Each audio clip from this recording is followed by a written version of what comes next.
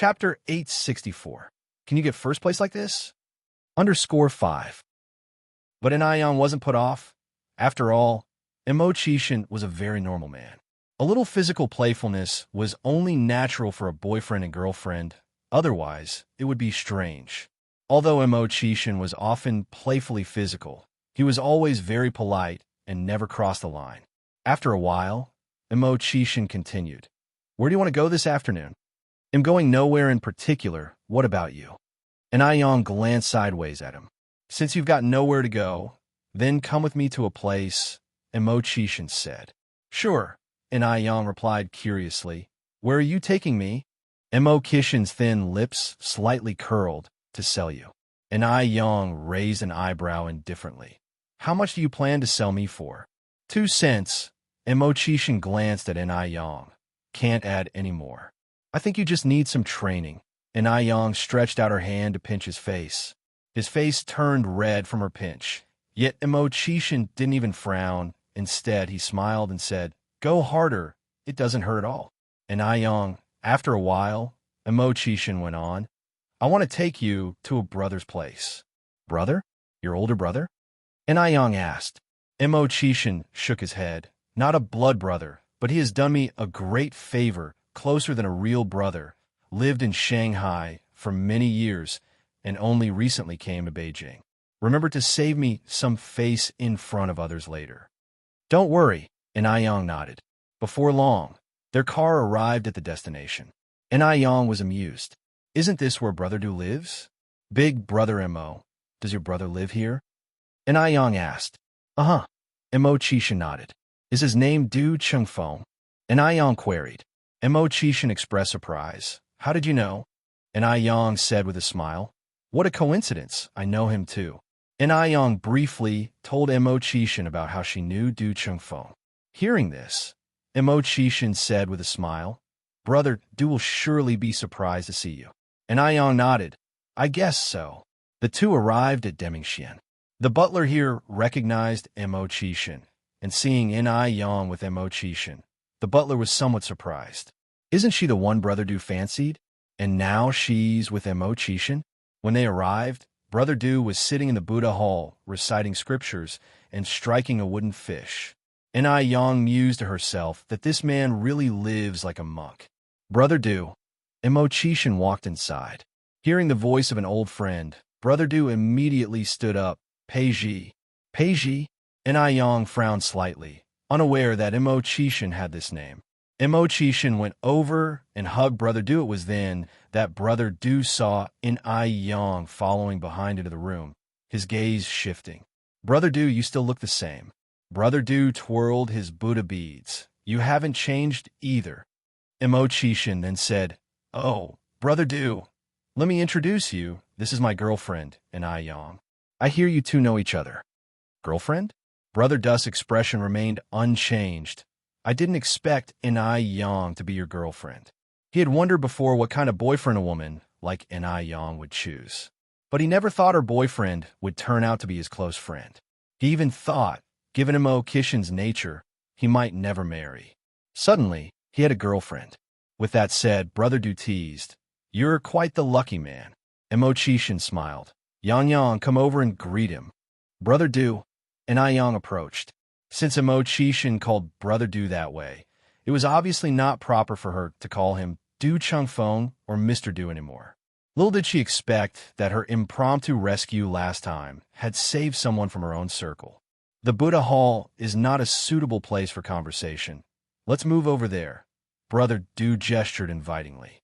All right, Imo-chishin, holding Inayang's hand, followed Brother Du's lead. The three made their way to the tea room, where Brother Du poured tea for them. The tea room was elegantly decorated, filled with antiques and furniture all crafted from precious agarwood. The air was perfumed with not just the scent of sandalwood, but also with a subtle fragrance of agarwood. It was a style Inayang liked. The first day I came to Beijing, I faced danger.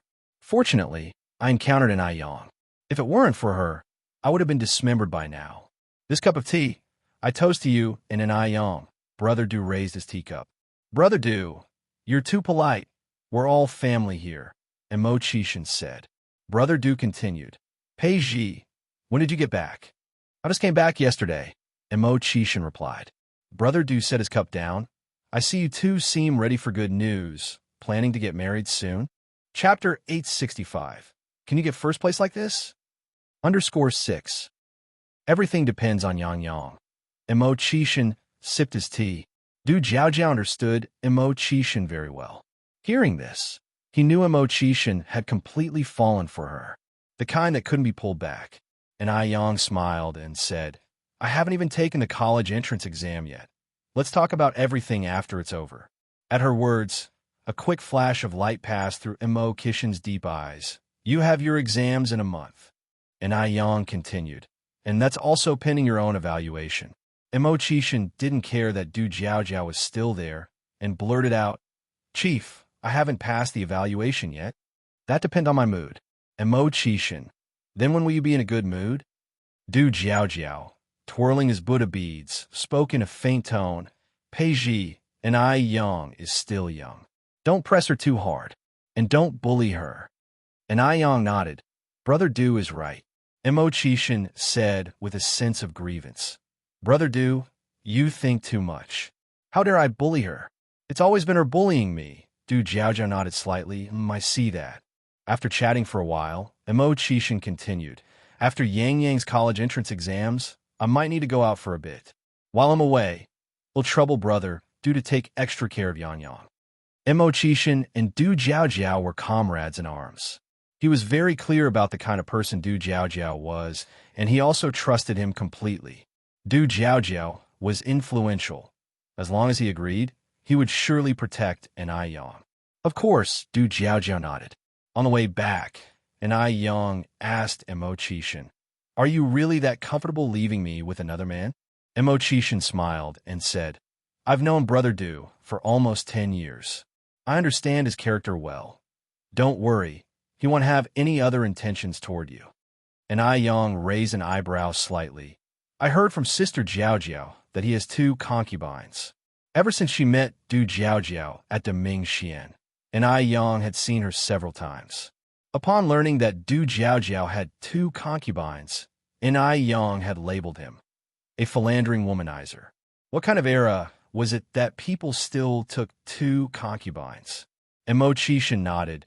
Brother Du does indeed have 2 concubines, but that's just the surface, and it doesn't define Brother Du's character. It might be related to his early experiences. Du Jiaojiao, who had seen all walks of life, never believed in love or romantic affairs, devoting himself entirely to Buddhism, much like a monk. Over the years, no one had really caught Du Jiaojiao's eye. Even a fairy, in Du Jiaojiao's view, was no different from an ordinary person. To put it bluntly, Du Jiaojiao would never fall for a woman in his lifetime. Surface appearances? And Ai Yang asked with confusion, What do you mean? Imo Chishan continued. Brother Du is the powerful Du Jiaojiao known throughout the area and naturally can't show his true feelings, so those 2 concubines at home are nothing but a facade to throw opponents off. And Ai Yang furrowed her brows slightly. You mean all this is fake? Imo Chishan nodded. Brother Du has never been a womanizer. And Ai Yang was a bit shocked, so I misunderstood him. But if that's the case, those 2 widowed concubines are really quite pitiful. Imo Chishan nearly choked on his own saliva. His wife sure spoke bluntly. They each get what they need, Imo Chishan continued. Brother Du needs them to mislead others. They need Brother Du's power. Being kept in Brother Du's residence ensures not only their lives are carefree, but also that their families rise in fortune as well. And Ai Yang nodded slightly. That makes sense. Imo Chishan continued. So if you need anything, you can go directly to Brother Du. And Ai Yang smiled and said, I shouldn't be able to trouble him with much. I know how capable you are. Imo Chishan pulled her into his arms. But Brother Du doesn't have many relatives or friends here, so if you have time, you could visit him in my place. And Ai Yang pinched his nose. Aren't you afraid I might run off with your Brother Du? Not scared. Imo Chishan continued. Brother Du has suffered a lot in his early years. He has experienced all facets of life, except warmth. If you visit often, you can at least keep him company and chat. In the case of anyone else, Imo Chishan would not dare take such a risk, but Du Jiaojiao was different. And I Yang nodded. Okay, I understand. So it's just about offering warmth? I'm really good at that. And I Yang often visited nursing homes in her past life to bring warmth to the lonely elderly. Such tasks were a piece of cake for her. Half a month before the college entrance exam, there was a mock exam. During the last two subjects, I Yang felt a bit unwell, left many questions unanswered, and left the exam room early. When the results came out, I Yang still ranked first in her year. With a total score of 650, I Yang scored 590. Seeing the rankings, Li Wei breathed a sigh of relief. Although I Yang was first, she was only 5 points ahead of him. During the exam, he had a fever and wasn't feeling well, leaving some questions unanswered. If he had been in better shape. Chapter 866, Dominance to Death, both cool and beautiful. Upon hearing this, another teacher curiously leaned over and asked, "What happened? How come I Yang only scored in the teens for physics and history?"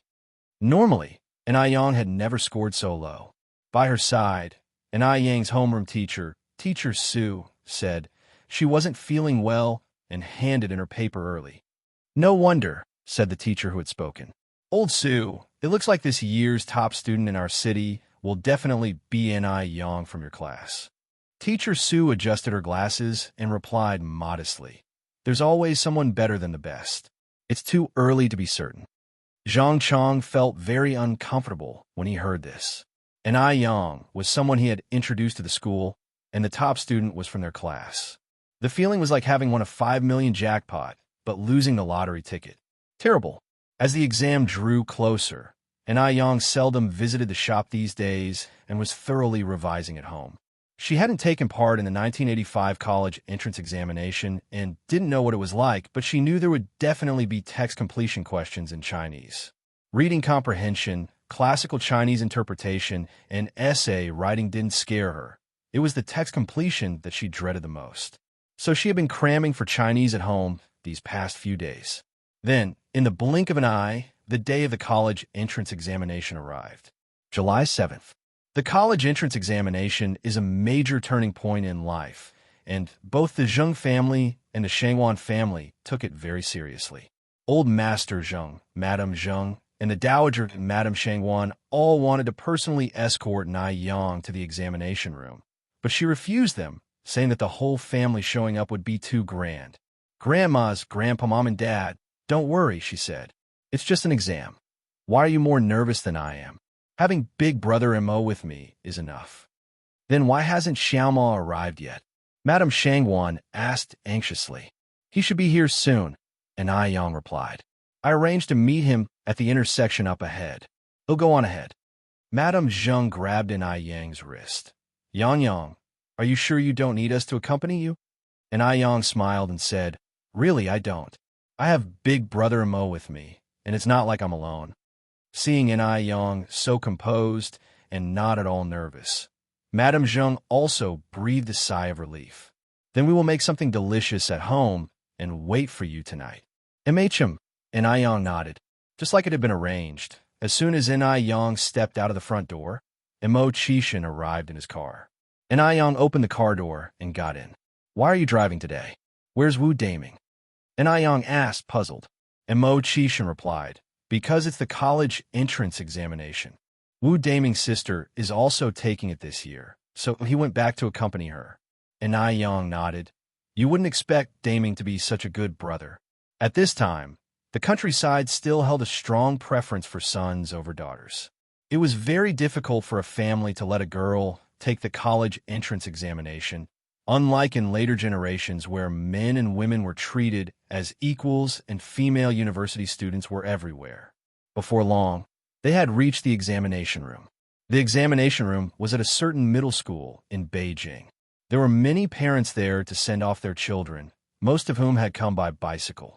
There were very few who, like Mo Chishan, had arrived by car.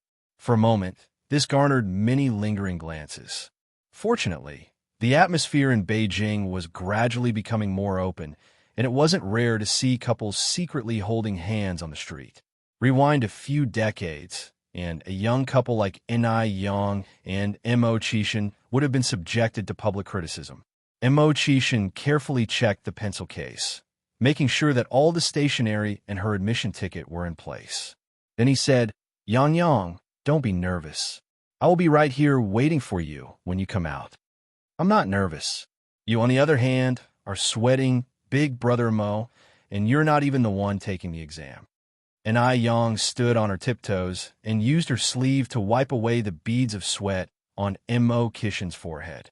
Being so close, she could smell a fresh mint fragrance mixed with a subtle scent of tobacco.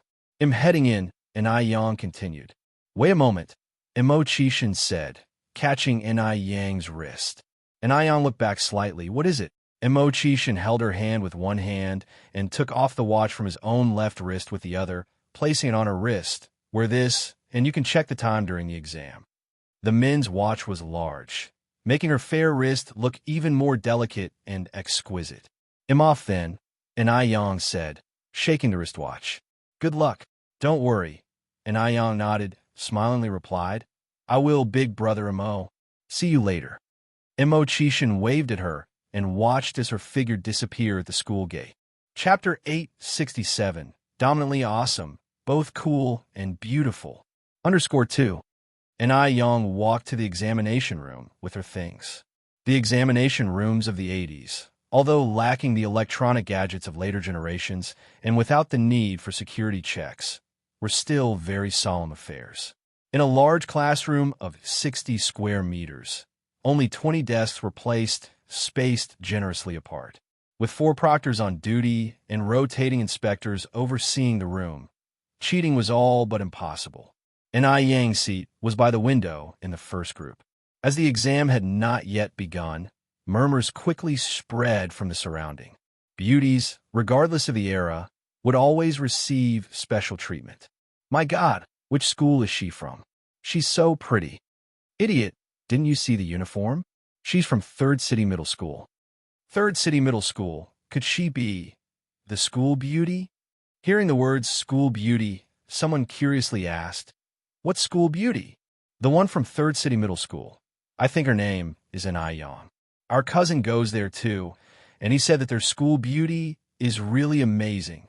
She often ranks first." "Really? Wow." The whispers rose and fell, but Yang, as if not hearing them at all, twirled a black pen in one hand and rested her chin in the other, gazing out the window. A breeze lifted her waterfall-like black hair as a serene expression rested on her clear-cut face. The room only returned to quiet when the proctor walked in with the exam papers. "Students, quiet down now," said the proctor. "Please place your pencil cases on the desks. We're going to start checking them." In the future, students would use transparent pencil bags during national college entrance exams, but at that time, there were none, and pencil cases were standard. To prevent cheating with notes hidden inside them, teachers inspected every pencil case before the exams. Everyone set their pencil cases on the desks, and the proctors divided into 4 groups, meticulously checking, careful not to overlook anything. 10 minutes later, the distribution of exam papers began. The first exam was Chinese, from 9 to 11:30. The examination room was incredibly quiet, save for the sound of rustling writing. Chinese was not stressful for Yang. Even the text completion section posed no challenge, as the time spent studying Chinese texts had not been in vain. The essay portion was more interesting. It was to write an essay based on the philosophy contained within an ancient poem, with a self-determined stance and self-created title. The poem was Pear Blossoms by the Eastern Fence by the Northern Song Dynasty poet, Su Shi. The most classic lines from the poem were, "Melancholic is the snow on the eastern fence. How much of life can be discerned and understood?" Yang's brows quirked up slightly, and, as if struck by inspiration, she settled on the title of her essay, Youth Fleeting. In the 2.5-hour exam, Yang finished all the questions in an hour and a half. However, leaving early was not permitted, so after thoroughly reviewing her answers twice, Yang spent the time doodling on scratch paper.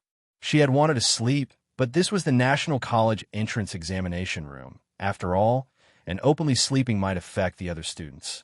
A proctor passed by Ni Yang and noticed her drawing. Firstly impressed, then shook their head in resignation. Although her drawing looked decent, this was an exam after all, and these exams determined one's future path in life. How could she be so carefree? That was irresponsible to her own life. An hour quickly passed, and outside it was the peak of the sun's strength. The scorching heat was uncomfortable. As soon as Ni Yang stepped out of the door, a shadow enveloped her from above, and the burning sensation on her skin immediately lessened considerably. It was Mo Qishan coming over with an umbrella. "Yang Yang, you must be burning up.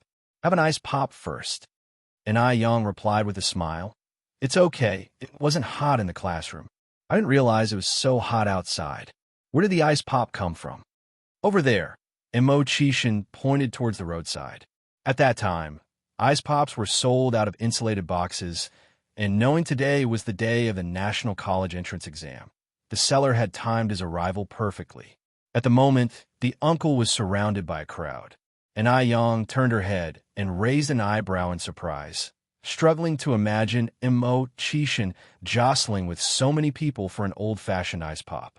Taking a bite of the ice pop handed to her, the coolness was refreshing and the flavor classic, loaded with memories. "Brother Mo, want a bite?"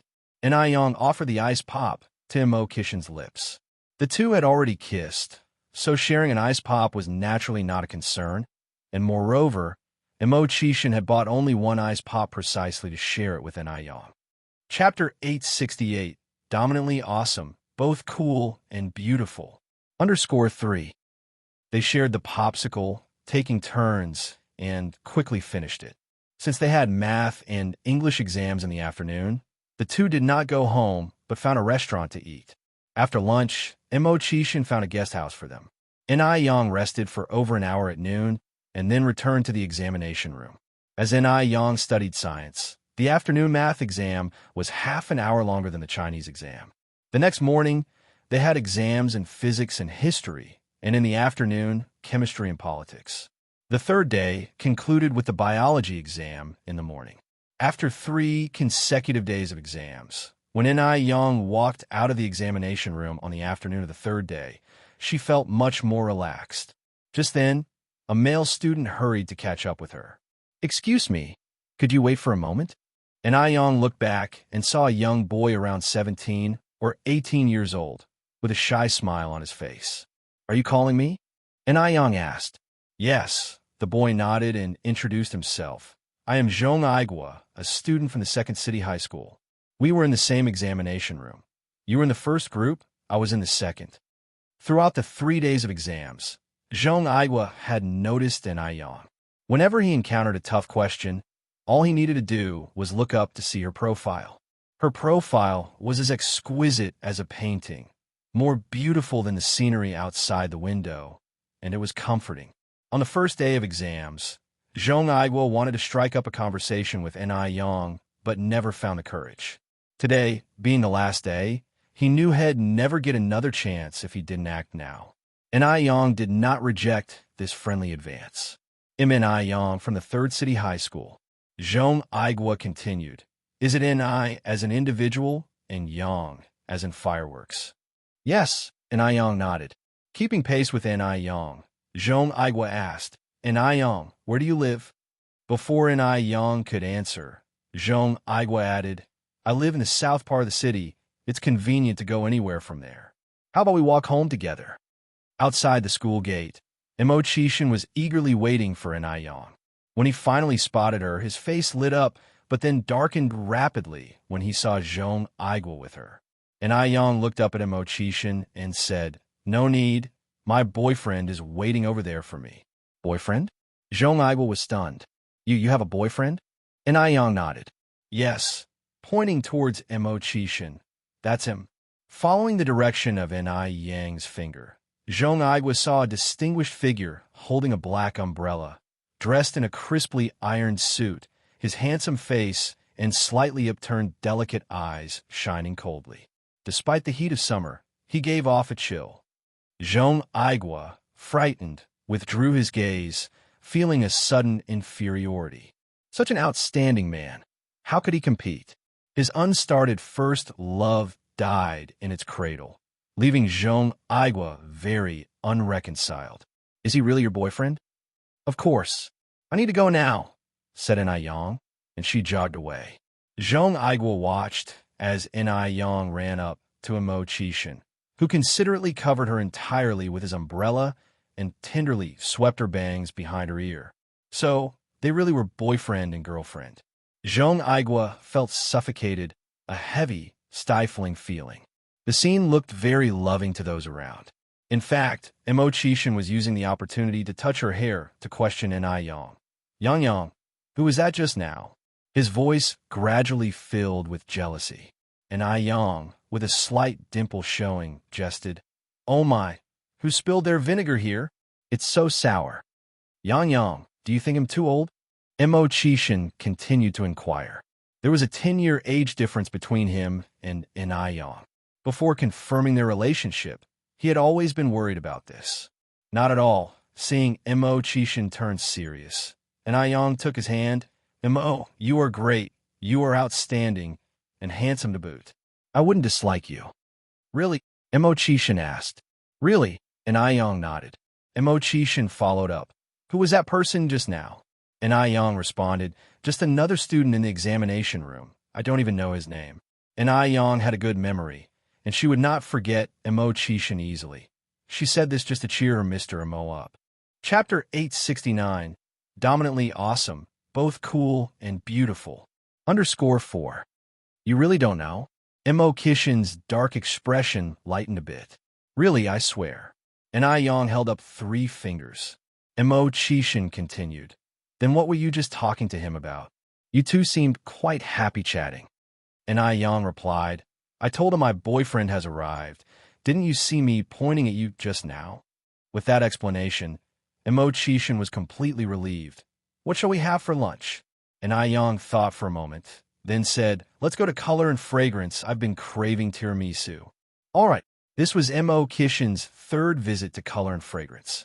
Color and Fragrance was a renowned restaurant in Beijing, and though it hadn't been open for long, it had revolutionized the dining scene in the city. Yang, Color and Fragrance is your business, isn't it? Qishan turned to look at Yang. Yang was surprised and asked, brother, how did you know?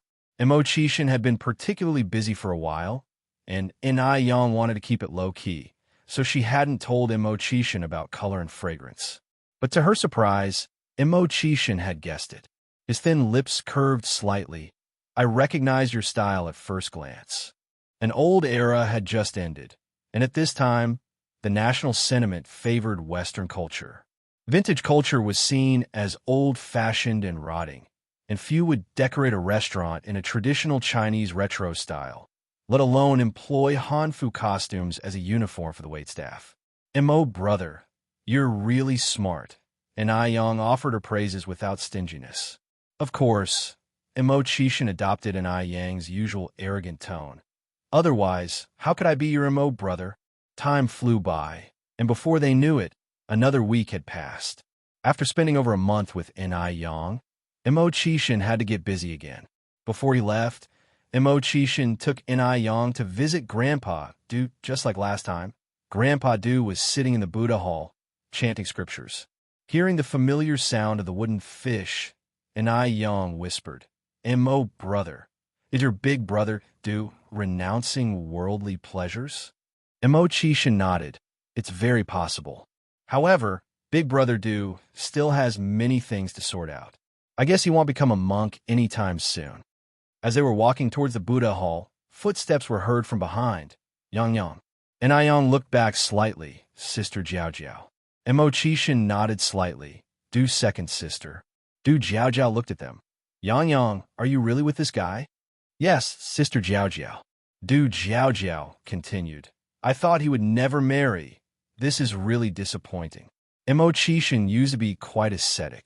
Although Grandpa Du was not intent on celibacy, passing through a myriad of flowers without a single leaf touching him, Qishan was thoroughly indifferent to women, not even having a female assistant around.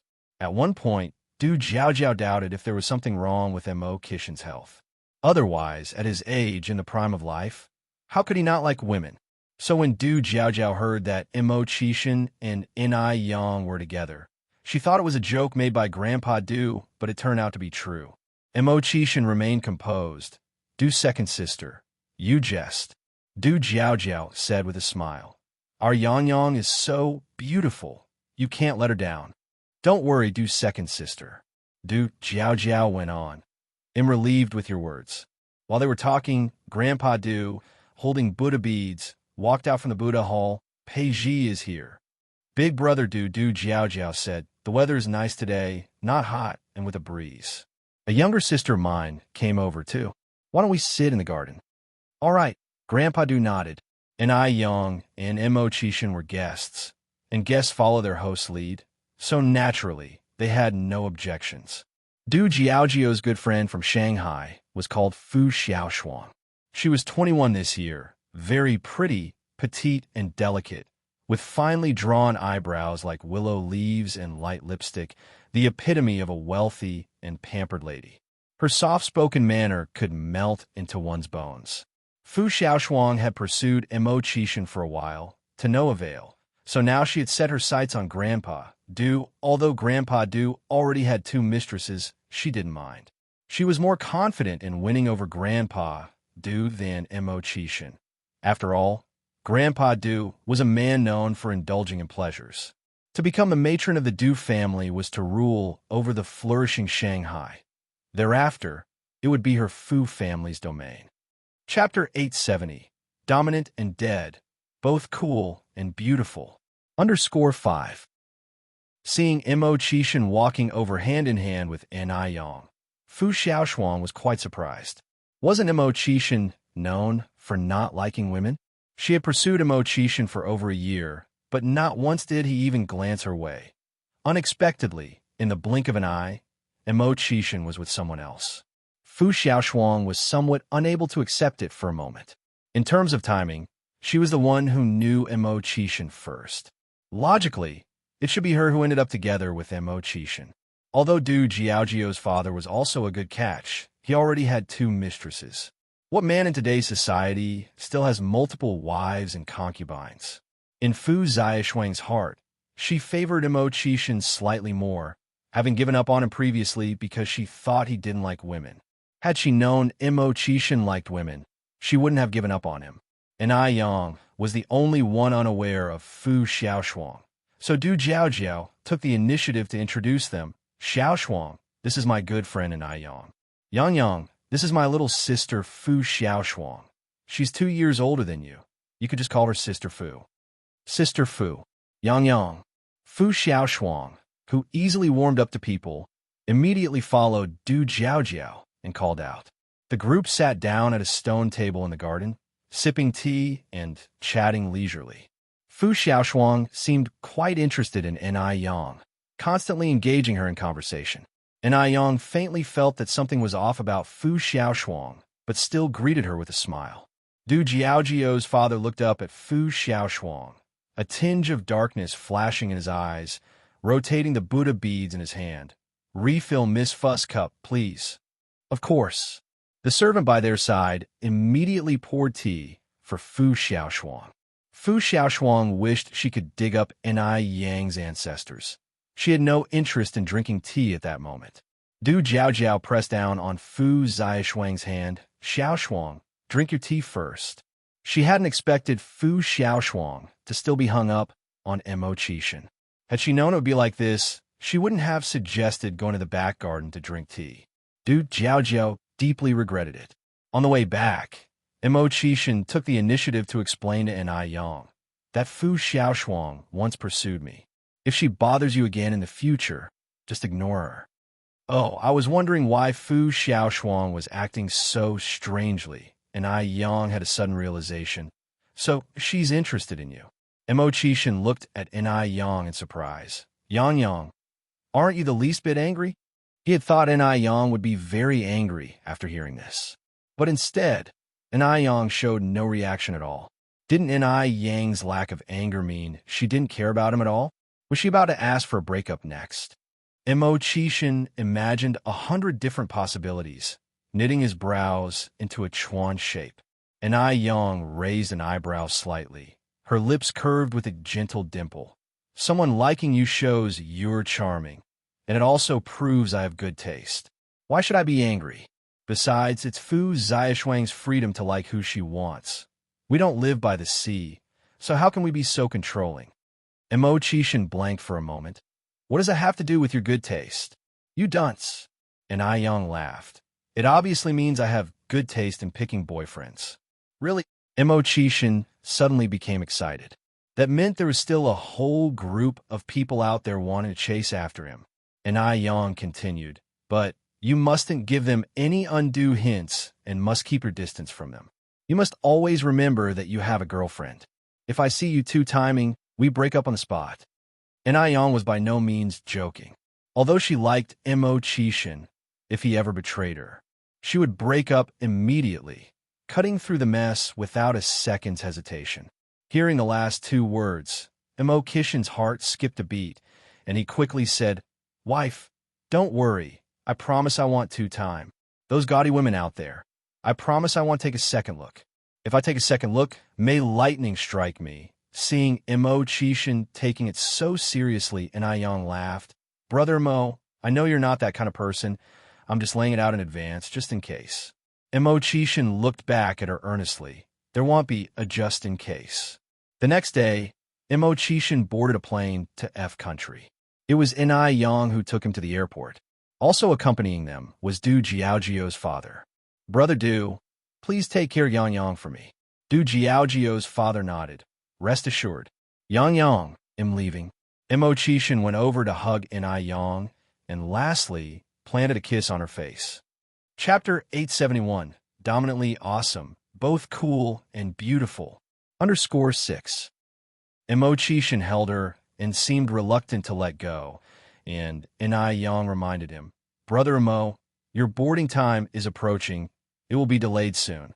Mo Qishan sighed and said in a low voice, Yang Yang, I can't bear to leave you.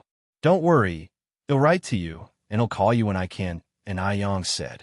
In an era where communication tools were not well developed, making international calls was not easy. Writing letters was also inconvenient, as it took a long time for them to arrive. Mo Qishan tightened his arms and hugged Ai Yang firmly before finally letting go. It was only after Mo Qishan's figure disappeared at the boarding gate that Ai Yang turned to leave. Brother Du, let's go. Okay. Du nodded and followed Ai Yang. The weather was very hot. Today, Ai Yang was not wearing a cheongsam, but a simple white shirt and jeans. Even in such a simple outfit, she still caught everyone's eye, especially standing next to Du, who was clad in commoner's clothes. Throughout their walk, countless people turned to glance at them. Ai Yang glanced sideways. Aren't you hot wearing so much? In the 6th and 7th months of the lunar calendar, the scorching sun was high in the sky, and it was the hottest time. She felt hot even in a thin shirt, but Du seemed unaware of the heat. He still wore his commoner's clothes and cloth shoes, and, oddly enough, there wasn't a single bead of sweat on his forehead. Not hot. Du twirled his Buddha beads. I was born with a cold constitution, immune to heat and cold. Really? Ai Yang expressed her doubt. Do you want to check it? Du reached out his hand that was holding the Buddha beads. Ai Yang paused. How could I verify that? Du raised an eyebrow. Aren't you a doctor? Ai Yang had previously taken Du's pulse, but she hadn't noticed this peculiarity then. Could there really be such a thing as a natural cold constitution? While walking, Ai Yang reached out to touch Du's wrist and listened intently to his pulse. Your pulse seems to be different from that of a normal person. Du withdrew his hand. That's the cold body constitution. Ai Yang continued. Someone with your type of body would be more suited for medical research. What do you mean? Du asked. Ai Yang explained. Simply put, it means that after you pass away, donating your body to medical researchers for dissection could lead to new breakthroughs in China's medical history. Ai Yang hadn't planned on having much interaction with Du, but she had promised Mo Qishan to bring some warmth to this lonely old man. Life as a lonely elder was not easy. Du twitched his eyebrows. You're cursing me to die. Life and death are the common states of human existence. and I Yang continued. I'm certainly not cursing you. Du, twirling his Buddha beads, agreed. You're right. While they were speaking, they reached the outside of the airport. The car was parked outside. Brother Du, Miss and I, the driver said as he promptly opened the door for them. That morning, it had been Du who picked up Emochishin. Du was a very considerate man, and, worried I Yang might be uncomfortable, he took the front passenger seat. I Yang sat in the back seat. Having talked with Emochishin all the night before and not sleeping well, I Yang was seated alone in the spacious back seat. She fell asleep within 3 minutes of getting in the car. A clear, picture-like face could be seen from the rearview mirror. Keep the speed down, Du instructed the driver in a low voice. Sure, the driver responded, immediately slowing down. The car drove slowly down the street when suddenly, hiss, the car, mid-drive, came to a stop. The sudden jolt woke I Yang. Have we arrived? The driver, careful not to upset Du, replied. Not yet. It seems the car is broken down. I'll go check. With that, the driver opened the door and stepped out of the car. I Yang followed suit. The driver lifted the hood and inspected it, fiddling around for quite a while without success. It seemed Du was growing impatient as he also opened the door and got out. What's the matter? The driver said. The problem seems serious. Brother Du, we might have to walk back. The airport was located in a remote suburb, no village in front nor a store in back, and they had no communication tools with them. It looked like they truly had to walk back. It's 30 kilometers from here to Demingxian, Du stated flatly. 30 kilometers? That probably meant walking all day. The driver fell silent. He feared he might lose his job. Just then, I Yang walked over to the front of the car and looked down, then said, Hand me the screwdriver. Miss and I, you know how to fix cars. The driver was surprised, but immediately handed I Yang the screwdriver. Chapter 872, Dominant and Dead, both cool and beautiful. _7, I know a little, I Yang took the screwdriver. In this era, where would you find a woman who can repair cars? I Yang, in her past life, was never married and didn't have a boyfriend. She liked to go on road trips, and of course, you need to know a bit about car repair for that. In case the car broke down on the road, she could fix minor issues by herself. Mr. Duss' expression was indifferent. Can you fix it? I Yang took the screwdriver handed over by the driver and quickly twisted off apart from the car. Oh, give it a try, but don't hold out too much hope.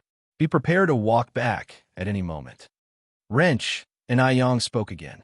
In no time, those pale white hands were smeared with black dust and gasoline. The contrast of white and black was striking and highly conspicuous. After roughly 10 minutes, I Yang, with a screwdriver and wrench in hand, carefully scratched her nose and raised her long legs to close the hood of the car. That posture, it had an indescribable coolness. Cool and beautiful. The driver was stunned. How long must her legs be to manage that move? The driver couldn't help but look down at his own legs. I Yang put the wrench and screwdriver back into the toolbox and said to the driver, Go ahead and give another try. The driver nodded, pulled open the driver's door, inserted the key, and started the engine. It's working. Miss and I, you're really amazing. The driver was very excited to see the car start successfully. I Yang, uncharacteristically humble, said, I just got lucky and stumbled upon the solution. Getting into the car, Mr. Du said without looking back, I Yang, do you know how to drive? Yeah, I Yang nodded. Recalling a certain image, Mr. Du continued, Then your driving must be pretty good, right? It's decent, I Yang kept it modest. You're too modest, Mr. Du said. I Yang agreed with a nod. I think so too. Mr. Du, about 10 or so minutes later, they stopped in front of the Zheng family's house. I Yang greeted Mr. Du and then pulled the car door open to get out. As soon as she got out, Zheng Xianjing came over from the other side. Yang, Sister Xianjing, I Yang greeted with a smile, like a carefree young girl. Who's sitting in the car? Zheng Xianjing asked, even though she already knew. Mr. Du, I Yang answered. Zheng Xianjing continued. There was a misunderstanding between Mr. Du and me last time. I'll go and say hello to Mr. Du. As she spoke, Zheng Xianjing had already approached the car door. Mr. Du, Do you remember me? I am Yang Yang's sister, Zhang Xianjing. Zhang Xianjing always felt that Mr. Du must be interested in her. Otherwise, he wouldn't have given her such a big gift when they first met. Drive. Mr. Du ordered the driver to go, as if he hadn't seen Zhang Xianjing at all. What Zhang Xianjing was left with was only the dust flying all around. Zhang Xianjing's features were twisted in anger. N.I. Yang feigned ignorance. Sister Xianjing, are you okay? Zhang Xianjing mustered a small smile. I'm fine, Yang Yang. Didn't you promise to explain things to Mr. Du for me last time? Why does he still treat me this way when he sees me now? N.I. Yang took Zhang Xianjing's hand. I did explain for you. Don't lose heart, Sister Xianjing. I believe that if you persevere, Mr. Du will eventually let go of his prejudices against you. Zhang Xianjing narrowed her eyes, sensing that N.I. Yang might be toying with her. An illusion? It must be an illusion. Today was Saturday, and after dinner, N.I. Yang followed N.I. Tsuehua and Shengwan Hui, along with little N.I. Yun, to the Shengwan family. Zhang Suyu had been feeling quite well these past few days, so she sat at the dinner table with everyone during the meal. Suddenly, Zhang Suyu started foaming at the mouth, fell to the ground, and began convulsing in a somewhat terrifying manner. Mr. Zheng and Mrs. Zheng were startled and immediately put down their chopsticks, but they dared not touch Zhang Suyu, fearing they would cause further harm. They quickly turned to the servants. Nioma, hurry and call Dr. Jiang. Zhang Siyu's condition was very critical at the moment, and N.I. Yang immediately went over to administer first aid. Zheng Lingling said, Yang Yang, you can't treat mental illnesses. Let's wait for Aunt Jiang to come. What if Aunt Siyu gets worse under your treatment? N.I. Yang didn't say a word. She looked up at N.I. Tsuehua. Mom, can you please go get my medical kit from my room? She never allowed the house's servants to touch her medical kit, and only N.I. Tsuehua knew where it was. Okay. N.I. Tsuehua nodded and immediately went upstairs to get the medical kit. Zheng Lingling was beside herself with worry. Yang Yang, don't mess around. This is not the time to show off. Mom, Dad, you guys need to persuade Yang Yang. Zheng Lingling was still somewhat concerned about N.I. Yang, especially after learning of N.I. Yang's medical skills. If only they hadn't let Zhang Suyu, this ticking time bomb, stay. She regretted it. Zheng Lingling clenched her fists. Mrs. Zheng said, Lingling, don't worry. Although Yang Yang is young, she knows what she's doing. After speaking, Mrs. Zheng continued, Yang Yang, how is your grandma doing? She was fine just now. How could this happen to her? This was the first time Zheng Suyu had ever had such a problem. N.I. Yang's face looked grim. The situation isn't very optimistic. It seems it's time to try the 13 ghost points. But there were still many things about the 13 ghost points technique that N.I. Yang hadn't fully figured out yet, and she wasn't 100% sure she could cure the condition. Hearing her words, Mrs. Zheng's face turned pale. Then what do we do? Chapter 873. Zheng Suyu woke up, and N.I. Yang's eyes lifted slightly. Grandma, don't worry. I will do my utmost effort to cure Great Aunt. Okay. Great-Grandma Zheng nodded, her eyes unable to hide her concern. Hearing this, Zheng Lingling sighed with relief. From the meaning of N.I. Yang's words, she knew that there wasn't much confidence in her ability to cure Zheng Suyu. Shortly after, N.I. Tsuehua brought N.I. Yang's medical box down from upstairs. N.I. Yang took out sterilized medical cotton from the box and wiped the froth from Zheng Suyu's mouth. She wiped meticulously, her expression not showing the slightest disdain, as if she were not afraid of getting dirty. After a series of emergency measures had been taken, N.I. Yang instructed 2 servants to carry Zheng Suyu upstairs. Old Master Zheng, Great-Grandma Zheng, and the others also followed upstairs. The room was fitted with an air conditioning unit, and the cool breeze was blowing gently, not feeling stuffy at all, but Zheng Suyu's forehead was still beaded with layers of fine sweat. N.I. Yang pressed her hand on Zheng Suyu's pulse and frowned slightly. Now, Zheng Suyu's problem was not only psychological, but her health was also in great jeopardy. In this situation, treatment needed to be administered as quickly as possible. and Ai Yang wrote a prescription and handed it to Nai Tsuwa. Mom, please go purchase the medicine listed here. Okay. And Ai Tsuehua nodded. It'll drive you there, Shengwan Dehui said, following Enai Kuihua's steps. Not long after Enai Tsuehua left, the sound of hurried footsteps and Dr. Jiang's voice came from the doorway. Aching, what happened to Suyu? As soon as Dr. Jiang entered, she firmly grasped Great-Grandma Zheng's hands, her wrinkled face full of worry. This made Enai Yang inexplicably think of Snow White's stepmother. She didn't know if it was an illusion, but Enai Yang felt there was something very wrong with Dr. Jiang. Great-Grandma Zheng truly regarded Dr. Jiang as a dear sister. Her eyes instantly reddened. Siyu's condition is very bad. He'll go check on her, Dr. Jiang comforted. Don't worry, Siyu will certainly be all right. Okay. Great-Grandma Zheng nodded. Carrying a medical box, Dr. Jiang approached the bedside. Has Yang Yang already examined your great-aunt? And Ai Yang nodded.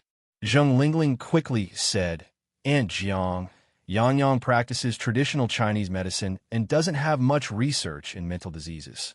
Please examine Aunt Suyu quickly. Don't delay her treatment. Dr. Jiang smiled and said, Lingling, don't worry. I find this child Yang Yang to be very steady. Medical skills are passed down from generation to generation, and the essence remains the same. Whether it's Western medicine or traditional Chinese medicine, each has its own quintessence. Somehow, hearing Dr. Jiang say this, Zheng Lingling's originally nervous heart immediately calmed down. Since Dr. Jiang was going to examine Zheng Suyu, and Ai Yang did not stop her, but stood up to give Dr. Jiang her place. Dr. Jiang took out a stethoscope, sphygmomanometer, and thermometer and pressed them against Zheng Suyu's body. Her technique was very professional.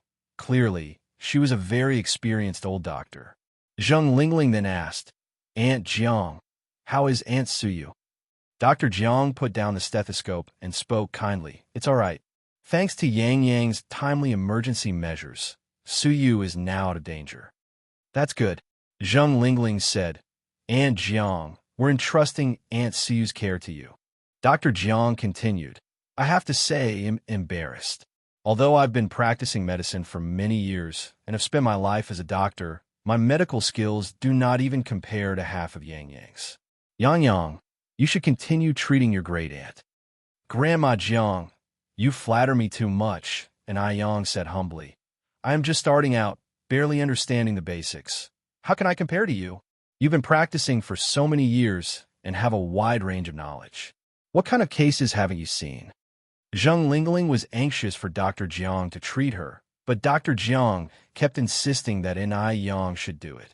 Dr. Jiang appeared kind-hearted, but in truth, she had a hidden agenda. The more Ai Yang observed, the more she felt something was off. Dr. Jiang smiled at Great-Grandma Zheng. Aching, your granddaughter is truly clever and articulate, just like you when you were young. We don't see such modest young people nowadays. Great-Grandma Zheng also felt very gratified to hear someone praise Ai Yang. Yang Yang takes after her great-aunt. Suyu was also smart when she was young. It's a pity Suyu was temporarily short-sighted. In Western medicine, this is called depression. In the end, because her inner conflict remained unresolved, she ended up like this. In her youth, Zheng Suyu was a talented woman, but after experiencing betrayal and heartache, she never recovered. Chapter 874. Zheng Suyu woke up? _2. Upon hearing this, Ai Yang's eyebrows slightly raised. This Dr. Jiang was really no ordinary person. He even knew about depression.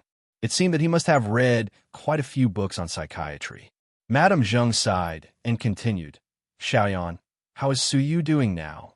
How confident are you?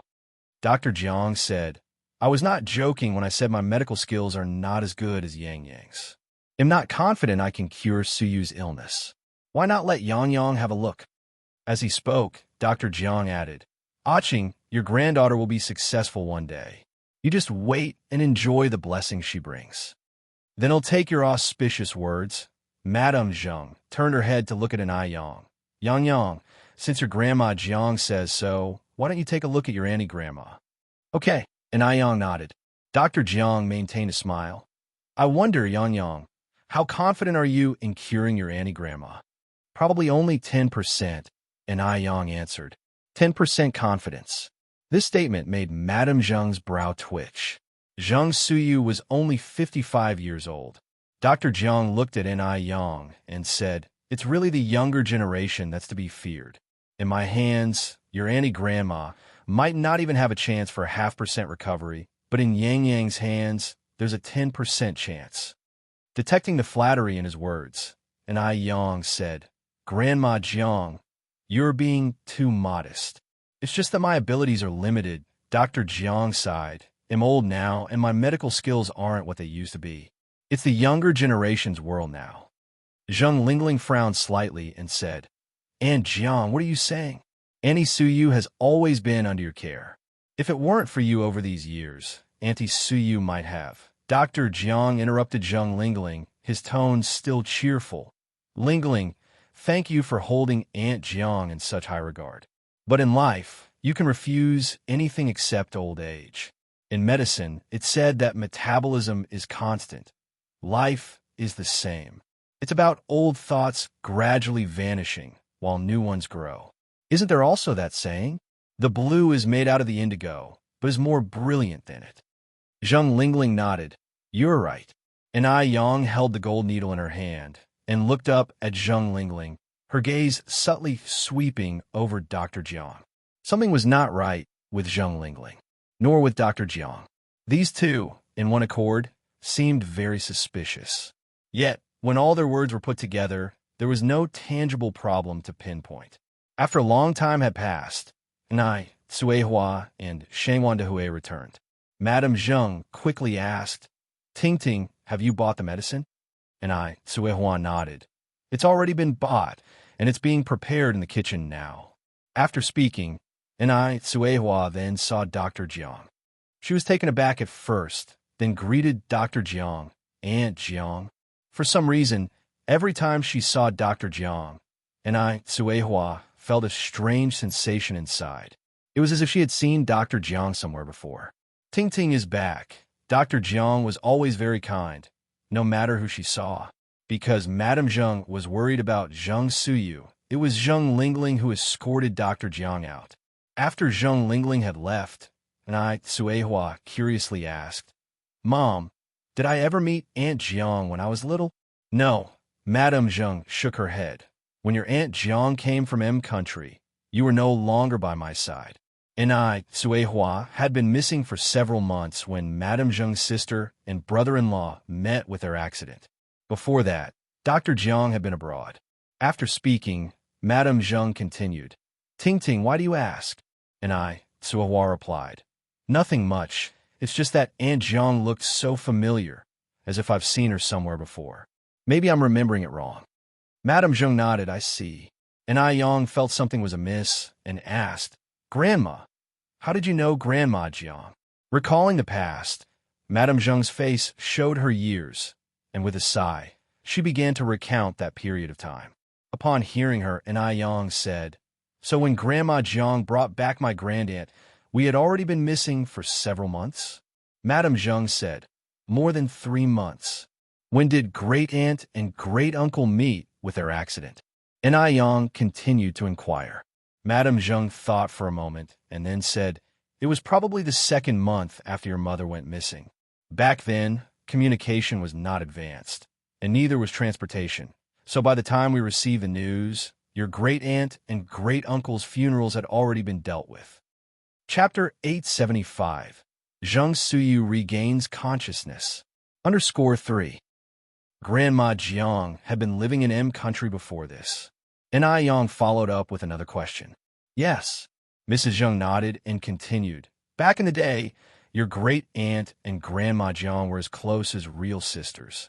Later, when your great-aunt passed away, Grandma Jiang, fearing that returning would renew her grief, never went back and stayed in Beijing. So, there was no chance for my mom to meet Grandma Jiang." And Yang said. Mrs. Zheng continued, "That's why I said perhaps your mom was mistaken. Grandma, where did you and Grandpa work in the beginning?" And Yang asked. "In Yicheng," Mrs. Zheng replied. Mentioning that sorrowful place, made her feel uncomfortable. And Yang frowned slightly. But my mom grew up in Haicheng, Grandma. Haicheng is over 3,000 kilometers from Yicheng. Haicheng is over 3,000 kilometers from Yicheng. In times with developed transportation, it takes 2 days and nights by train, 9 hours by high-speed rail, and 4 hours by plane. In an era of extremely poor economic conditions and transportation options, how could a 3-year-old girl possibly cross 3,000 kilometers? There was a big problem with this. Mrs. Zheng's eyes reddened slightly. Actually, when I first saw your mom at the state-run big hotel, I felt she was my daughter, especially little Yunyun. She looked exactly like your mom when she was young. But later, when I asked your mom where she was from, and she said she was from Haicheng, my heart felt half cold. Mrs. Zheng thought the same as N.I. Yang at that time. It was impossible for a 3-year-old girl to travel so far. It wasn't until the DNA result came out that I dared to confirm that your mom was my daughter. Now that I think about it, she might have been abducted by child traffickers to Haicheng. N.I. Yang shook her head. At that time, the preference for sons over daughters was at its worst. My mom grew up in the countryside, and my maternal grandfather's family wasn't well off. They wouldn't have spent money to buy a daughter. So, the probability of child traffickers is practically zero. In China, the preference for sons over daughters only started to improve after the year 2000. Before that, nearly 2/3 of families preferred sons over daughters. There were rampant cases of abandoning baby girls, which child trafficker would waste their energy to steal a girl and then sell her to the countryside. Even traffickers would normally sell to families that were well off and unable to have children. And I, Tsuehua, grew up in a rural area with harsh conditions, never even attending school as a child. If you look at the issue from another angle, you would realize that someone wanted to ruin an I, Tsuehua, ensuring she'd never have a chance to succeed in life. Upon hearing this, and I, Tsuehua, said, Yang, actually when I was younger, your grandfather's family wasn't that poor. And I, Yang, frowned slightly. But in my memory, Grandpa's family was poorer than our old home, with just 2 earthen rooms that leaked whenever it rained. And I, Tsuehua, continued, your grandfather's family had quite good conditions until I was 11. Later, he got hooked on opium, and that's when our family's fortune gradually dwindled away. Then why didn't Grandpa send you to school? And I, Yang, asked.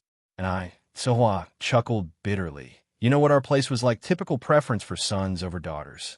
Little girls around my age, including Aunt Danny, none of them went to school. And I, Yang, furrowed her brows slightly, and then said, Mom, when did you start to remember things? And I, Tsuehua, continued, I was particularly slow as a child. I didn't start remembering things until I was 8 or 9 years old. That was a bit strange. Ordinary children start to form memories by the ages of 5 or 6. Children with a bit more talent start remembering things around the ages of 3 or 4. And I, Tsuehua, was not slow. If she were, she wouldn't have been able to learn to read so quickly, nor would she have mastered English so swiftly. Meanwhile, Zheng Lingling escorted Dr. Jiang out the door. After making sure no one was around, Zheng Lingling finally spoke.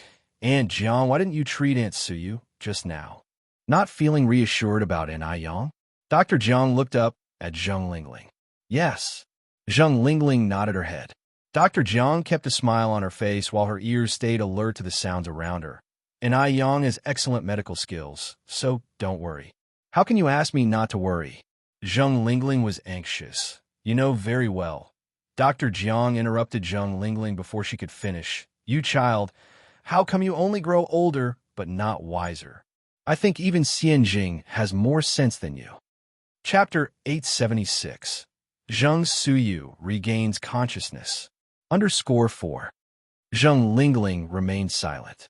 The doctor continued, It's a good thing Xianjing isn't like you. Xianjing is very smart.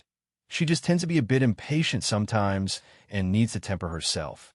After saying this, the doctor added, Although your mother didn't say anything, I can tell that she has become guarded against me. If I get involved in Suyu's matters, what will happen? Well, you should be very aware of that without me saying anything. The doctor was a clever person, and she could tell N.I. Yang was also clever. That young lady, despite her tender age, was by no means naive. Hearing this, Zhang Suyu turned pale. Does my mother not trust even you now? The doctor looked at Zheng Lingling. Lingling, remember this. Outsiders will always be outsiders. If it were you, would you believe your own daughter's words, or would you trust an outsider? But you're different, Zheng Lingling interjected. You and she have been close friends for over 30 years, closer even than relatives. How? How could she treat you like this? The doctor had weathered many storms with her for over 30 years. How could this old hag be so heartless? To even doubt the doctor wasn't angry at all and said with a smile, people are all self-interested. Actually, there's nothing wrong with that. I just want to tell you that I can't intervene in this matter. But Anai Yang said, she is 10% sure. 10% sure means there's a glimmer of hope. If you don't step in, then we can only sit and wait for doom. What's the rush? The doctor's face remained benevolent. Lingling, have you ever heard this saying? Zheng Lingling was not in the mood to play guessing games with the doctor and asked bluntly, what saying? The doctor smiled. A tree dies when moved, but a person lives on. What do you mean by that? Zheng Lingling was a bit confused. The doctor looked back at the Zheng family villa and continued. And Yang is currently in charge of Suyu's condition. During this time, try to visit the kitchen as little as possible, and if you must go, avoid doing so when medicine is being prepared. Also, if you're going to visit Suyu, it's best to do it with your sister or accompany your mother. Never leave any backlash that people could talk about. Is it really necessary to make it so complicated? Zheng Lingling felt the doctor was making a mountain out of a molehill. Very necessary, the doctor insisted. The Zheng family of today is not the Zheng family of the past. Especially do not underestimate an Yang. That young lady might only be 19, but she can handle 10 of you easily. Finally, the doctor added, I never misjudge people. Yet, Zheng Lingling didn't feel an Yang was impressive at all. She's just been lucky to catch the eye of Mr. Tuesday. It's pretty shameless, really. On one hand, she's all lovey-dovey with that useless Imo-Chishin, and on the other, she's flirting with Mr. Tuesday. I don't know what Mr. Tu sees in her. If it weren't for Ni Yang, Xianjing would now be Mr. Tu's lifesaver. That is Ni Yang's skill, the doctor said. In any case, do not underestimate Ni Yang. After thinking a bit more, the doctor continued. I remember there was a time when Xianjing and Imo-Chishin were quite close. What about now? Zheng Lingling replied. Don't worry, that's all in the past. Xianjing isn't stupid.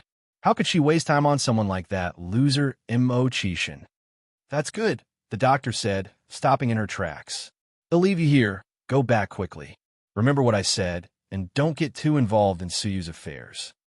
Zheng Lingling was somewhat worried. But if I don't get involved, what if? The doctor said with a smile. Even if something happens, isn't that child still there? Lingling, we'll always find a way to keep her quiet. Right? Zheng Lingling's eyes lit up, and she instantly felt relieved. Take care on your way. The doctor headed towards the intersection, where a young man on a bicycle came to pick her up. Annie, Ji Gang is here, the doctor said with a smile. This person was Jiang Ji Gang, the doctor's nephew, 22 years old. Jiang Ji Gang was usually lazy and gluttonous, addicted to gambling, and was so desperate for money at times that he would even hit his own parents. But he dared not offend the doctor lightly, because the doctor was not only wealthy, but also backed by the Zheng family. Jiang Ji Gang then said, My dad sent me to pick you up for dinner at our place. All right, the doctor settled herself on the back seat of the bicycle. Chapter 877. Zheng Suyu regains consciousness. _5. Because Zheng Suyu's condition was very bad. So, the next day, Ni Yang began to prepare to use the Ghost Gate 13 needles. Ghost Gate 13 needles involved not only medical problems, but also metaphysical issues. Ni Yang had looked up quite a bit of material during this time and found that many people had suffered the backlash of the Ghost Gate 13 needles. Only people blessed with continuous fortune could perform the needling. After her resurrection, Ni Yang had once saved 2 people's lives. Before her resurrection, she was also charitable, having supported many orphanages in impoverished regions, using her medical skills to treat many people. She should be considered a person with blessings. And Yang prepared all the tools and then said to the elders Zheng at her side, "Grandpa, Grandma, I'm going to perform acupuncture on Great Aunt now. Please leave for a while, and during this time, don't let anyone in." The Ghost Gate 13 needles were most taboo against disturbances from outsiders. Elder Zheng nodded his head. "Okay, Yang, you do the acupuncture with peace of mind. Your grandma and I will stand guard outside the door, and we won't let anyone come in. It's hard on you and Grandma. It's what we should do." As long as his sister Zheng Suyu could get better, Elder Zheng was willing to do anything. Elder Zheng left with Elder Mrs. Zheng, and in the blink of an eye, only Yang and Zheng Suyu, who was lying in bed, were left in the room. Yang first took out her self-made ointment. The ointment was light yellow, not smelling of medicine, but rather of a faint fragrance of flowers. This was an ointment Yang had made from gathering various flowers, along with Solomon's seal and fleece flower root, specially for Zheng Suyu's illness. According to ancient texts, using this ointment while performing the Ghost Gate 13 needles would produce twice the effect with half the effort. Yang dabbed a bit of ointment with her finger and then slowly twirled it onto the tip of the needle. A total of 13 gold needles. They corresponded to Rinzhong Acupoint, Shaoshang Acupoint, Yinbai Acupoint, Daling Acupoint, Shinmai Acupoint, Fengfu Acupoint, Jiacha Acupoint, Chengjiang Acupoint, Laogong Acupoint, Shangxing Acupoint, and Huin Acupoint. Under normal circumstances, only one needle could be used per day, but Zheng Suyu's condition was very bad right now, so Yang had to take the risk of completing all 13 needles in one day. The ancient text recorded, "For illnesses caused by 100 demons running wild, there are 13 acupoints that must be known. Always start with Ghost Palace, then proceed with Ghost Trust, and all will answer." First needle Rinzhong, second Shaoshang. This first needle required extreme caution upon caution. Moreover, the layout of the Ghost Gate 13 needles was different from ordinary acupuncture. The method for the first needle was diagonally insert the needle from the bottom up, 3 to 5 feet deep. If it exceeded 5 centimeters, the accuracy of the subsequent 12 needles would be for naught, even if they were precisely placed. Yang sat in front of the window, slowly angled the gold needle into the Rinzhong acupoint, gently twirling it.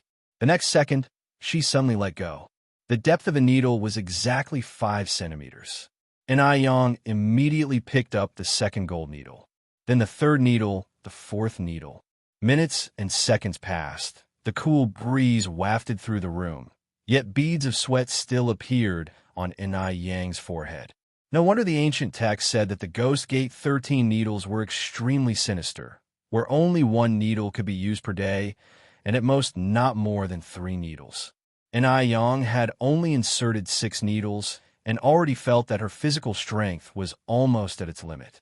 Yang steadied her spirit, then picked up the 7th needle. The 7th needle was Jiacha Acupoint. The needling method was to pierce directly from outside to inside to a depth of 1.5 centimeters. 1.5 centimeters was a bit difficult to judge by the naked eye, especially under Yang's current state of fatigue.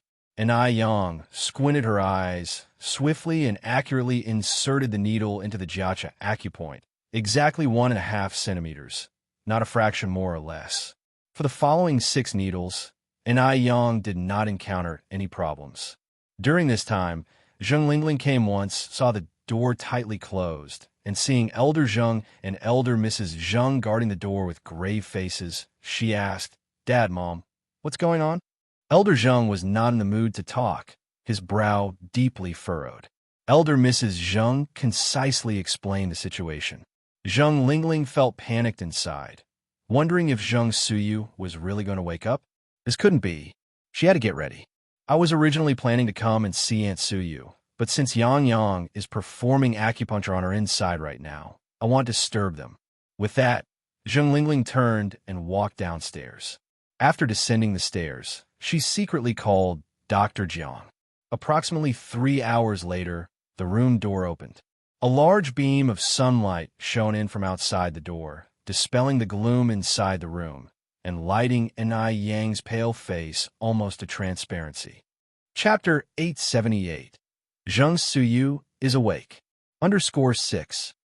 The 13 ghostly needles had drained her of too much energy. She was too tired now. Seeing Enai Yang like this, the elderly Mrs. Zheng was startled.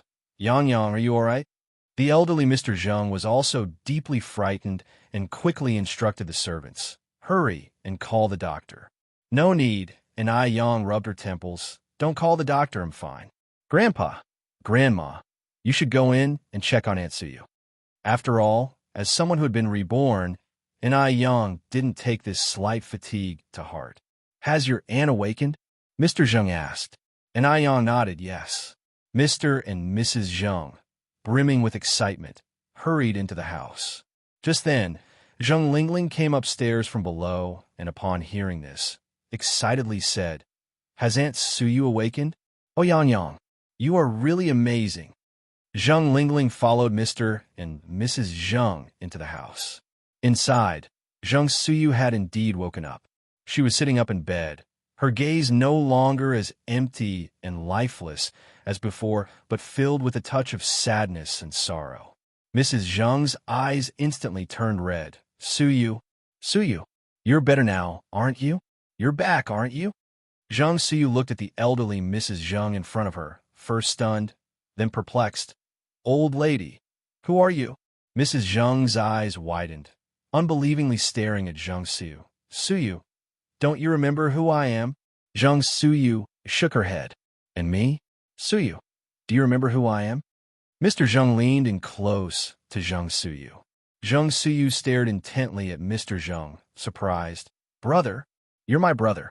Brother, how did you become like this?" In her memory, her brother was very handsome. Even in middle age, he was still vibrant.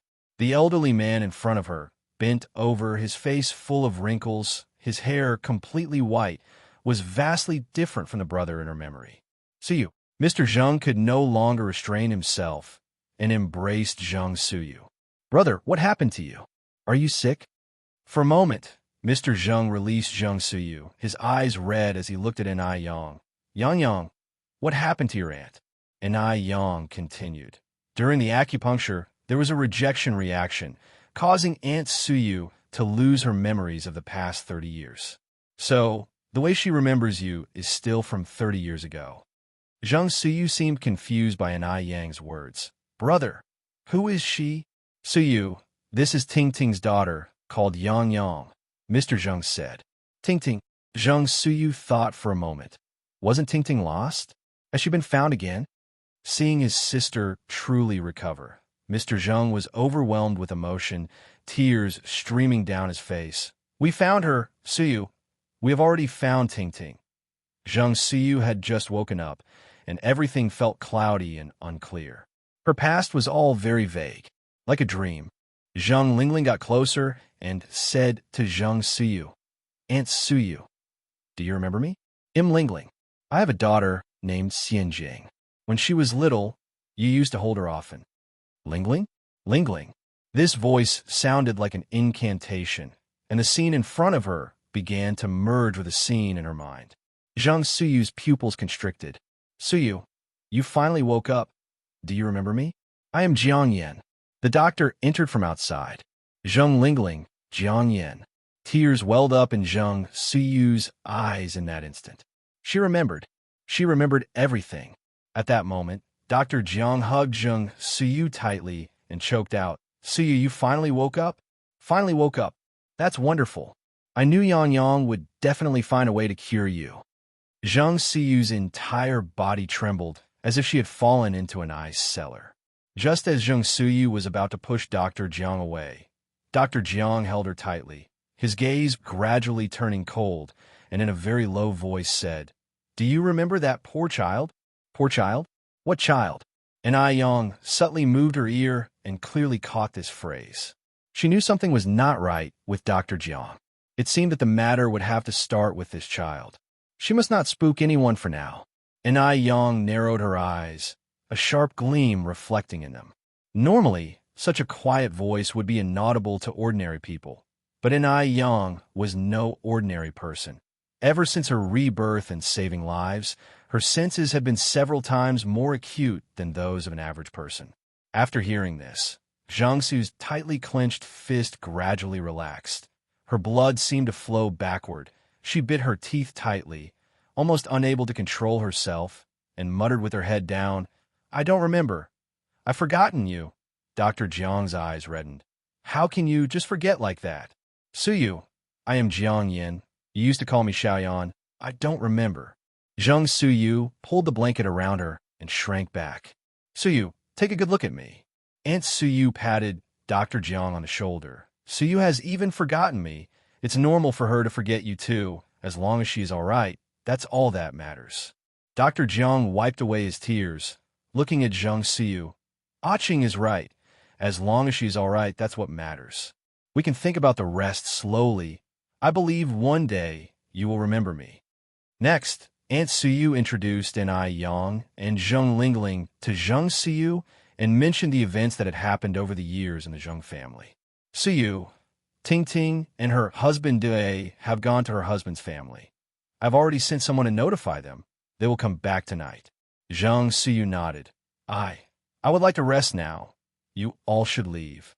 Dr. Jiang said with concern. "Suyu, then rest well. I will come see you tomorrow." Aunt Suyu sighed, somewhat worriedly said, "Suyu, then we will leave first, but if you need anything or remember anything, make sure to call us." Zheng Suyu said nothing more, lay down, and covered her head with the blanket. It seemed like she was avoiding something.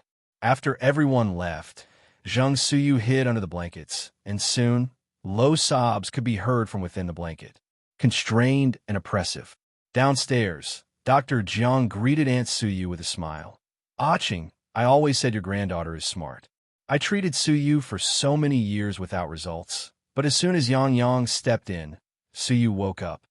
Aunt Suyu too smiled broadly. Her daughter was found, and Zheng Suyu had awoken. She had no regrets left in this life. Chapter 879. Cunning Yang Yang, Grandma Zheng said with a smile. "This child is indeed clever, certainly smarter than this old lady.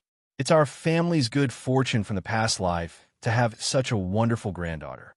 Zheng Lingling looked at Ai Yang, her features nearly contorting with jealousy and anger. Ai Yang had become a treasure, while Zheng Xianjing was now mere grass. Who in the vast Zheng family even remembered Zheng Xianjing now? Before Ai Yang's arrival, Zheng Xianjing was the only granddaughter of the Zheng family, a master in music, chess, calligraphy, and painting, and a famous socialite within their circles. After the last birthday banquet, however, Zheng Xianjing had become a laughingstock. It was Ai Yang who had stolen everything from Zheng Xianjing. Had it not been for Ai Yang, Zheng Xianjing would still be the sole heir to the Zheng family. Now, Zheng Lingling wished she could just strangle Ai Yang. Dr. Jiang was right. The most difficult person to deal with in the Zheng family was Ai Yang. Ai Yang, seeming young, actually had a high level of cunning, more difficult to deal with than 109 Quihuas. Without Ai Yang, Ai Tsuehua wouldn't even be able to stand a chance against the Zheng family. Ai Yang felt a bit dizzy and stood up, saying, "Grandpa, Grandma," and feeling a bit lightheaded, "He'll go upstairs to rest for a while."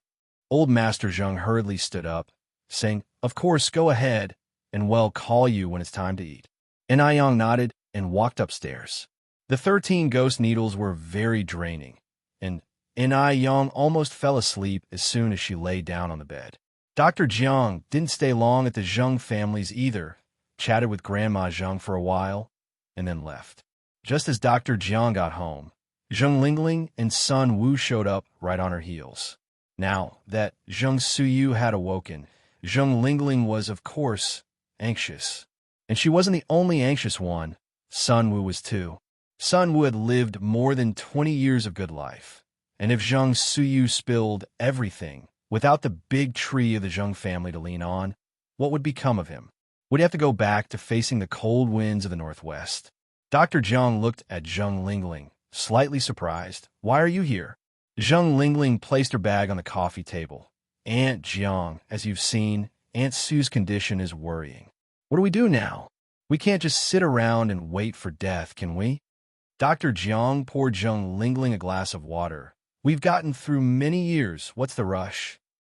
Did Zheng Lingling have the mind to drink water now? Holding the cup, she said, Aunt Jiang, I think Aunt Suyu seems to have realized something. If this continues, and she recalls everything one day, we're all finished. The more Zheng Lingling thought about it, the more panicked she became, her face turning pale with fear. You're not wrong, Dr. Jiang nodded. Zheng Suyu has indeed recovered all her memories. Even Dr. Jiang hadn't expected N.I. Yang's medical skills to be so proficient, enough even to cure Zhang Suyu's hysteria. From the beginning, she hadn't underestimated N.I. Yang, only to find she had still underestimated her in the end. N.I. Yang was even more formidable than she had imagined. Crash! The cup in Zheng Lingling's hand fell directly to the ground, shattering into pieces. Suyu. Aunt Suyu really remembered everything? Really? Before Dr. Jiang could finish her sentence, Sun Wu sprang up from the sofa. It's over. We're done for. We need to flee right now. Is that really all the backbone you have? Dr. Jiang looked at Sun Wu, speaking sternly. Running away is the most cowardly solution. After all these years of hard work at the Zheng family, do you really want to end up as street rats that everyone wants to bash? With that said, Dr. Jiang turned to look at Zheng Lingling. And you, Lingling, you've been with the Zheng family for 35 years, and Xianjing is already 21. How can you still be like before, making no progress at all, losing your head over a little trouble? With this attitude of yours, how do you expect to push out N.I. Yang and become the matriarch of the Zheng family? Dr. Jiang was smiling as she said this, but Zheng Lingling saw no warmth in that smile. Zheng Lingling opened her mouth, then continued. So, what should I do? Zheng Suyu had already awakened, and those dark secrets would inevitably surface one day. For Zheng Lingling, the current Zheng Suyu was like a time bomb, capable of detonation at any moment. She wasn't Dr. Jiang. She didn't have such a strong heart. Don't worry. Dr. Jiang took a syringe out of the medicine box, squeezing out the excess air inside. Zheng Suyu won't dare to speak carelessly. Seeing Dr. Jiang like this, a sudden thought seemed to strike Zheng Lingling. Right, there's also that child. As she spoke, she continued, but what about N.I. Yang? N.I. Yang is so clever, she will definitely notice something. Chapter 880, Cunning Yang Yang _2. Dr. Jiang laughed, then plunged the cold syringe directly into his own arm, slowly pushing the plunger as the transparent liquid seeped into his vein. Then let's make her the second Zheng Suyu. The second Zheng Suyu? Sun Wu's eyes lit up. That's a good idea. It saves me from having to look at their family of 4, which I find so unpleasant. Before Shangwan de Hui arrived, Sun Wu was the only son-in-law of Master Zheng and Madame Zheng. Now, with Shangwan de Hui around, who is capable and ambitious, Sun Wu distinctly felt a change in Master Shangwan and Madame Shangwan's attitude towards him. Zheng Lingling frowned. It's easier said than done. N.I. Yang is not Zheng Suyu, someone we can easily manipulate. Dr. Jiang opened his eyes. You think Zheng Suyu was a pushover? Before this, Zheng Suyu was known throughout Beijing as the talented woman of Beijing. Back in the day, Zheng Suyu enjoyed limitless prestige. And in the end, she still ended up as the crazy old woman that everyone despised. The difference between a talented woman and a mad woman is but a single thought. So what do you plan to do? Zheng Lingling looked at Dr. Jiang. Let the most harmless person in the Zheng family do it, Dr. Jiang said. Zheng Lingling narrowed her eyes. Are you referring to Aunt Suyu? Dr. Jiang laughed outright. Lingling, you've finally caught on for once. Will she listen to you? Zheng Lingling countered. Dr. Jiang said, I can't frequent the Zheng household, so you need to handle this. Strike the snake at its weakest spot, and now Zheng Su's weakest spot is that child. Sun Wu said, but that child isn't. Shut up. Dr. Jiang directly interrupted Sun Wu before he could finish. Sun Wu quickly shut his mouth. Zheng Lingling nodded. I think I know what to do. Here, take this. Dr. Jiang handed Zheng Lingling a white glass bottle. Before Zheng Lingling could speak, Dr. Jiang continued. This liquid is colorless and tasteless. Give it to Zheng Suyu. I believe she will find a way to make Enai Yang drink it. Okay. Zheng Lingling reached out and took the glass bottle. Dr. Jiang added, Enai Yang is a doctor herself and much more sensitive to medications than most people. Tell Zheng Suyu to make Enai Yang drink it in 3 separate doses. Zheng Lingling nodded and then said, Zheng Suyu recovered from a severe illness before. What if this medicine has no effect on Enai Yang? Dr. Jiang looked at Zheng Lingling and countered, Lingling, do you know who the safest person in this world is? Zheng Lingling paused, not catching on. Dr. Jiang continued, the dead are the safest in this world. Realizing the deeper meaning in Dr. Jiang's words, Zheng Lingling's face turned pale with fright. Do we really have to do this? Although Zheng Lingling also wished for Enai Yang to die, she was more afraid of going to jail. The consequences would be unimaginable if this were to be discovered.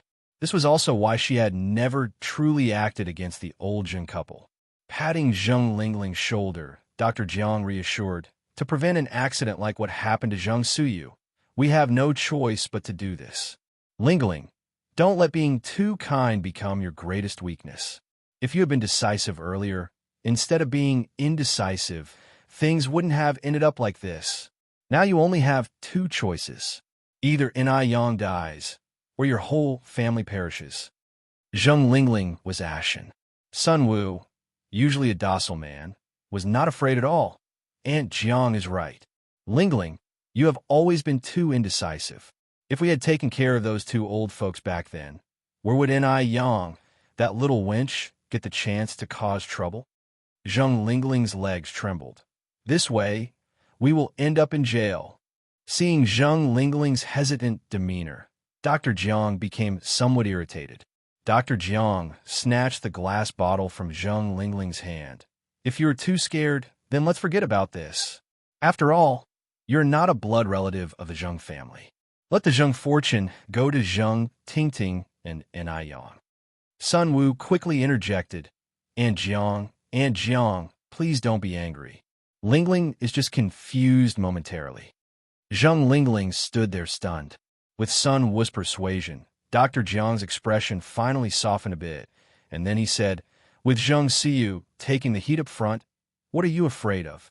Following Dr. Jiang's lead, Sun Wu said, Lingling, Aunt Jiang is right. Even if things are exposed later, there's still that crazy woman Zheng Suyu. What are you scared of? It's not you who is poisoning Enai Yang. Chapter 881, Cunning Yang Yang _3. If, there are no ifs. Dr. Jiang impatiently interrupted Zheng Lingling's words. Lingling, do you think you'll be safe if you don't do this? Have you forgotten what you've done before? If Enai Yang finds out about those things, wouldn't even one of them be enough to put you behind bars? Zheng Lingling was stunned again. Dr. Jiang sighed deeply, speaking earnestly. Lingling, it hasn't been easy for us to get to this point. I don't want you to give up the glory and wealth before your eyes so easily, letting it fall into someone else's hands. The hardships of over 30 years of wind and rain, only those who have experienced it could truly understand. Sun Wu quickly said, even for Xianjing's sake, we have to fight. Xianjing is used to living as a wealthy lady. Going from luxury to frugality is hard. If she loses the Zheng family, how will she live in the future? Are you willing to let Enai Yang take away everything that belongs to Xianjing? Unwilling. How could Zheng Lingling be willing to let Enai Yang take away what belonged to Zheng Xianjing? Aunt Jiang. Zheng Lingling looked up at Dr. Jiang. They'll listen to you. Dr. Jiang nodded in satisfaction. I'm old. Wealth and power are fleeting to me. I'm doing all this for your family of 3, Lingling. While we still have a hold over Zheng Suyu's Achilles heel, you must seize this opportunity. Understood. I appreciate all your hard work. Zheng Lingling nodded. Meanwhile, Enai Yang had been asleep for over 2 hours, and by the time she woke up, it had already grown dark outside the window. After sleeping, Enai Yang felt much better. She washed her face in the restroom and changed into clean clothes. As Ni Yang was about to head downstairs, there was a knock at the door. Yang Yang. It was Ni Quihua's voice. Ni Yang went to open the door. Mom, when did you come back? Ni Tsuhua was holding a tray with slices of bread and milk. I've been home for a while. Dinner won't be for a bit. Have some bread to tide you over. Ni Yang picked up the bread and milk, then asked, Did you visit Grandma? I did. Tsuhua nodded. Grandma doesn't seem to be doing very well. Ni Yang frowned subtly. Is Zheng Lingling home? You child, how can you call her by name like that?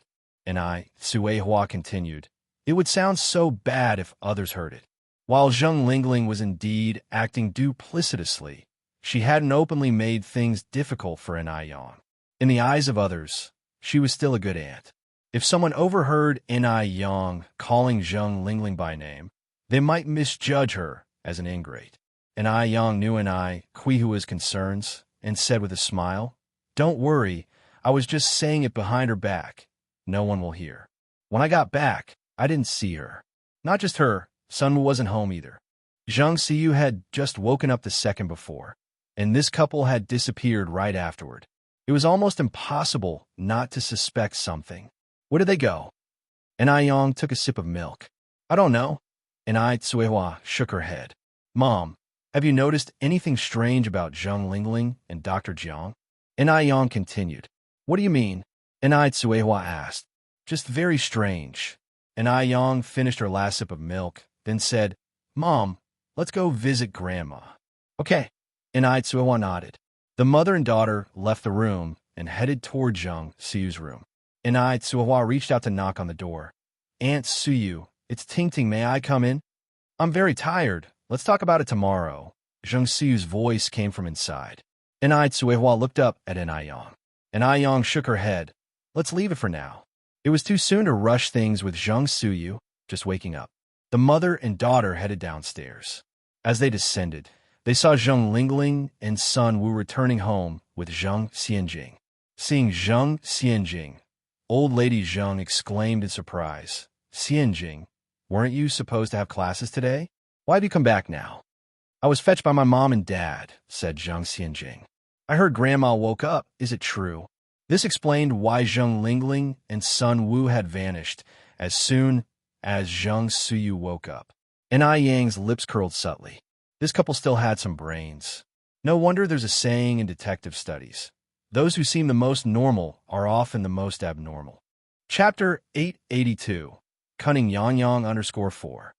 From an outsider's perspective, this family of three had nothing remarkable about them. The husband was honest and unassuming, almost without presence. The wife was adept in socializing and took great care of the elderly. Their daughter was bright and generous, an outstanding student at a well-known university. What could possibly be wrong with such a family? Mrs. Zheng nodded and said with a smile, It's true. Xianjing said excitedly, That's wonderful. I'm going to go up and see Great Aunt right now. Having said that, Xianjing rushed upstairs without delay. Not long after, Xianjing came back downcast. Great Aunt said she's very tired and wants to rest some more. Mrs. Zheng smiled and said, As long as you have this filial heart, it will be the same if you visit your great aunt tomorrow. Xianjing nodded. At mealtime, Su didn't come down. Mrs. Zheng instructed a servant to take the food up to Suyu. And Yang stood up and said, I'll go. With that, she took the platter from the servant's hand and headed upstairs. Upon reaching Suyu's door, Yang knocked. After a while, Suyu's voice came from inside. Who is it? And Yang said, Great Aunt, I brought you something to eat. I'm coming in. And Yang turned the doorknob and entered. Suyu wasn't lying in bed, but was sitting at the dressing table. Reflected in the vanity mirror was a face worn with the marks of time. Great Aunt, it's time to eat. And Yang set the dishes on the table. Grandma says these are all your old favorites. Please come and see if they suit your taste. Suyu turned and walked over. You're Tingting's child, Yang Yang? MHM. And Yang nodded. Yes, it's me. Suyu smiled, her eyes inscrutable with either sorrow or joy. When I was still lucid, Tingting was just a child. In the blink of an eye, her child is all grown up. It's like a dream. And I Yang spoke softly. Malarial vapors rise like fire, and time speeds like a carriage. Decades pass in a flash, and seen from another perspective, life is but a dream. Suyu gave her an astonished look. Yang Yang, I heard it was you who cured me. And I Yang didn't deny it, but simply nodded. Thank you, Suyu said, then added, have a seat yourself. And I Yang sat down on the stool. Great aunt, there have been many changes outside over the years. How about I take you out for a walk tomorrow? Suyu shook her head. No need. Are you avoiding something? And I Yang asked bluntly. Suyu's hand holding the chopsticks paused. After raving mad for so many years, what could I possibly be avoiding? I just don't want to go out, that's all. Like, that child, and I Yang said in a measured tone. Suyu abruptly put down her chopsticks, her eyes reddening as she said, What are you talking about? And I Yang looked at Suyu. Great aunt, rest assured, am not colluding with Dr. Jiang. I'm here to help you. Please tell me, what exactly happened 30 years ago? From the current situation, it was clear that Suyu was the only one who knew the truth. I don't know what you're talking about. Suyu picked up her chopsticks again and continued to mechanically feed herself. And I Yang continued. Great aunt, is the state you're in now the work of Dr. Jiang and Zheng Lingling? My grandma has been good to them already. Why would they do this? Suyu didn't respond to Enai Yang's words. If you don't answer, I will take it as your agreement, Enai Yang pressed on. Who is that child? Just give me a little clue, and I'm sure I can uncover the whole truth. Suyu remained silent, like a machine devoid of emotion, just eating. Enai Yang frowned slightly and decided to use a different tactic. Judging by Suyu's reactions, what she cared about most was that child. Staying silent won't solve anything and might even harm that child. Don't tell me you're willing to watch that child meet with misfortune. From what I understand, neither Zheng Lingling nor Dr. Jiang is known for their compassion. Just then, Suyu hurriedly finished the rice in her bowl, looked up at Enai Yang, and said, I don't understand what you're saying. What child? I don't know anything. I need a rest now. Please leave. Great aunt, are you sure you don't want to say anything? I know that you're starting to recover your memories. There's nothing to say. Suyu pushed Enai Yang towards the door. I don't understand anything you're saying. Chapter 883. Cunning Yang Yang _5. You're gambling with that child's life. Enai Yang continued. People like Dr. Jiang and Zheng Lingling, they have no credibility. Zheng Suyu pushed Enai Yang outside and, with a thud, closed the door. Enai Yang didn't say anything more, fearing that the noise here might attract the attention of Zheng Lingling downstairs. Zheng Suyu was far more stubborn than she had imagined. Inside the room, Zheng Suyu leaned against the door and began to weep. In the evening, Enai Yang knocked on old Madame Zheng's door. Yang Yang. Old Madame Zheng looked at Enai Yang with some surprise. Enai Yang smiled and said, I've come to bring you and Grandpa some nourishing tea. Old Madame Zheng said, Come in, come in. Your grandpa isn't in the room. Where did Grandpa go? Enai Yang asked. Old Madame Zheng casually closed the door. He went to talk with your great aunt to see if she can remember anything. Enai Yang set the tray down on the table and then said, Grandma, I came over to talk to you about great aunt's situation.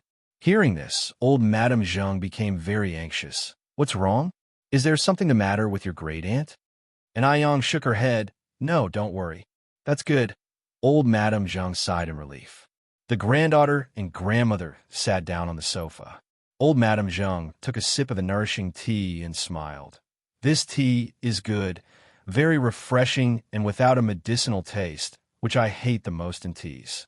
Upon finishing, old Madame Zheng continued. Yang Yang, you just mentioned something about your great aunt? And I Yang followed up. Great aunt has regained her memory. Old Madame Zheng straightened up in shock. Really? And I Yang nodded. She's just afraid to admit it. Old Madame Zheng found this somewhat confusing. Why wouldn't she admit it? Because there's someone in the family threatening her, and I Yang said. Old Madame Zheng frowned slightly. Someone in the family threatening her? Who would threaten your great-aunt? And I Yang didn't hide it and directly said, I suspect it has to do with Dr. Jiang and Auntie. Dr. Jiang? Zheng Lingling? Old Madame Zheng was stunned for a moment. These two people, one had been her close friend for over 30 years, and the other was the daughter she had raised for over 30 years. Yang, how can you say that? And Yang explained the situation with the child to old Madame Zheng. Grandma, I heard it very clearly at the time. It was Dr. Jiang threatening great-aunt, which is why she's afraid to admit she has regained her memory. Child, old Madame Zheng's brows furrowed deeply. Yang, is it possible you heard wrong? Your great-aunt is still unmarried. How could she have a child? And why would Dr. Jiang threaten your great-aunt? What would their motive be for such actions? For a moment, old Madame Zheng struggled to believe Yang's words. In her view, Zheng Lingling and Dr. Jiang had no motive to do such things. Perhaps Yang had misunderstood. Yang said, because great-aunt knows some unspeakable secrets. Grandma, do you still remember when you and Grandpa were poisoned before?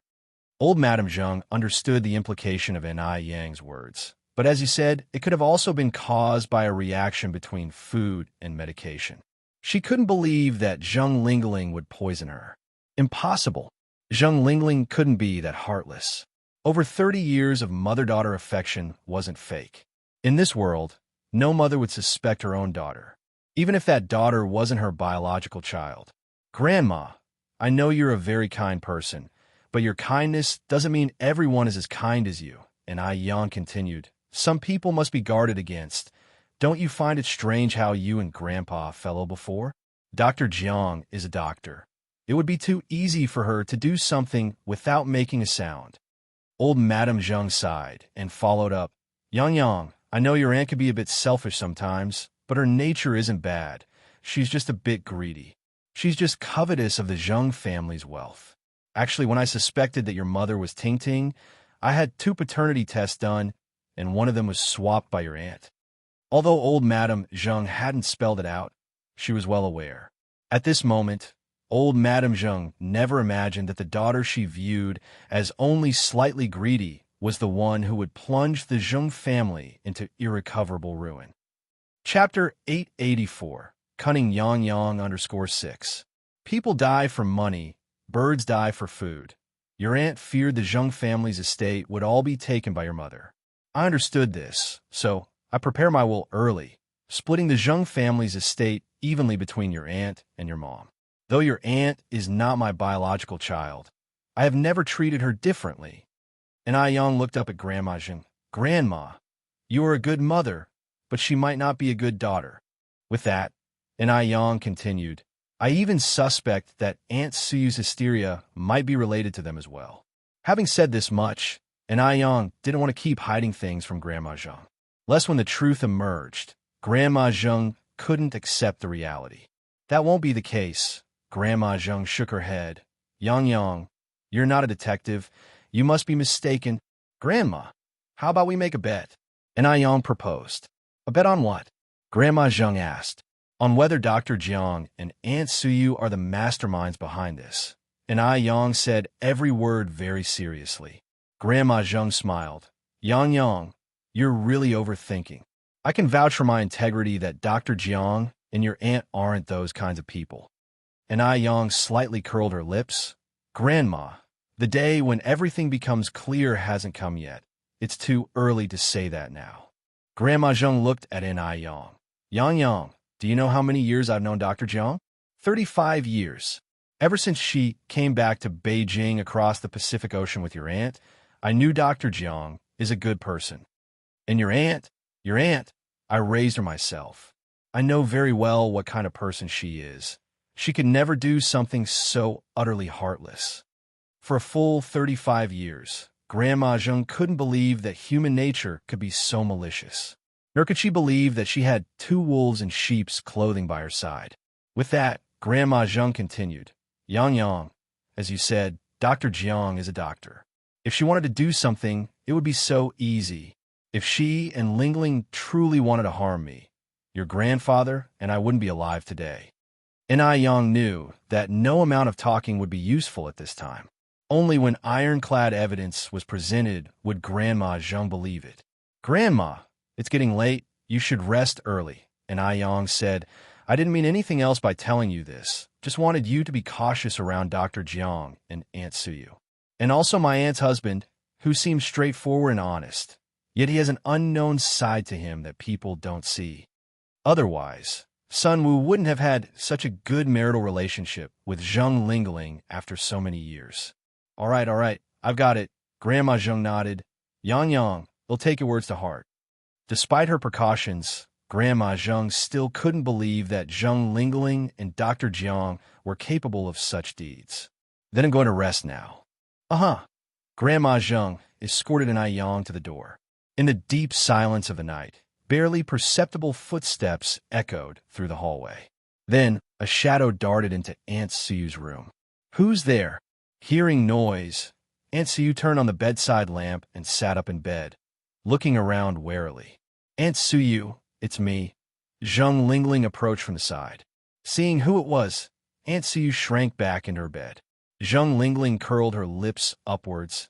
It seems Aunt Jiang was right. You remembered. No, I haven't. Aunt Suyu shook her head. Zheng Lingling placed the glass bottle on the bedside table. If you want that child to be safe, you'll just have to obey. Let her go. Aunt Suyu looked up at Zheng Lingling. You'll suffer divine retribution for doing this. Zheng Lingling said with a smile. It seems you're unwilling to cooperate. Zheng Suyu suddenly fell silent. Zheng Lingling continued. Divide this into 3 doses and make Yang drink it. You still want to harm Yang? Zheng Suyu looked incredulously at Zheng Lingling. Zheng Lingling said, Aunt Suyu, rest assured, this is not poison. Yang will not be in mortal danger. If you're unwilling to cooperate, that poor child might not survive. Please don't do this. Can't you not do this? Zheng Suyu knelt on the bed, constantly kowtowing to Zheng Lingling. Let her go. That child is too pitiful. I'm begging you. The doctor was right. What did being a talented woman of Beijing count for? She still ended up kneeling, fiercely trampled underfoot. And Yang's future would only be more miserable than Zheng Suyu's. Zheng Lingling stepped back and said, Aunt Suyu, you were once known as a talented woman in Beijing. I really can't accept such a grand gesture from you. With that, Zheng Lingling picked up the glass bottle from the table. Since you're unwilling to cooperate, I won't force you. After all, a twisted melon is not sweet. After speaking, Zheng Lingling turned and walked towards the door. She was gambling on whether Zheng Suyu would let the child go. Wait! Zheng Suyu suddenly ran down from the bed and grabbed Zheng Lingling's sleeve. Zheng Lingling turned to look at Zheng Suyu. Aunt Suyu, do you have something else to say? I agree. Zheng Suyu stammered. I agree. I'll agree to anything. Zheng Lingling bent down to help Zheng Suyu up. Aunt Suyu, a wise man submits to circumstances. You should have agreed earlier. Don't worry. The child is living well now. No one will trouble her. Having dealt with Zheng Suyu, Zheng Lingling felt very refreshed, even still smiling as she left Zheng Suyu's room. When she reached the staircase, Zheng Lingling encountered an Yang. Yang, what are you doing downstairs so late? Zheng Lingling narrowed her eyes. Knowing an Yang was not as simple as she seemed, Zheng Lingling now dared not underestimate her. An Yang's face was full of harmless smiles, highlighted by slight dimples. I went downstairs to get some water. Dinner was too salty tonight. Annie, are you also going downstairs for water? Zheng Lingling nodded. Yes, I'm also going downstairs for water. It's getting late. You should rest after you drink. An Yang turned and glanced at Zheng Lingling's back, the curve of her lips becoming more pronounced. It seemed Zheng Lingling was not as smart as she thought. But that doctor, who knew how many times craftier he was than Zheng Lingling. Now the urgent task was to find that child quickly. Thankfully, N.I. Yang and Xiaozhou from the detective agency were particularly familiar. Otherwise, this matter could really be tricky. As soon as Zheng Lingling returned to her room, Sun Wu asked impatiently, How did it go? Lingling, is everything settled? Chapter 885. Those unknown past events. Zheng Lingling nodded. When did I ever fail to handle something properly? Sun Wu's suspended heart finally settled. That's good. With N.I. Yang dead, Nobody else could pose a threat. Enai Tsueha wasn't even 1/10 as capable as Enai Yang. In time, the Zheng family would still belong to the three of them. Sitting at her dressing table and starting to apply cream to her face, Zheng Lingling expressed her concern. "Do you think Enai Yang will find out about this?" Sun Wu replied, "No way. Didn't Aunt Jiang say that stuff is colorless and odorless? Enai Yang is no deity. How could she possibly discover it?" On the other side, Zhang Suyu sat on the bed, sobbing silently. She held the glass bottle tightly in her hand, her knuckles already turning white. She didn't know what to do. Would she really have to go through with poisoning Enai Yang? The next day, Enai Yang made a trip to the detective agency. Xiaozhou and Enai Yang were old friends by now. Seeing Enai Yang arrive, Xiaozhou pulled her over and said, Yang, come quick and see what's wrong with my phonograph. Why has it stopped working again?" Ever since Enai Yang had fixed Zayaza's phonograph the last time, she had become an omnipotent figure in Zayaza's eyes. Enai Yang took the black record, fitted it onto the phonograph, bent down and fiddled with it for a while, and then a sweet and pleasant voice poured out from the machine. "How sweet! Your smile so very sweet, as if flowers blooming in the spring breeze." This song was sung by Ms. Deng, popular not just in that era, but in future generations as well. Hearing this song, Enai Yang inexplicably cheered up and began to hum along. Xiaozhou said excitedly, Yang, you're really incredible. You got it to work." Enai Yang clapped her hands, her face full of smug pride. "Otherwise, why would everyone on the street call me Brother Yang?" "Brother Yang," Xiaozhou clicked his tongue and laughed. "I must say, the nickname suits you well. I'm going to start calling you Brother Yang." Xiaozhou liked Enai Yang a lot, but not in a romantic way. He and Enai Yang were like brothers. Enai Yang often gave him a sense of being an elder. Also, Enai Yang was straightforward and didn't put on airs. Being with her, there was no need to worry about being plotted against, nor any backstabbing. She was quite different from other women. Smiling, Enai Yang said, "I've come here because I need your help with something." Xiaozhou changed the record. "I knew it. Brother Yang never comes without a reason. Out with it. What do you need this time?" Enai Yang said, "I'd like you to help me look into my great-aunt." Xiaozhou was startled, taking a moment to process. "Your great-aunt? Who's that?" As he spoke, it seemed like he remembered something, and then said, "I recall your mother is the daughter from the Zheng family who went missing for many years, right? So by that account, your great-aunt would be the celebrated Beijing beauty from 30 years ago?" Zhang Siyu had made a strong impression in Beijing back in the day. Even now, quite a few people still remembered Zhang Siyu. "Right," and Yang nodded. "My great-aunt is Zhang Siyu." Xiaozhou said, "Your great-aunt used to be a great talent. My dad was particularly fond of her. So, what about your great-aunt do you want to look into?" And Yang said, "I want you to help me investigate my great-aunt's past. I want to know what exactly she went through these past 30 years. Upon hearing this, Xiaozhou continued, "I've heard that your great-aunt's mental health hasn't been very good for some years, right?" Zhang Siyu was indeed a person of influence before, so the Zheng family concealed her mental health issues, claiming she had gone abroad. Thus, aside from those close to the Zheng family, not many people knew of Zhang Siyu's recent state. And Yang didn't conceal the truth. There were indeed some issues before, but she's all right now. It's truly a case of envy of the talented. "Your great-aunt used to be a legendary figure," Xiaozhou observed. Then he continued, "By the way, Yang, why are you looking into your great-aunt?" And Yang trusted Zayaza's character and started to tell him about the affairs of the Zheng family. Moreover, since Xiaozhou was a detective, the clearer he was about certain matters, the better positioned he would be to investigate. After listening, Xiaozhou shook his head in amazement. "Good Lord, your family situation is way too complicated. I think you'd better get out of that house as soon as possible." And Yang sighed. "It's simple for me to leave, but what about my grandparents?" "You've got a point," Xiaozhou slapped his chest. Yang, leave this matter to me. I guarantee I'll investigate it thoroughly for you." Chapter 886, Those Unknown Past Events.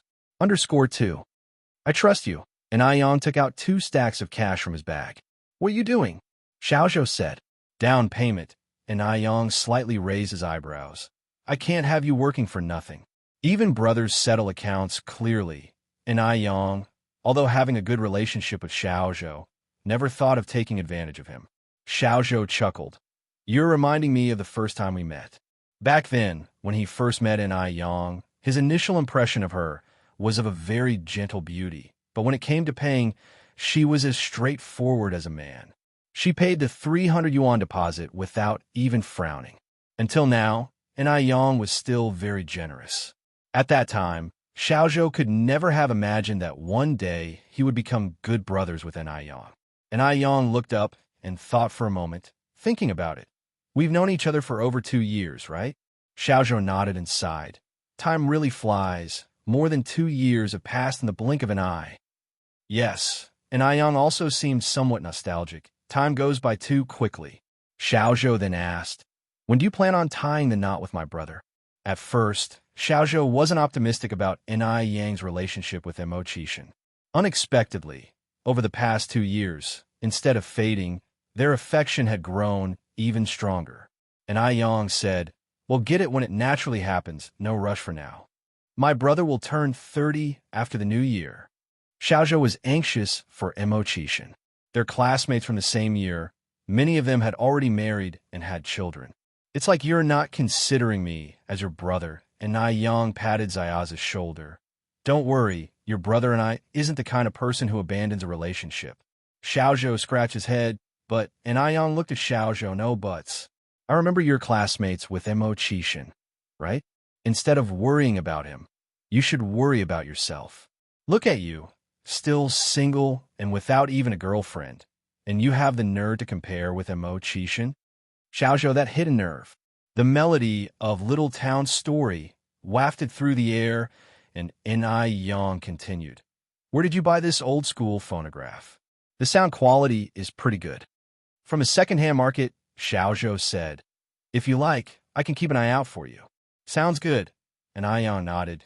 These old record players are perfect for listening to operas. The times were changing, and what people currently revered were radios and televisions, and factories had long since stopped producing these old record players. It was hard to even find a place to buy them. Listening to operas? Which ones? Xiaozhou furrowed his brows slightly. And Aiyang started counting on her fingers. Peking Opera, Yu Opera, Kunko Opera, and the Huangmei Opera from Huizhou, whatever you like. Xiaozhou said speechlessly. Who listens to operas these days? You're living like my mom. The 1980s was a decade where television shows and movies soared in popularity. Only the older generation enjoyed the yaya of traditional opera. And Aiyang said with a smile, different people have different hobbies. By the way, remember to take care of that matter for me. I have to go now. No problem. Xiaozhou saw Aiyang out to the door. When do you think you'll have it figured out? And Aiyang continued to ask. Xiaozhou thought for a moment and then continued. As long as it happened in Siju City, there's nothing I can't find out. I should have some results in about 2 or 3 days. It's just that the overseas stuff is a bit troublesome. And Aiyang nodded. Okay, I got it. Goodbye. Seeing Aiyang still riding that old bicycle, Xiaozhou said, you've made quite a bit of money. Why are you still riding this beat-up old bike? What beat-up old bike? And Aiyang said, I bought this bike just 2 years ago. It's still new, okay? And Aiyang took good care of things. Her bicycle was almost as good as new. Xiaozhou continued, I think only a small car is worthy of your status. Others might not know about Aiyang's current wealth, but Xiaozhou was well aware. Aiyang had many businesses under her, including a noodle restaurant, milk tea shop, skincare shop, and the prestigious restaurant Phoenix, among others. She was the undisputed #1 amongst all women in Siju City, and even looking across the whole of China, it was difficult to find a woman on par with Aiyang. Although the small car is good, Aiyang said, it doesn't have the deep connection that I have with my little Phoenix. Chapter 887. Those Unknown Past Events. _3. From having nothing to having everything, this bicycle had witnessed Aiyang's growth, so she was reluctant to replace it.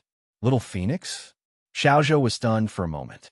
Aiyang patted the bicycle's seat, Yes, this is it. Only then did Xiaozhou realize that it was a Phoenix brand bicycle.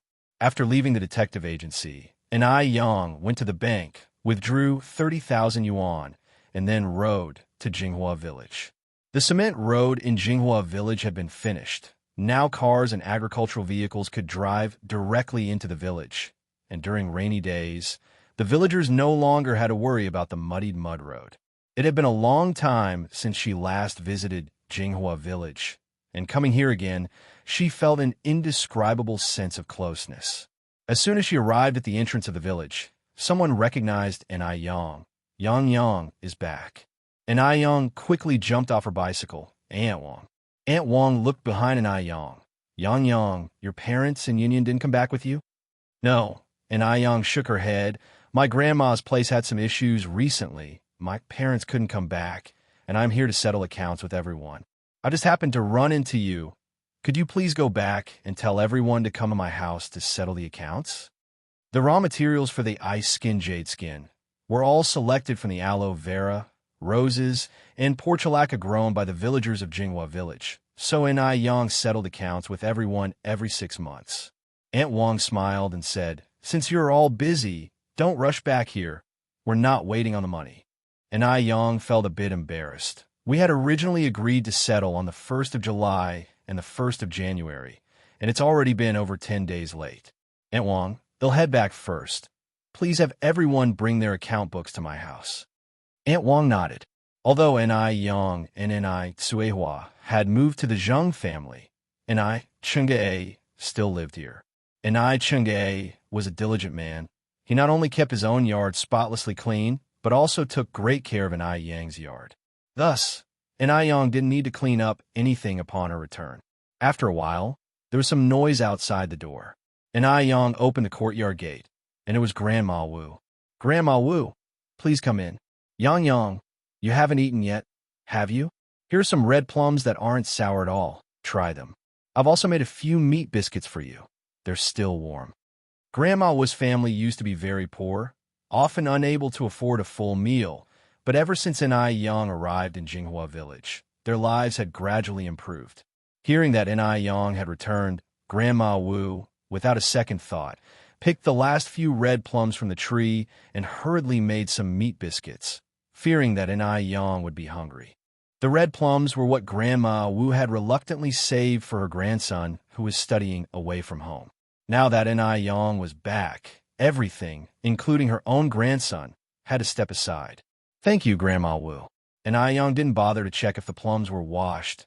She just picked one up and took a bite.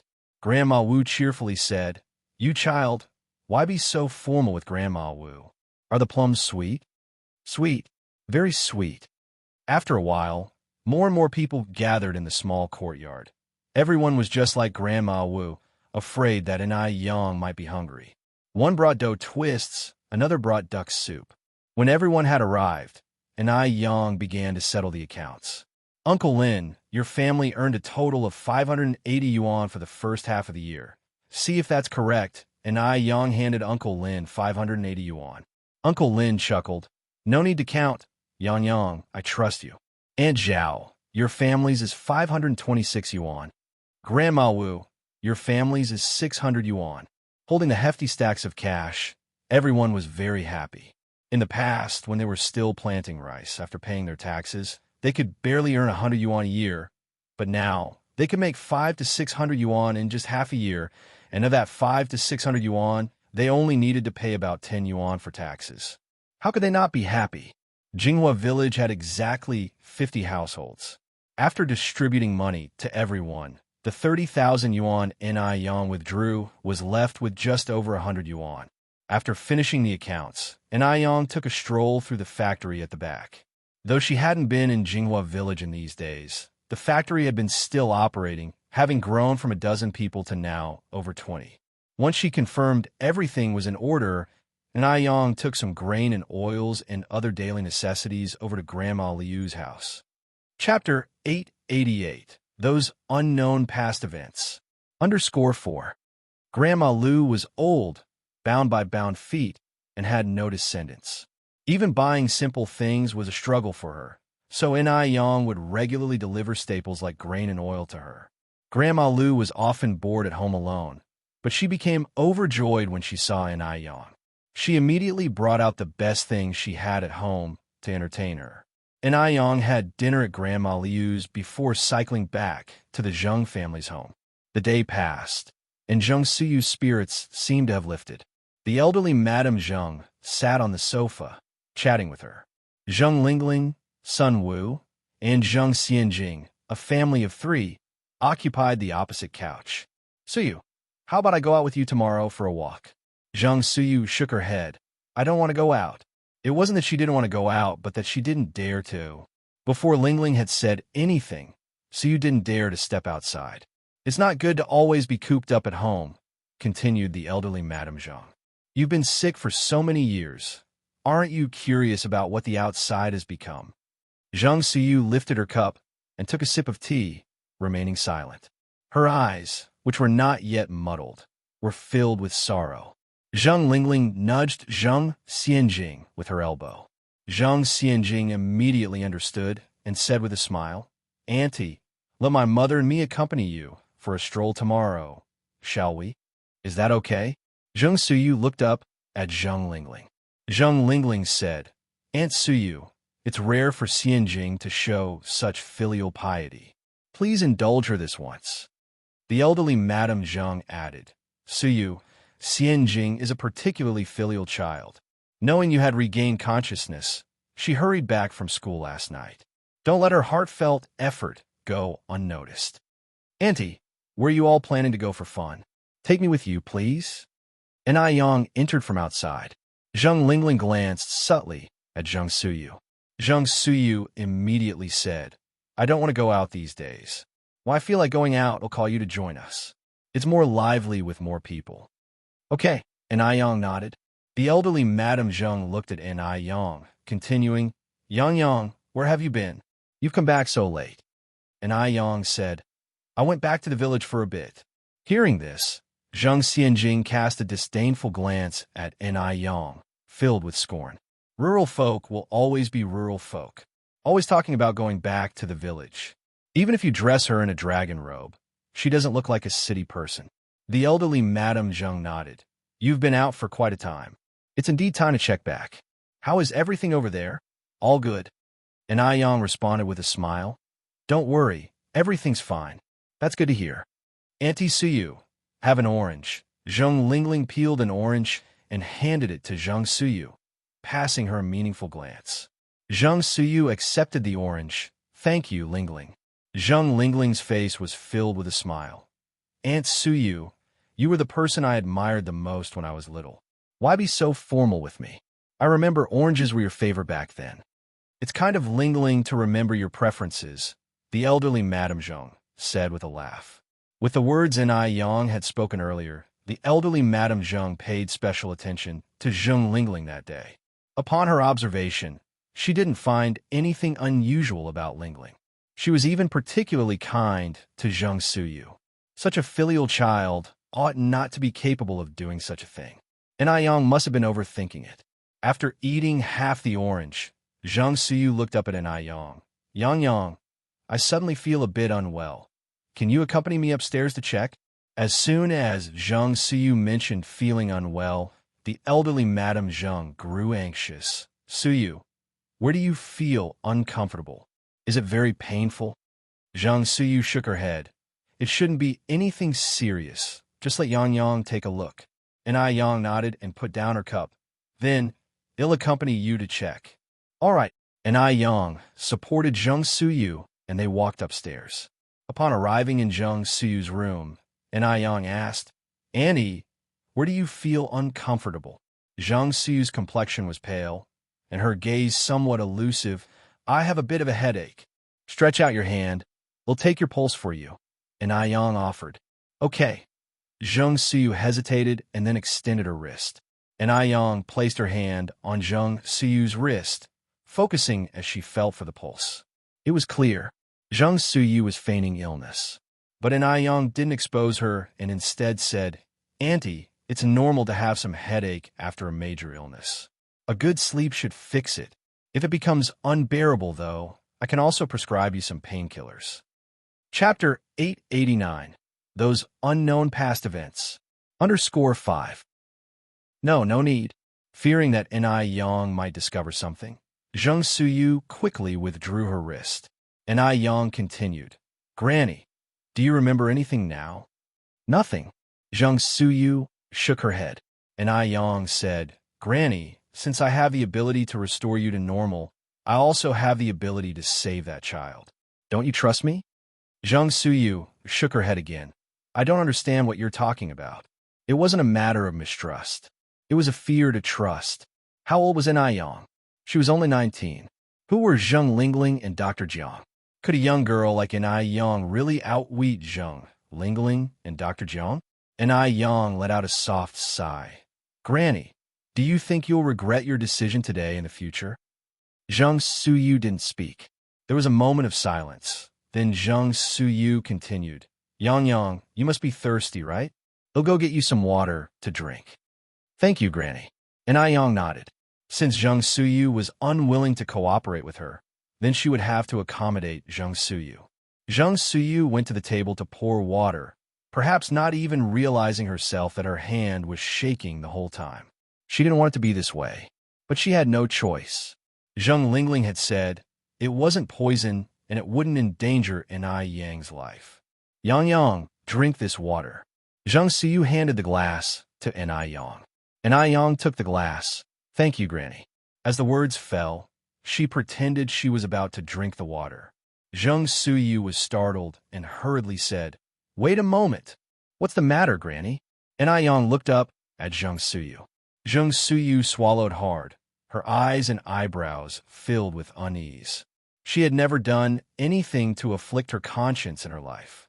Yet now, but if she didn't do it, that child wouldn't be saved. Zheng Suyu swallowed hard again and then said, It's nothing, I just wanted to remind you, the water is very hot, drink slowly. Ni Yang took a sip and then said, It's not hot.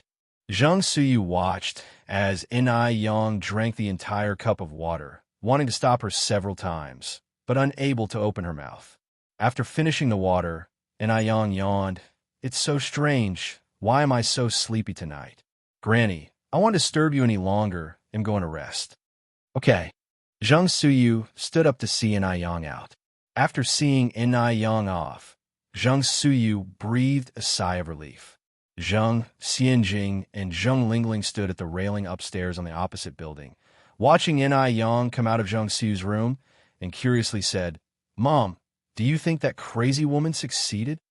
Zheng Lingling watched Ni Yang, who kept yawning, and said, She definitely succeeded.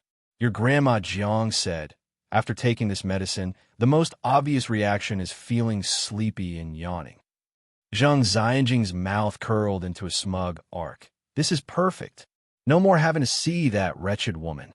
Zheng Lingling patted Zheng Xianjing's hand. I've always told you, rural bumpkins like Ni Yang are only fit to carry your shoes. What was Ni Yang? In front of Zheng Xianjing, Ni Yang wasn't even worth as much as a mudball. Zheng Xianjing continued, Mom, why didn't you just kill that little wench Ni Yun as well? It's so annoying to see that little wench. Zheng Xianjing's detest for little Ni Yun was no less than her detest for Ni Yang. Every time she saw little Ni Yun, she was reminded of her own childhood. Back then, the old Master Zheng wouldn't even spare her a glance. She thought it was because the old Master Zheng didn't like children. But now, the old Master Zheng couldn't wait to hold little Ni Yun in the palm of his hand. What did this mean? Every time she saw this scene, Zheng Xianjing was consumed by jealousy. Zheng Lingling looked at Zheng Xianjing and said, It's a pity your grandma Jiang has always praised you for being intelligent. How did you become so foolish this time? Ni Yun is only 2 years old this year. What threat could she pose? Our biggest enemy right now is Ni Yang. As long as we deal with Ni Yang, are you afraid we can't handle that little wretch? Zheng Xianjing said, Anyway, dealing with one is dealing with two is also dealing. Might as well take care of them both at once. To take care of two at once, the target is too big. It would easily attract police attention. Zheng Lingling poked Zheng Xianjing's forehead. You child, Why don't you think about the consequences of your actions? You can't be so impulsive in the future. I know. Zhang Xianjing nodded and then asked, Mom, when will Enai Yang die? She couldn't wait to take care of Enai Yang's body. Zhang Lingling replied, Your grandma Jiang said, this substance requires 3 doses to be lethal. Today was the first time. There are still 2 more to go. Chapter 890. Those Unknown Past Events. _6. When will I have to wait until? Zhang Xianjing was getting impatient. Don't rush. Zhang Lingling soothed. Big things cannot be rushed. Zhang Xianjing narrowed her eyes and continued. Once Enai Yang dies, her things will all be mine. By the way, Mom, do you know how rich Enai Yang is now? What do you mean? Zhang Lingling turned to look at Zhang Xianjing. Zhang Xianjing continued. You know about Ice Skin Jade Beauty, right? Zhang Lingling nodded. Now, who doesn't know about Ice Skin Jade Beauty? Zhang Xianjing said. Ice Skin Jade Beauty belongs to Enai Yang. Really? Zhang Lingling exclaimed in surprise. Really? Zhang Xianjing continued. I just found out about this a few days ago. A few days ago, Zhang Xianjing and her classmates went to Ice Skin Jade Beauty to shop and overheard Enai Yang talking to employees. Only then did they discover that Ice Skin Jade Beauty was Enai Yang's. At that moment, Zhang Xianjing was shocked. Why would Enai Yang own Ice Skin Jade Beauty? Enai Yang was just a country bumpkin. How could she have established Ice Skin Jade Beauty? It was obvious that Ice Skin Jade Beauty must be a property of the Zheng family. It must have been secretly given to Enai Yang by Old Master Zheng and Old Madam Zheng. It was just too unfair. Zhang Lingling and Zhang Xianjing shared the same thought. Even if Enai Yang was impressive, she was just a 19-year-old girl. How could she possibly have established Ice Skin Jade Beauty? If Enai Yang were really that capable, she wouldn't care about the Zheng family's wealth. Ice Skin Jade Beauty must have been a gift from Old Master Zheng and Old Madam Zheng to Enai Yang. These 2 old fools are just too biased. Who knows how many good things they secretly gave to Enai Yang, and yet they put on a righteous front, claiming they're not biased. If this wasn't considered biased, then what would be? Zhang Lingling was furious. Zhang Xianjing comforted her. Mom, don't be angry. After all, Enai Yang won't live much longer. Whatever should be ours will still be ours.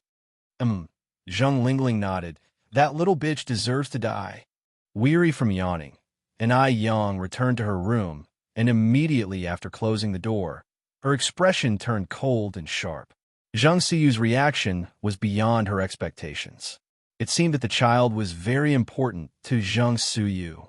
While thinking about this, Enai Yang picked up a gold needle and pricked it onto an acupoint on her wrist. Soon, beads of sweat appeared on her forehead. Afterward, Enai Yang took a bath with rose petals. Once she finished bathing, Enai Yang sat at her desk to write a letter to Mo Qishan, who was far away. The writing paper at that time was very dull, so Enai Yang sketched the light shadow of a plum tree with a fountain pen. The letter was brief but emotive. She filled 2 pages but felt she hadn't written anything substantial. The next day, for a change, Enai Yang slept in. She normally woke up at 7 o'clock, but did not get up until 8:30 that morning. After 9 o'clock, Enai Yang came downstairs yawning. Zhang Lingling asked with concern, Yang, why did you get up so late this morning? While yawning, Enai Yang replied, I don't know what happened last night. I fell asleep as soon as I hit the bed, but I just couldn't get up this morning. It was very uncomfortable. Zhang Lingling followed up, Yang, do you want to go to the hospital and have it checked? Enai Yang gestured with a wave of her hand. No need. I'm a doctor myself. I know my own body. A sarcastic gleam appeared in Zhang Lingling's eyes upon hearing those words. Enai Yang was indeed intelligent, but she was overly confident. She thought herself clever, unaware that over-cleverness could lead to mistakes. That night, Zhang Siyu, again complaining of feeling unwell, had Enai Yang come to her room. This time, Zhang Siyu poured Enai Yang a cup of clear tea. Enai Yang, as usual, drank every last drop. Zhang Siyu looked at Enai Yang, wanting to speak, but eventually said very little. The next morning, Enai Yang, who normally didn't wear makeup, sat in front of the vanity dabbing and smearing. Soon after, Enai Yang appeared in the dining room, her face pale. Old Master Zheng was startled. Yang, why do you look so terrible? Enai Yang touched her face unconsciously. I probably haven't slept well these past few days. Don't worry about it, Grandpa. Suehua also noticed something off with Enai Yang. Yang, do you want your master to check on you? No need, Enai Yang said with a smile. I'm a doctor myself, Mom, Grandma.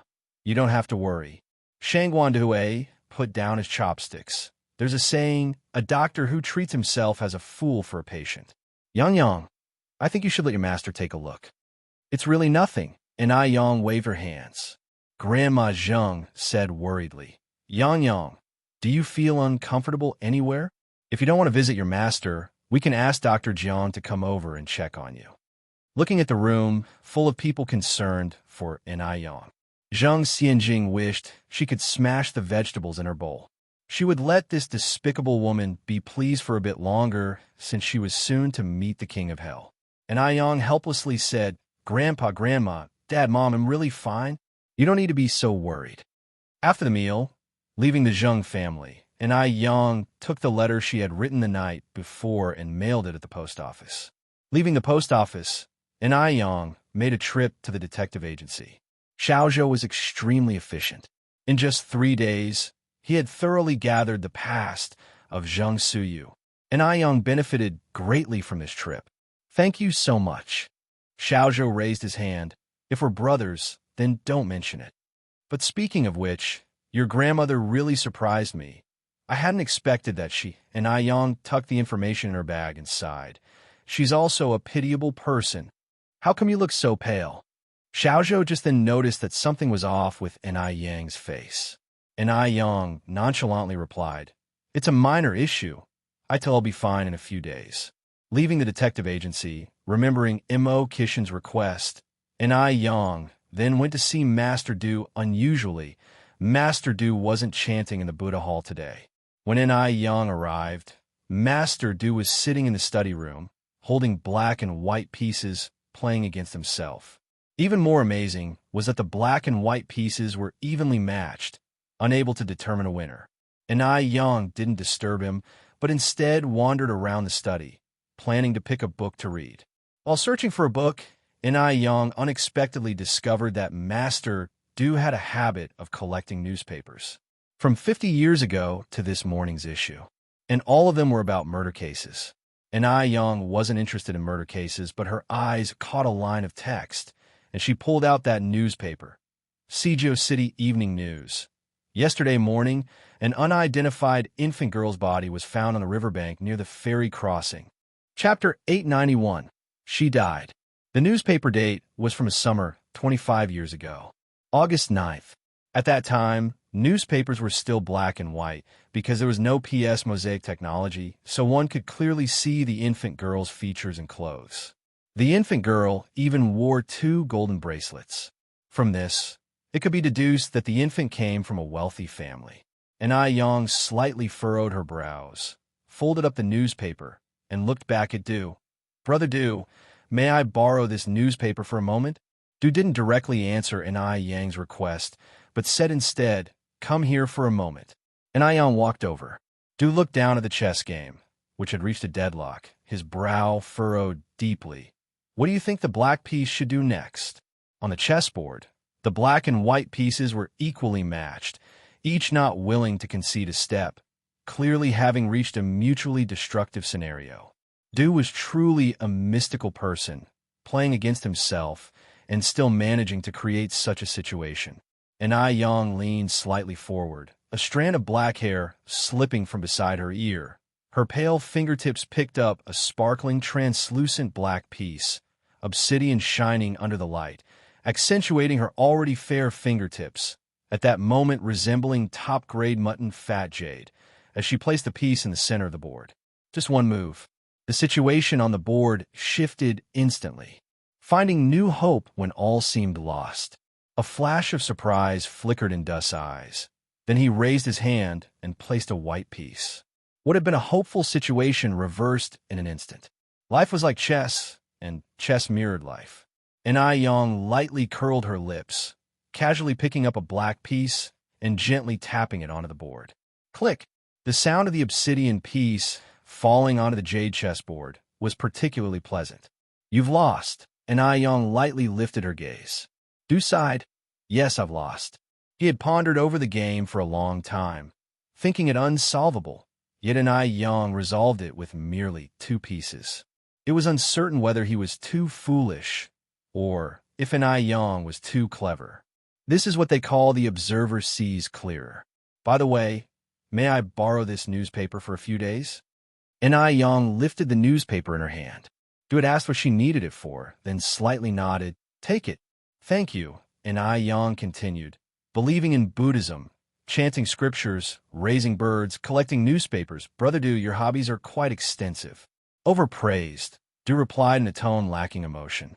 As he spoke, Du continued, by the way, ever since that time, Duo has almost come here every day. Really? Ai Yong was somewhat surprised. She had thought that the experience had left a profound shadow in Duo's heart, and that Duo would never come here again. After all, even though Duo was a bird, it held grudges even better than humans. Du nodded.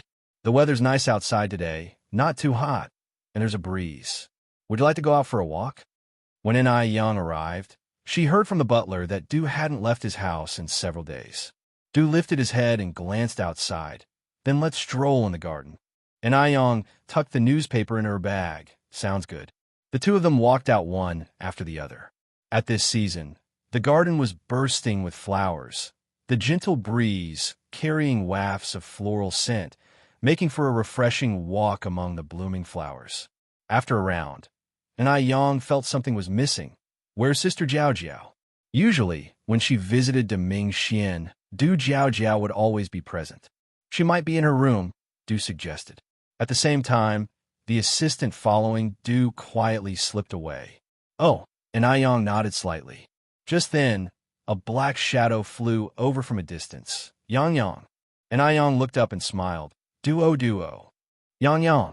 Duo flew straight to Ai Yang's shoulder, rubbing its small head against her chin. After throwing a small tantrum, Duo looked at Du. You little bastard. Ai Yong gently tapped Duo's head. Duo, you can't be so rude. You little bastard. Ai Yong slightly furrowed her brows. Son, if you continue being rude like this, Mum won't give you treats anymore. You little bastard. Ai Yong slightly squinted her eyes, furiously glaring. Say it again. You little bastard. You're getting bold. Ai Yong poked Duo's small head sternly. Try saying it again. You little bastard. Ai Yong was infuriated. Du glanced sideways at Ai Yong, a faint smile playing on his lips. It's just a bird. Why bother stooping to its level? Ai Yong, feeling somewhat embarrassed, said, It comes here every day. Surely it isn't just to curse at you? I swear, I didn't teach it anything. Chapter 892. She died. _2. Duo is, after all, her bird. It would be so embarrassing if Master Du thought, like Mo Baichuan, that she had used it to deliberately attract his attention. Liege is the most human-like and vindictive among birds, said Master Du, his expression indifferent, not taking the matter to heart at all. Hearing this, Ai Yong breathed a sigh of relief. People really are different. Duo seemed to understand Master Du's words, glaring with a pair of shiny, black eyes, and fiercely said, You little bastard. Shut up. Ai Yong smacked Duo lightly. You're not allowed to talk like that anymore. Duo flew onto Master Du's shoulder. You little bastard. Master Du wasn't angry. Instead, he casually pinched a green caterpillar and handed it to Duo. Across an artificial lake, the butler, accompanied by a young man, was walking over. Seeing this scene, the young man exclaimed in surprise, Is that really Master Du feeding the bird? At the moment the liege made its outrageous remarks, he thought Master Du would crush it. Unexpectedly, Master Du fed the liege a caterpillar with a gentle look in his eyes. It was hard to believe that this was the same Master Du, ruthless and unfeeling, who wouldn't even spare his own brothers. When had he ever shown such tenderness? It's just too unbelievable.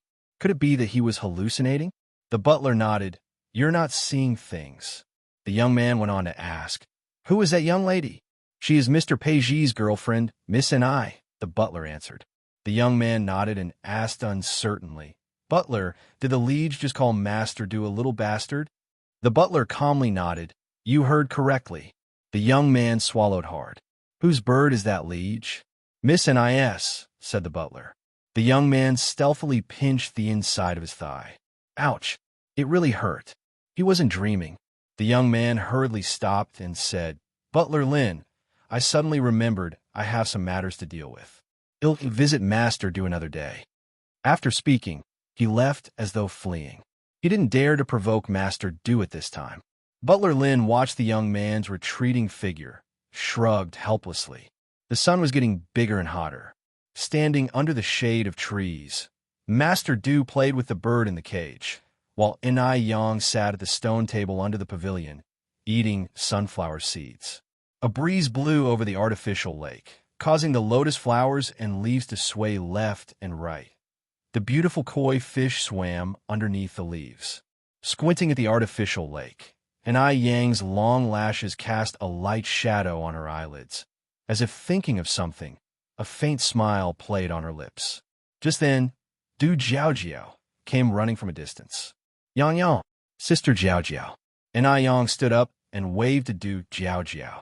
Du Jiaojiao ran over and sat on the stone bench, gulping down the tea on the table. Oh my God, it's so hot it could kill a person.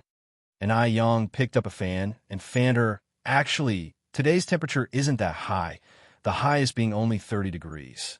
Because you ran over, Sister Jiaojiao, you feel much hotter. Du Jiaojiao said, 30 degrees isn't high. In our Shanghai, even the hottest days don't reach 30 degrees. In later years, due to exhaust pollution, global warming, and ice melting, there wasn't much temperature difference between Shanghai and Beijing, and summer would be like a furnace. But now it was the 1980s. The 1980s were a pure era, one with clear-cut seasons and no pollution. In the 1980s, summers in Shanghai weren't hot at all. The hottest days could be dealt with just a fan. It wasn't like in the future, where stepping out of air-conditioned rooms felt like losing half your life. And Yang smiled and said, I think it's all right. Sister Jiaojiao, you haven't been to tropical regions yet. If you went there, you'd definitely question life. Du Jiaojiao loved to travel, but she only visited developed countries and had never been to tropical regions. I heard that summers in F continent are the hottest, especially in the Sahara Desert where temperatures can reach over 50 degrees.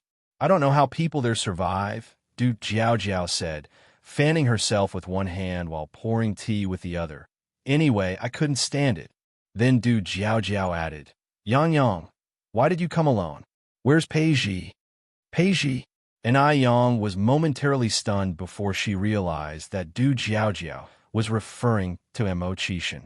He went to F country, Inai Yang said. Du Jiaojiao sighed. He really is a busy man, always flying around. Yang Yang, how can you stand it? Inai Yang smiled and said, Distance makes the heart grow fonder. Chapter 893, She Died. _3. Du Jiaojiao nodded in agreement. Yeah, Yang Yang, you're right. Distance creates beauty. Yang Yang, you're incredible, spouting wisdom extemporaneously. And Yang continued, I didn't come up with this saying. I heard it from someone else. The phrase, distance creates beauty, is popular in later generations and doesn't have a specific source. It's a famous proposition in aesthetics. Although she didn't have a specific source, and Yang didn't want to claim the saying as her own. If she did, she wouldn't be any different from the Li Xianxian of the past.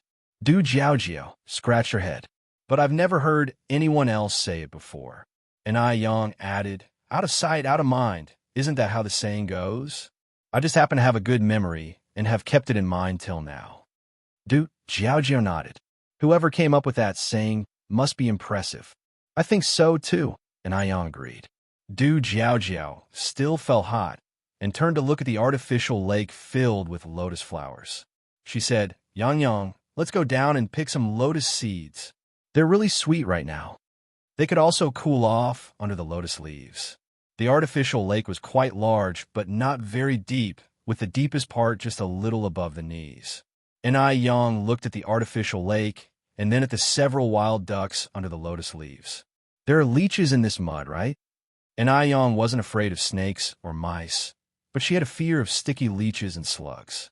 Back in Dam Village, she often went into the fields to plant rice and would always wear long rain boots or leg wraps soaked in salt water to repel the leeches, which hate salt. Now, just the thought of that scene made Yang's skin crawl.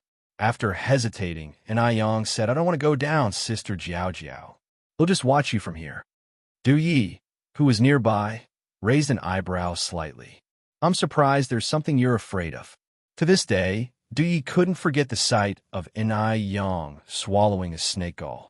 Even thinking about it now made his stomach churn. Yang raised an eyebrow too. "Everyone has their weaknesses." Du Jiao pointed at Du Yi. "He doesn't have any weaknesses." Yang followed up. "Then you should ask him if he dares to swallow a snake gall raw." Du Jiao incredulously said, "You can swallow a snake gall raw?" Yang nodded. "Snake gallbladder is a precious thing." "Sister Jiao, don't you want to go down to the lake?" "Go ahead. We'll wait here for you. Remember to pick lots of lotus seeds." "Let's go together," Du Jiao said, tugging at Yang's arm. "Don't worry. We're not going directly into the water. We'll go by boat." On hearing there was a boat, Yang reluctantly agreed. Du Jiao had the servants fetch someone who could row a boat. Then she stood at the bow and looked back at Du Yi. "Third brother, do you want to come down with us?" Du Yi shook his head. "He'll pass on this excitement. Boring." Du Jiao rolled her eyes at Du Yi. Then she turned to Yang. "Let's go, Yang." The lotus flowers in the lake weren't dense, and a small boat could just make its way through. The lotus leaves were tall, and after a while, the small boat disappeared into the endless green where the lotus leaves reached the sky. It was indeed not hot among the lotus leaves. Yang and Du Jiao not only picked many lotus flowers and pods, but also spotted a nest of wild duck eggs, which they left untouched. Before long, the servants returned with the boat, laden with their harvest. While picking lotus pods, Yang accidentally got her shoes wet.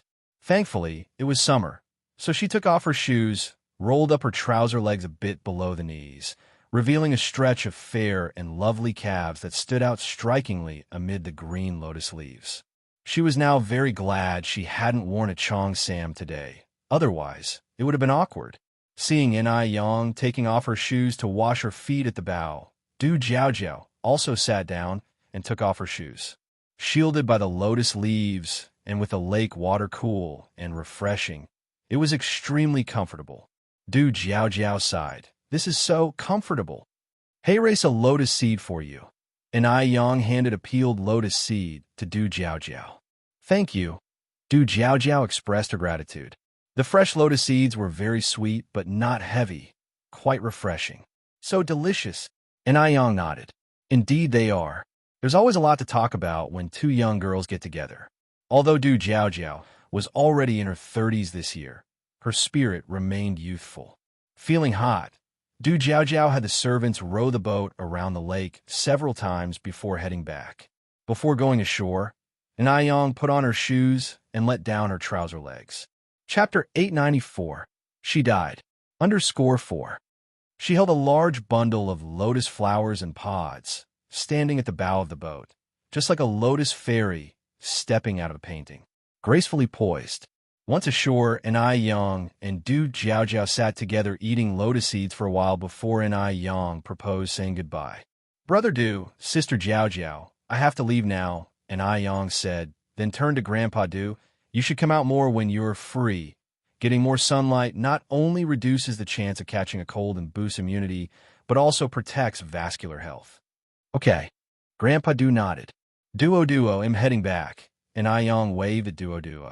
Duo jumped onto the other shoulder of Grandpa Du, unwilling to leave. Duo, Yang called again. Duo still didn't want to leave. Grandpa Du laughed. "You go ahead. It's missing the treats I have here." These days, Grandpa Du had provided countless treats for Duo. But Duo was a typical ungrateful wretch. Right after eating Grandpa Dust's food, it would curse him as a little bastard. With Duo refusing to accompany her, and Yang had to go back alone. Yang, wait a moment.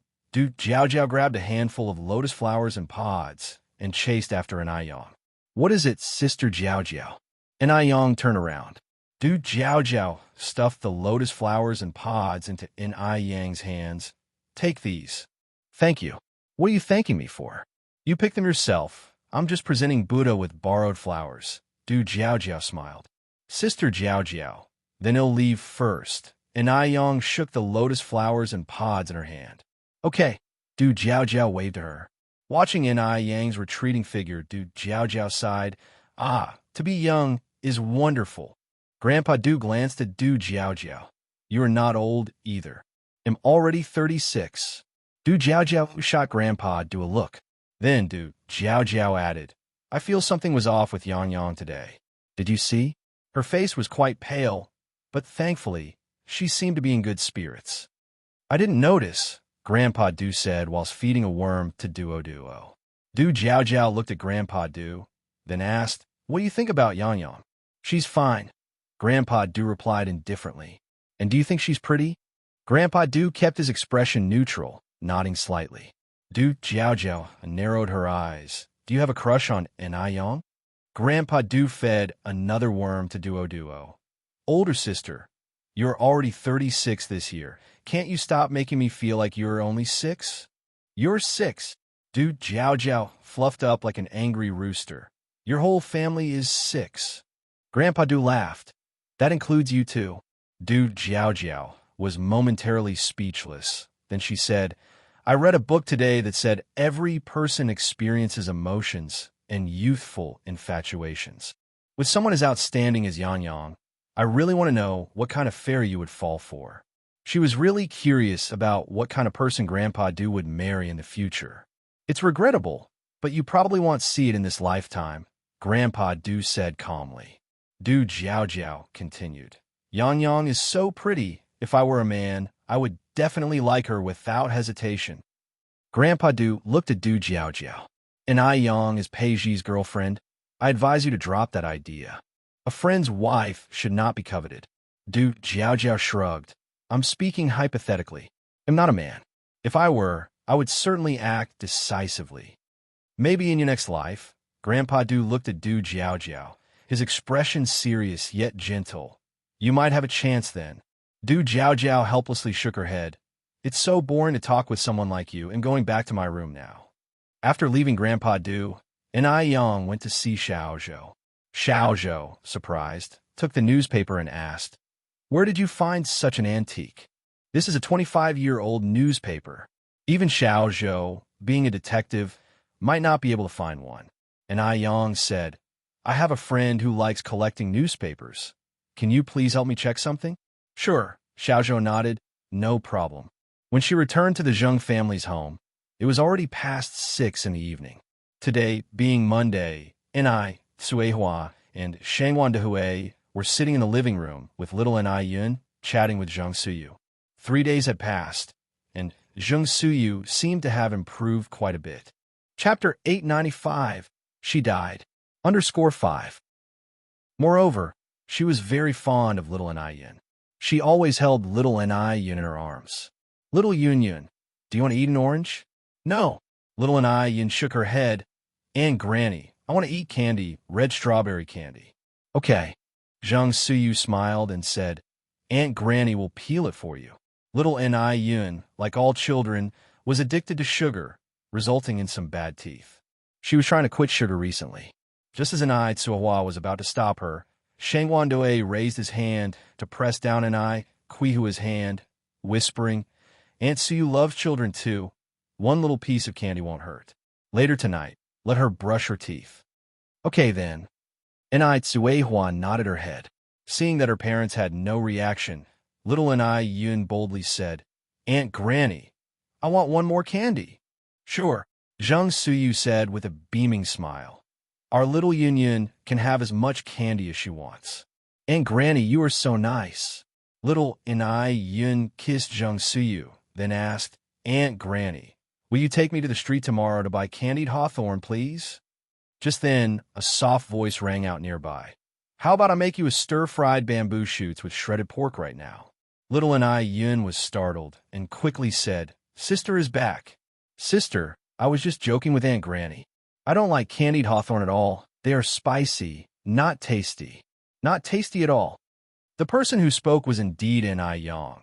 And although Yong usually liked little Yun very much, whenever little Yun made a mistake, Yong would not hesitate to scold her. Little Yun's favorite person was Yong, but also the person she feared the most. Sister, hold me. Little Yun carefully tugged at Yang's sleeve.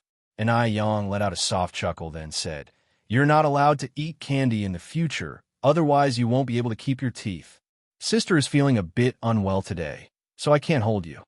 Hearing Yong say she was unwell, a pleased look flashed in Zheng Lingling's eyes. It was just a matter of today. As long as Zheng Suyu didn't mess up tonight, Yong was going to meet the king of hell. Upon this thought, Zheng Lingling picked up the tea from the table, took a small sip, and felt extremely satisfied. Concluding her words, Yong continued, But I brought you a gift. Guess what it is? It's candy. Little Yun suddenly got excited. I wish. On hearing this, little Yun's smile immediately vanished from her face, as she pitifully said, Candy isn't tasty at all. It's spicy. Like a magician, Yong seemed to conjure a bunch of fresh lotus flowers and lotus pods from behind her. Wow, so beautiful. Little Yun immediately forgot all the unpleasantness and took the lotus in both hands, so fragrant. Zhang Xianjing was sitting on the sofa across from them. Watching the adorable little Yun, she found it difficult to control her emotions, feeling an urge to strangle her to death. This feeling was strange, as if every cell in her body was screaming, Strangle her! Strangle her! Apart from jealousy, it was a pure desire to strangle her. Once Yong was dead, she definitely planned to find a way to personally strangle the little wretch.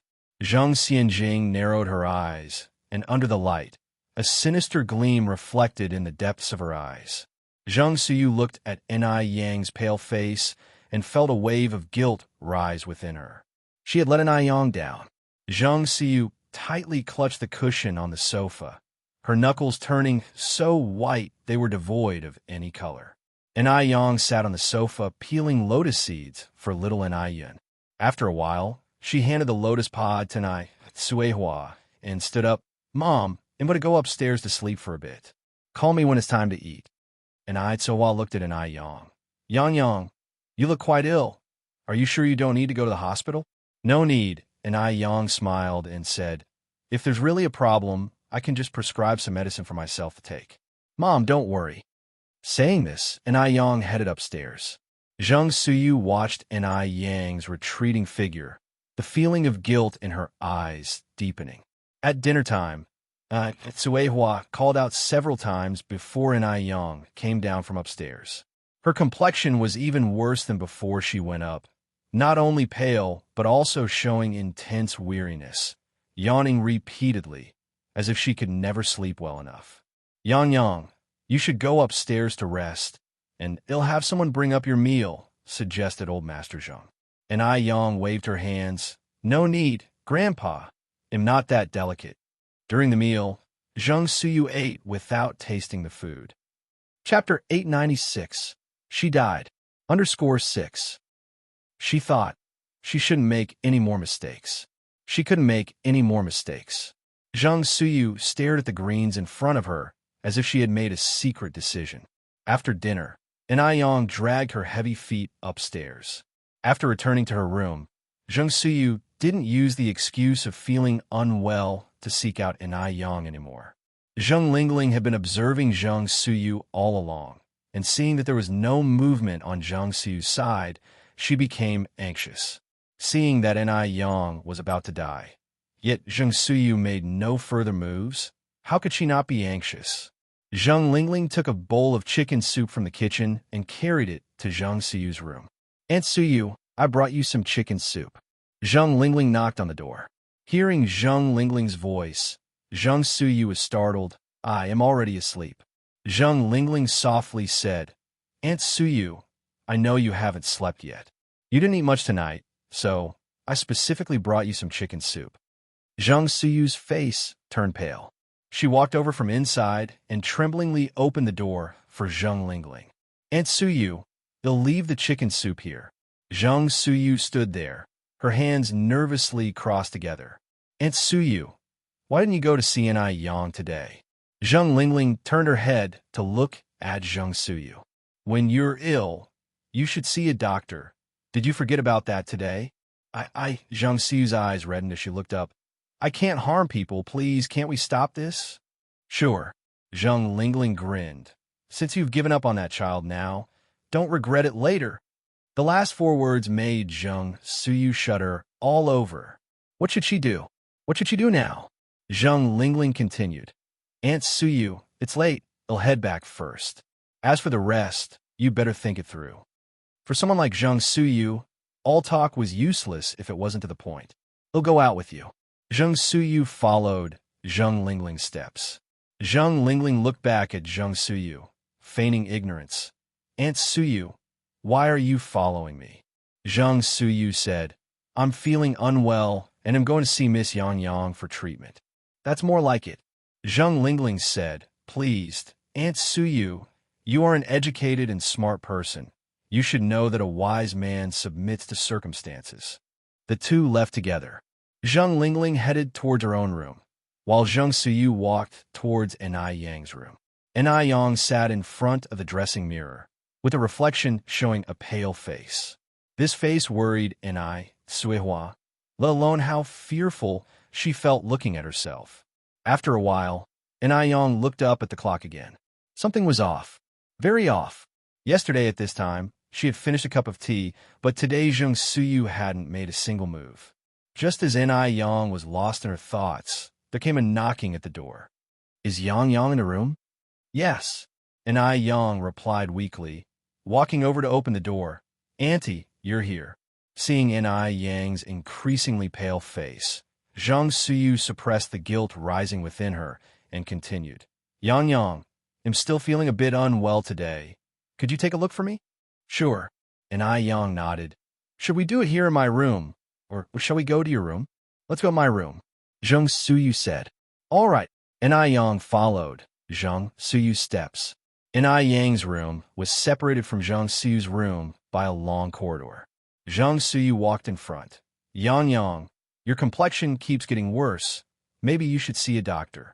It's nothing. N.I. Yang shook her head nonchalantly. What if it is something? Zhang Suyu asked.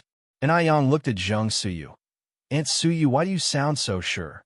Zhang Suyu, fearing N.I. Yang might suspect something, quickly averted her gaze and poured N.I. Yang a glass of water.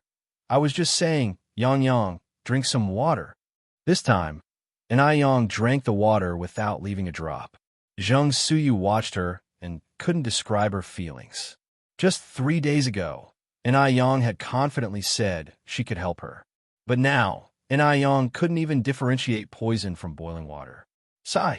Zhang Suyu sighed deeply in her heart. N.I. Yang placed the empty glass on the table and looked at Zhang Suyu. Aunt Suyu, don't you really have anything to say to me? No. Zhang Suyu shook her head, thought for a moment, and then added, Yang Yang, I know your medical skills are good, but a doctor doesn't heal themselves. You should visit the hospital when you have time. N.I. Yang didn't respond to her remark and stood up. Aunt Suyu, you should rest early. I'm going back to my room. The next morning, N.I. Yang's condition was worse than the previous 2 days. She was barely holding on. Grandfather Zheng and Grandmother Zheng were very worried and insisted on taking N.I. Yang to the hospital. But N.I. Yang refused again. With N.I. Yang unwilling to go, the 2 elders didn't have any other options and could only worry. Zhang Lingling feigned concern. That girl Yang Yang really being ill and still not going to the hospital. She looks so pale it hurts me to see it. Ting Ting, you should persuade Yang Yang too. And Suawa was also very anxious. Yang Yang has always been decisive. If she doesn't want to go to the hospital, there's nothing I can do. Zhang Lingling sighed. A daughter doesn't always follow her mother. N.I. Yang visited the detective agency. After getting useful information, she returned to the Zheng family house, closed her room door, and slept soundly. After all, she was ill and needed to rest properly. At dinner time, N.I. Yang did not come downstairs. N.I. Suihua and Shangwan Dehui, worried something might happen to her, personally brought the food to N.I. Yang's bowl. The couple stayed in N.I. Yang's room for a good while, and when they finally came out, both had rather unpleasant expressions on their faces. While some were grieving, Zheng Xianjing was overjoyed. "Mom, is N.I. Yang about to die?" "Yes." Zheng Lingling nodded. "She probably won't make it till tomorrow morning." "Great." The next morning, N.I. Yang didn't come downstairs for breakfast. Grandmother Zheng said, "Fuzeo, go call Yang Yang down for breakfast." "All right." After a while, a terrified scream came from upstairs. "Ah." Then they saw Fuzeo running downstairs in a panic. "No, no good. Madam, something terrible has happened." "What's wrong, Fuzeo? Take your time and tell us." Fuzeo's eyes were wide open, clearly not yet recovered from the shock. "Yang, Miss Yang Yang, she. Grandmother Zheng stood up anxiously. "What happened to her? Speak up." She. Fuzeo swallowed, her voice trembling. "She's dead." Chapter 897. Dead? N.I. Yang is dead? Mrs. Zheng's face turned deathly pale. "Ms. Fu, what nonsense are you talking about?" It was eerily quiet around. It was as if someone had pressed the pause button, and the atmosphere became ominously terrifying. Sohua looked at Ms. Fu, her mouth twitching into a stiff arc. "Ms. Fu, please stop joking." Zheng Lingling frowned. "Ms. Fu, it's early in the morning. What are you babbling about? It's bad luck." A look of triumph flashed in Zheng Xianjing's downcast eyes. She knew Ms. Fu wasn't joking. At last, she was dead. That bitch N.I. Yang was finally dead. If it weren't for the setting, she would have laughed out loud. Ms. Fu was trembling all over, knowing how important N.I. Yang was in this family. "It's true, Miss Yang Yang is really gone." Bang! The cup in N.I. Kuihua's hand fell to the floor as she ran upstairs. Mr. Zheng and Mrs. Zheng immediately followed N.I. Suihua. "Mom and Dad, slow down. Maybe Ms. Fu got it wrong. Yang Yang is just asleep." Zheng Lingling supported Mrs. Zheng's arm, secretly signaling Zheng Xianjing. Zheng Xianjing immediately stood up and ran to Mr. Zheng's side. "Grandpa, please slow down." Shangwan Due came from the other side, and upon seeing the situation, he asked, "What happened here?" "Miss Yang Yang had an accident," Miss Fu said. Hearing this, Shangwan Dehui's expression changed, and he followed everyone else upstairs. "What happened to Yang Yang?" No one answered Shangwan Dehui. They didn't know how to respond. "It's okay. Yang Yang must be fine." Suihua muttered to herself, as if reciting a mantra. N.I. Yang's room was on the third floor. The door was open. Suihua rushed in. "Yang Yang! Yang Yang!" Then came a burst of mournful crying. "Yang Yang, what happened to you? Yang Yang, please open your eyes and look at Mom." "Yang Yang." Mr. Zheng and Mrs. Zheng were also in a panic. N.I. Yang lay on the bed, her face deathly pale. Shangwan Dehui reached out his index finger to her nose, and suddenly, his pupils shrank. No breath. She wasn't breathing. Shangwan Dehui's legs went weak, and he sat down on the floor, his face full of disbelief. Zheng Lingling looked at N.I. Yang, her eyes filled with undisguised malice. She didn't even need to hide her emotions now. Everyone in the room was immersed in their sorrow. Who would notice her? Dr. Jiang said N.I. Yang was not to be underestimated. In her view, N.I. Yang was nothing special. Zheng Xianjing stood next to Zheng Lingling and whispered, "Mom, is she really dead?" "I'll check." Zheng Lingling walked to the bed and mimicked Shangwan Dehui, putting her index finger in front of N.I. Yang's nose. No breath. Really no breath. "That's great." Zheng Lingling signaled Zheng Xianjing with her eyes. Zheng Xianjing nodded, knelt down, crying out, "Yang Yang, what happened to you?" "Yang Yang." Zheng Lingling, wiping her tears, said, "Yang Yang will definitely be fine. Ms. Fu, go call Dr. Jiang quickly." N.I. Yang was very cunning. What if she had blown herself up? so they needed Dr. Jiang to confirm. Zhang Lingling was a very cautious person. Okay, I'm going now. Ms. Fu immediately ran out in a panic. The Zhang family was in complete disarray. Zhang Suyu had not slept well last night, so she got up a bit late this morning. Grabbing a servant, she asked, "What's going on in the house?" The servant's expression was grim. "You'll know if you go to Miss Yang Yang's room." A bad premonition rose in Zhang Suyu's heart, and she walked upstairs. Dr. Jiang had already arrived. She sat by the bed, pressed her stethoscope to Enai Yang's body, sighed, and said, "Ting ting dehui," mourn her loss. Hearing Dr. Jiang's words, Zhang Lingling's hanging heart finally relaxed. Zhang Suyu walked in just in time to hear this. Immediately, her mind went blank. Mourn her loss? Why mourn? Zhang Suyu's eyes followed to the bedside and saw the pale, silent Enai Yang. Enai Yang, dead? Horror struck Zhang Suyu, her blood running cold. She staggered several steps and finally fell to the ground. It was her fault that Enai Yang was dead.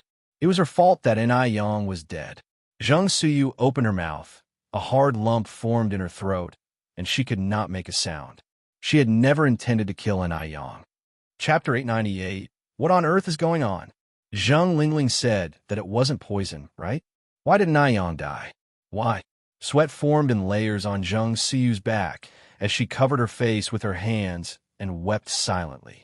Upon hearing the news, Enai burst into tears. "No, my Yang Yang is all right. She's just sleeping." Mrs. Zhang fainted. Dr. Jiang hurried to provide first aid to Mrs. Zhang. Mr. Zhang stood by the bed, his whole being numb, like a body without a soul. Mom, are you all right?" Zhang Lingling was worried sick when she saw Mrs. Zhang collapse. Zhang Xianjing was busy trying to comfort Nai Suihua. The small bedroom was filled with sorrow. Zhang Lingling cried out, "Mom, you mustn't fall ill. Even though Yang Yang is gone, you still have Xianjing, you still have Yin Yin. They are your granddaughters." Under Dr. Jiang's resuscitation, Mrs. Zhang slowly opened her eyes cloudy with sadness. Yang Yang. She couldn't believe that Enai Yang had left this home. What on earth is going on? Is this a dream? Shang Wandui steadied himself and asked Dr. Jiang, "Dr. Jiang, what illness did Yang Yang have? Why did she go so suddenly?" Dr. Jiang sighed. It was a sudden cardiac death. This disease usually shows symptoms 1 to 3 days before, such as drowsiness, pale complexion, fatigue, and other signs. Zhang Suyu clutched the carpet beneath her. She remembered clearly Enai Yang had shown those symptoms when she took the medicine. She really did kill Enai Yang. It was really her. Zhang Suyu's face was filled with guilt and sadness. Shang Wandui frowned slightly. Yang Yang was only 19 years old. How could she have suffered from cardiac arrest? Dr. Jiang, with eyes red, said, "This disease doesn't discriminate by age, though it does also depend on individual constitution." He patted Shangwan Dehui's shoulder. "Dehui, I know it's hard to bear the grief of the younger generation passing before the older, but what's done is done. You should mourn." Shangwan Dehui clenched his fist and fiercely slammed the wall. His whole body trembled. Both Mr. and Mrs. Zhang could not believe the reality. Tears streamed down their faces. "Mom, Dad, you must mourn, but take care of yourselves. The Zhang family still relies on you to lead," Zhang Lingling continued. "They'll go to send a funeral notice and tell everyone to come to Yang Yang's." Zhang Lingling wasn't finished speaking when Mr. Zhang interrupted her. "Don't send any funeral notice. No one is allowed to go. Yang Yang is not dead." "Dad," Zhang Lingling looked up at Mr. Zhang. "I know it's hard for you, and it's hard for all of us. Yang Yang was such a clever and kind girl. We all loved her. But the dead cannot be brought back to life. Even if you don't want to face the reality, what's happened has happened. It's time to let Yang Yang rest in peace." Zhang Lingling's face appeared sorrowful. In fact, she was jubilant inside. She couldn't wait to send Enai Yang to the crematorium. Afterward, the Zhang family would be theirs. Mr. Zhang looked at Zhang Lingling. "If you dare to go, Zhang Jun will no longer consider you his daughter." Dr. Jiang interjected timely. Lingling, Yang Yang was your father's most beloved granddaughter. It's normal for him not to accept this reality so suddenly. Just listen to your father this time. Sending out the funeral notice now would only rub salt in his wounds. After all, Yang was already dead. Even without a funeral notice, it wouldn't change the fact that she was dead. If Zheng Lingling were to hurry to send the funeral notice, it would only attract criticism. Zheng Lingling understood the undertone of the doctor's words and wiped her tears. I was just worried that seeing Yang Yang still lying here would make my father even more upset. I didn't think it through. Mr. Zheng didn't allow Zheng Lingling to send the funeral notice. For the time being, no one outside the Zheng family knew that Yang was dead. Even though no funeral notice was sent, they still needed to arrange for someone to keep vigil overnight. Currently, the Zheng family was old and young, sorrowful and vulnerable. Dr. Jiang nudged Zheng Lingling. Zheng Lingling instantly understood Dr. Jiang's hint and stepped forward. Let our family of 3 keep vigil for Yang Yang tonight. Mrs. Zheng had already lost her ability to think. Chapter 899. Suahua. Like old Mrs. Zheng, hugged little Yun and cried until she was gasping for breath. Little Yun still didn't understand what life and death meant, and said blankly, "Mommy, why are you crying? Why won't sister talk to me?" Hearing this, old Mrs. Zheng cried even harder. At this critical moment, only old Mr. Zheng kept a portion of his composure, nodding weakly. "All right, then it'll trouble you, Lingling." Zheng Lingling shook her head. "It's not a bother. I am Yang Yang's aunt. This is what I should do. Dad, please try to console Mom and ask her not to cry. Her health isn't good to begin with. If she harms her health from crying, Yang Yang won't be able to rest in peace down below."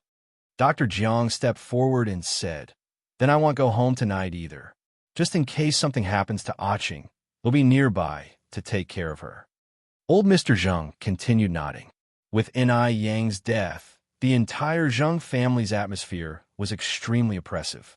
Zheng Xianjing didn't dare reveal her true feelings, and only when the door was closed could she laugh out loud. "Mom, it's great. Yang is finally dead," Zheng Lingling said with a smile. "That little bitch deserved to die long ago. I'm going to call your dad now and tell him to come back quickly. Dad will be very happy when he hears this news." Zheng Xianjing continued. "Mom, do we really have to keep a vigil for Yang tonight?" Even though Zheng Xianjing was malicious, she was still a woman in her 20s. She had never kept a vigil for the dead before, and facing such an occasion for the first time, she couldn't help feeling panicked. Moreover, Yang had been killed by them. Zheng Xianjing had just recently finished watching a Hong Kong-style ghost movie. Zheng Lingling nodded. "Although Yang is dead, we can't take it lightly. We still have to maintain appearances. Now is the most vulnerable time for the Zheng family, and it was the perfect opportunity for them to show their good side. Mom, do you think Yang will turn into a vengeful ghost and come for our lives?" Zheng Xianjing asked fearfully. Zheng Lingling laughed outright. "Silly child, there are no such things as ghosts in this world. If there really were ghosts in this world, who knows how many times she would have died already."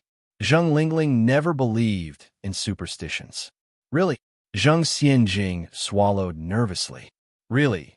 Zheng Lingling nodded, then added, "I've lived for more than 40 years. I've crossed more bridges than you've walked roads. If there really were ghosts, wouldn't I have seen one by now? All right, Xianjing, don't scare yourself. Your dad, your Granny Jiang, and I will all be there. It's not like you'll be alone." With these words, Zheng Xianjing felt much more at ease.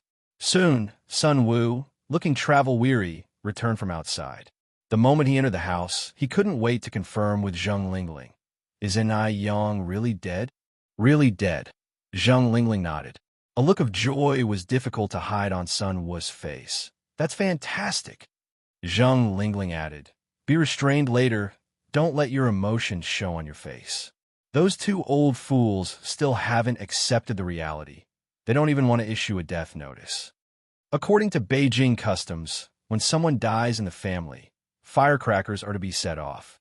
Old Mr. Zheng, however, wouldn't allow the issuance of a death notice, and he didn't even permit the setting off of firecrackers. Who cares whether they issue a death notice or not, as long as she's dead? Sun Wu asked again to confirm.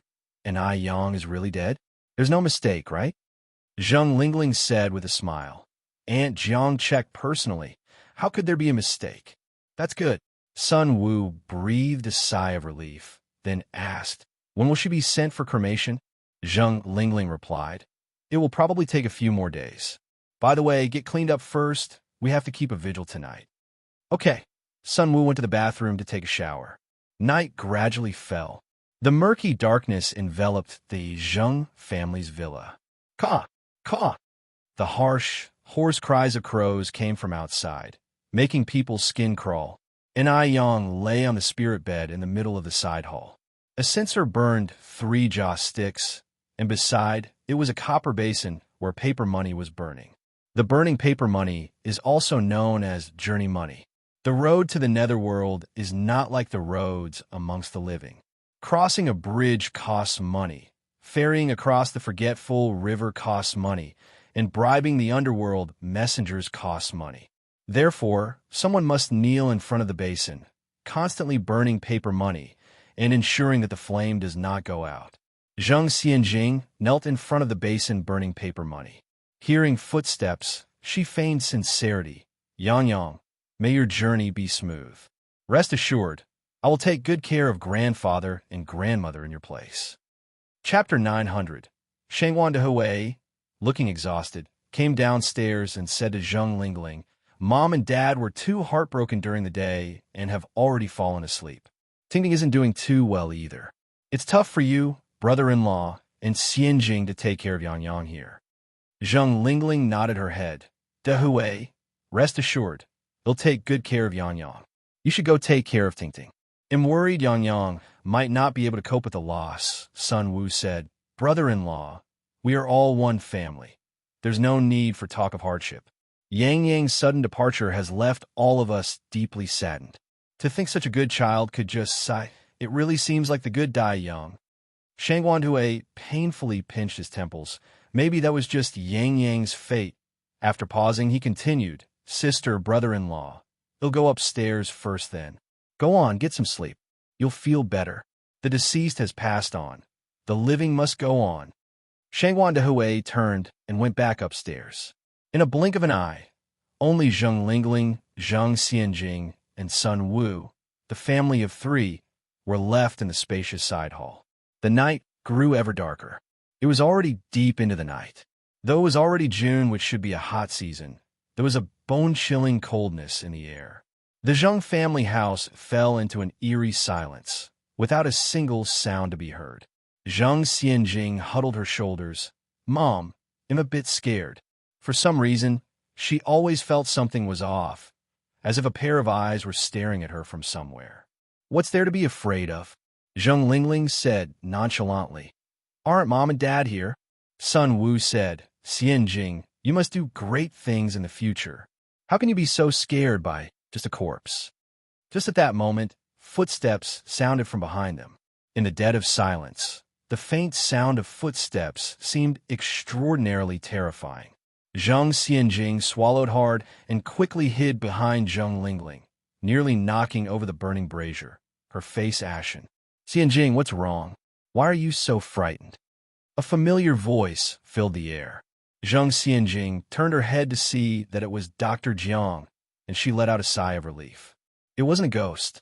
Knowing everyone else was asleep, Zheng Lingling dropped the pretense and said with a smile, This child is afraid of ghosts. Dr. Jiang walked over to Zheng Xianjing. Xianjing, Grandma Jiang tells you that there are no ghosts in this world. There's nothing for you to be afraid of. Okay, Zheng Xianjing nodded. Zheng Lingling then said, Auntie Jiang, they won't even let us publish the obituary. When can an Ai Yang be taken for cremation? Don't let her body end up rotting and maggot-ridden in the house. Summer was indeed the season when maggots bred the fastest. Dr. Jiang replied, That's not for you to worry about. If it really gets to that, your parents will be the ones in a rush. Zheng Lingling nodded. Why did an Ai Yang die? Zheng Suyu, seemingly coming out of nowhere, grabbed Zheng Lingling by the collar and demanded, Didn't you say that medicine wasn't poisonous? Then why did Anyang die? If she had known that medicine could be lethal, she would never have hurt Anyang. Zheng Lingling's face immediately changed. What are you talking about? Even though the Zheng family members were asleep, what if someone came downstairs for water and overheard this? Dr. Jiang pulled Zheng Suyu aside and whispered, Suyu, the dead cannot be resurrected. Calm down. The dead have passed, but the living must continue to live. The last sentence was gentle yet heavy, turning Zheng Siyu's face completely pale. You killed Anyang. It was you all who killed Anyang. Zheng Suyu sobbed. You people will get your comeuppance. Dr. Jiang fiercely squeezed Zheng Siyu's arm. Don't forget, it was you who personally gave Anyang that medicine to drink. Zheng Suyu closed her eyes, her face covered with tears. She didn't understand why her life had turned out this way. It was her fault. She had caused Anyang's death. She was a sinner. Just then, the crystal light on the ceiling suddenly went out. Creak. A gust of cold wind blew in from outside, opening the door that had been securely closed, and a layer of white smoke arose in the dim room. The chill was suffocating. The surroundings became utterly quiet in an instant. Everyone stared unblinkingly at the door, their pupils dilating. Even Zheng Lingling and Dr. Jiang, who didn't believe in ghosts, felt a chill in their hearts. Zheng Xianjing was so scared that she clung tightly to Sun Wu. Dad, is it Anyang who has come back? She's come back for revenge. Sun Wu swallowed. No, there are no ghosts in this world. Don't scare yourself. Chapter 901. Tap, tap, tap. Footsteps floated through the air, light and ethereal. In the darkness, a vague figure could be seen, dressed in a plain white cheongsam. This was Anyang. Zheng Xianjing turned to look at the spirit bed, only to see that the corpse that had been there was now gone. Thud! Thud! Her heart pounded violently against her ribcage, as if it could leap out at any moment. Once again and yet again, Zheng Xianjing shook Sun Wu hard, her voice trembling as she cried, Dad, it's Anyang. Anyang has come back. Sun Wu was also terribly frightened, but he kept reassuring himself. Hallucination. This must be a hallucination. As the figure drew closer, the faces of Zheng Lingling and Dr. Jiang paled. She had come back. Anyang had really come back. Anyang had come back for revenge. Zheng Siyu sat on the ground, watching Anyang approach step by step, crying out, Yang, is that you? Have you come back? It is I. Her voice was as faint as ever. But within that faintness, there was a bizarre sense of emptiness, as if coming from the abyss of hell, chilling to the core. A loneliness of the road to the underworld is too much to bear alone. I've come to take you with me, to walk together. I don't want to die. Zheng Xianjing couldn't bear to look directly at Anyang and collapsed on the floor, curling up into a ball. No, it wasn't me who killed you. If anyone should go, it should be this madwoman alone. This has nothing to do with us. Zheng Lingling's teeth chattered. Anyang slowly turned her face mechanical-like. Under the dim light, her features were indiscernible, only a pair of eyes devoid of any pupils visible, the whites of her eyes laced with red veins, utterly devoid of vitality. Terrifying. She looked no different from the female ghosts in popular Hong Kong horror films. My death was so horrible, so horrific. She extended her finger towards them, her voice tragic. You, and you, and you. None of you will escape. You're all going to accompany me. Her voice seemed coated with a layer of chill, piercing through them. This horrifying visual onslaught plunged them into endless fear. Time seemed to stand still. A debtor for every debt. Your death has nothing to do with us. Dr. Jiang restrained the panic within her, continuing, the one who poisoned you was Zheng Suyu. We're just here to watch over you. A pale, icy cold hand clasped directly on Dr. Jiang's neck, slowly lifting her. The sudden onset of suffocation turned Dr. Jiang's face red. Her throat felt as if it was being crushed. The pain was unbearable, excruciatingly so. Jiang Yin, do you really think I'm unaware of my own cause of death? You gave the poison to Zheng Suyu. You instructed her to do it. You are the main culprit, the murderer. Dr. Jiang's feet kicked wildly in midair, but hit nothing. Zheng Lingling hurriedly knelt down, kowtowing, yes, yes, yes. The murderer is Jiang Yin. She's the main culprit. The one who poisoned you was Jiang Yin. She did it all by herself. Jiang Yin is a heartless, malicious woman. This has nothing to do with us. When she was about to poison you, I even spoke out to stop her. But this malicious woman wouldn't listen. If you want revenge, go after Jiang Yin. Tear her to pieces. Take her to hell. Please spare our family of 3. We don't want to die. Zheng Lingling's forehead was bloody. A faint smell of blood permeated the air. Zheng Lingling was a person who greatly valued her life. Of course, at this moment, preservation was paramount. After all, Dr. Jiang was already old. She had lived long enough. But their family of 3 had great days ahead. They had many blessings yet to enjoy. Their family of 3 could not die. Hearing this, Sun Wu also hurriedly knelt beside Zheng Lingling. It was all Jiang Yan's doing. That malicious woman tried to poison and kill you. It has nothing to do with us. Take her away quickly. Let Jiang Yin be thrown into a pot of boiling oil. Let her be chopped into thousands of pieces. This really has nothing to do with us. Dr. Jiang looked incredulously at Zheng Lingling and Sun Wu kneeling on the ground. She had never imagined that they would push all the blame onto her. In fact, before this, Dr. Jiang had prepared herself and Zheng Suyu to take on all the responsibility, to spare Zheng Lingling and Sun Wu's family of 3. Chapter 902. But now, this family of 3 had the audacity to bite back. There was a world of difference between stepping forward voluntarily and being pushed out. At that moment, Dr. Jiang's anger was ignited. The ugliness of human nature was fully displayed. Woo-woo, Dr. Jiang painfully struggled. Do you have something to say? And Aiyang asked softly, lowering her eyes. Woo-woo, Dr. Jiang nodded. And Aiyang slowly released her. Fine, then he'll let you speak your mind.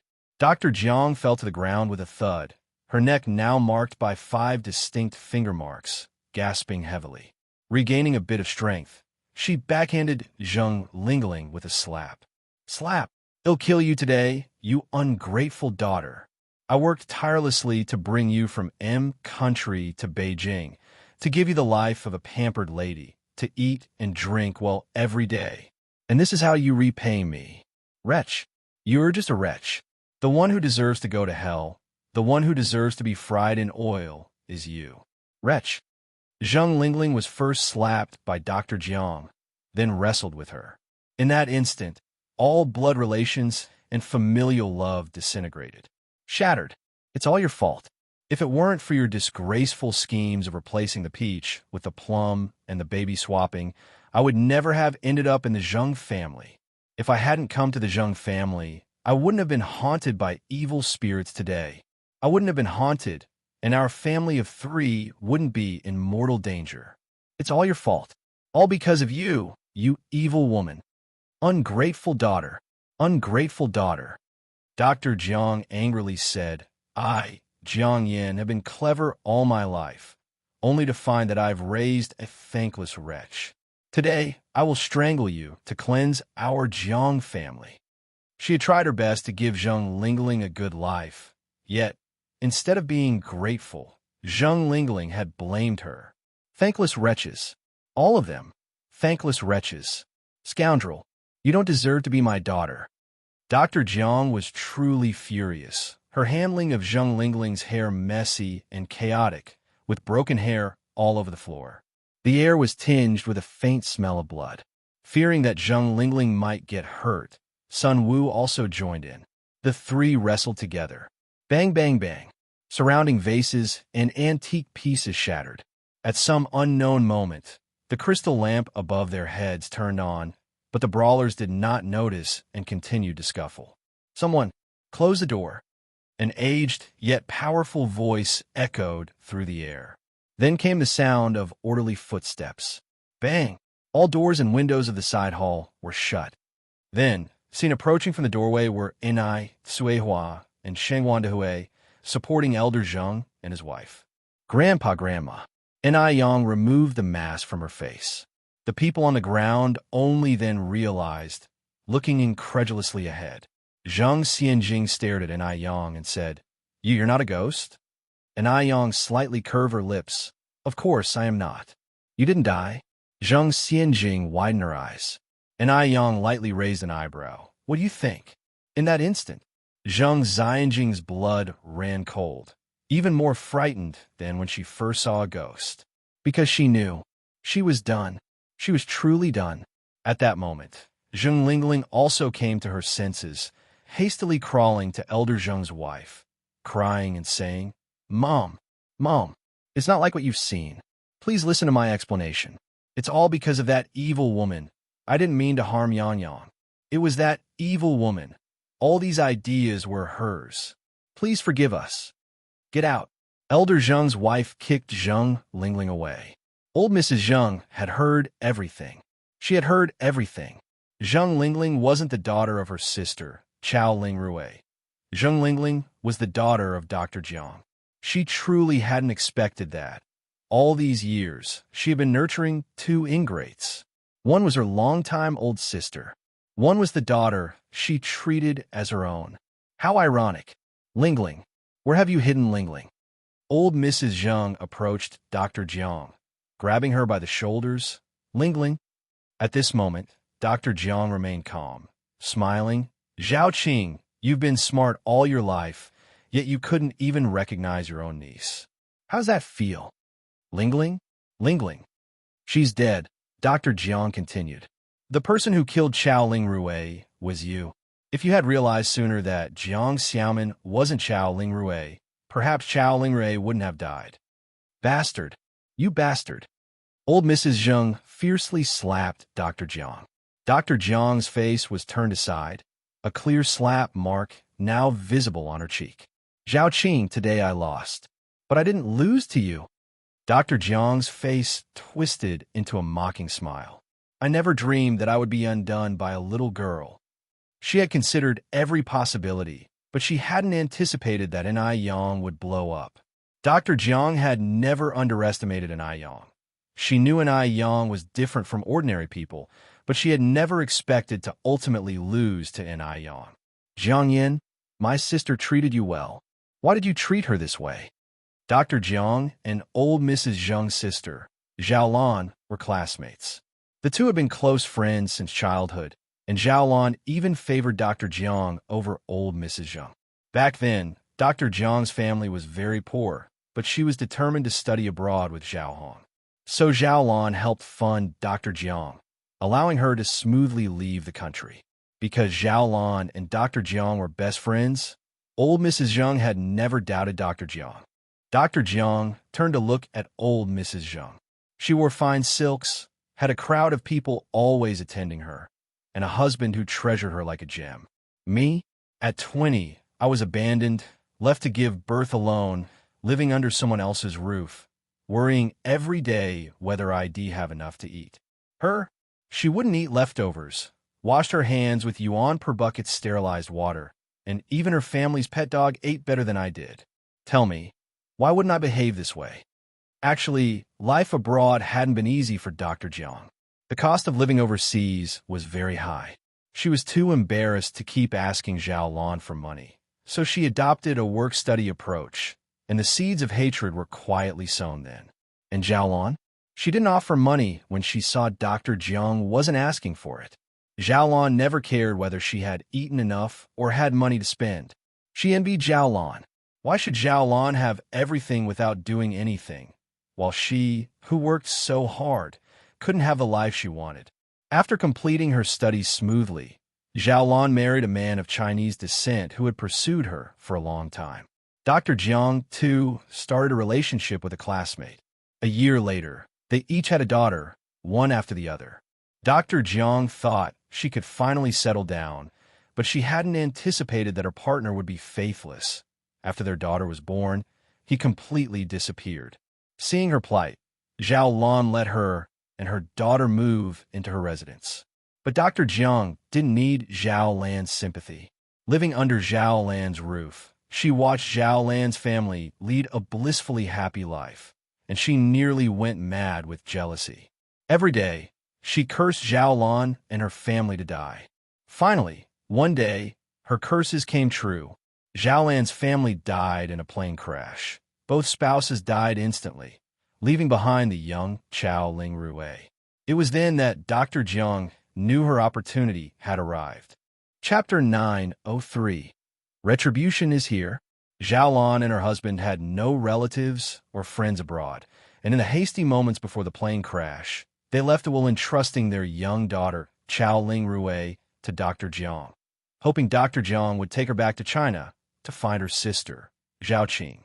After receiving this news, Dr. Jiang was ecstatic. She swiftly handled Zhao Lan's affairs and set off for China with Chao Ling Rue. At the time, Chao Ling Rue was just a 7-year-old child. With her parents both dead, Dr. Jiang became her only support. While her parents were alive, she was the cherished pearl in their palms, always able to have whatever she wanted. After they died, she became an orphan, alone and helpless. Her formerly gentle aunt suddenly showed her true colors, subjecting her to beatings and scoldings, mockery and sarcasm. Even Jiang Xiaomin, her best friend, began to bully her. Young Chao Ling Rue didn't understand why they had become this way. Faced with punches and kicks, she dared not fight back. All she wanted was for Dr. Jiang to quickly take her to Beijing, because her mother had mentioned she had an aunt there. Finally, Dr. Jiang took Chao Ling Rue aboard a ship bound for their homeland.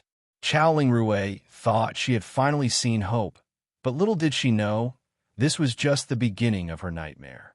Dr. Jiang despised Zhao Lan deeply. She naturally wouldn't bring Chao Ling Rue back to a life of comfort.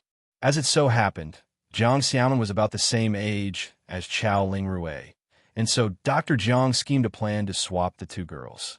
That night, after brutally beating Chao Ling Rue, she stuffed her into a sack and threw her into the deep sea. The sea waters engulfed Chao Ling Rue's body. With this, Dr. Jiang finally got her revenge. What good was Zhao Lan's family background? What use was her beauty? What was the point of her marrying well? She still lost to herself. She couldn't even protect her own child. She was utterly defeated. Thinking of this, Dr. Jiang felt an immense satisfaction.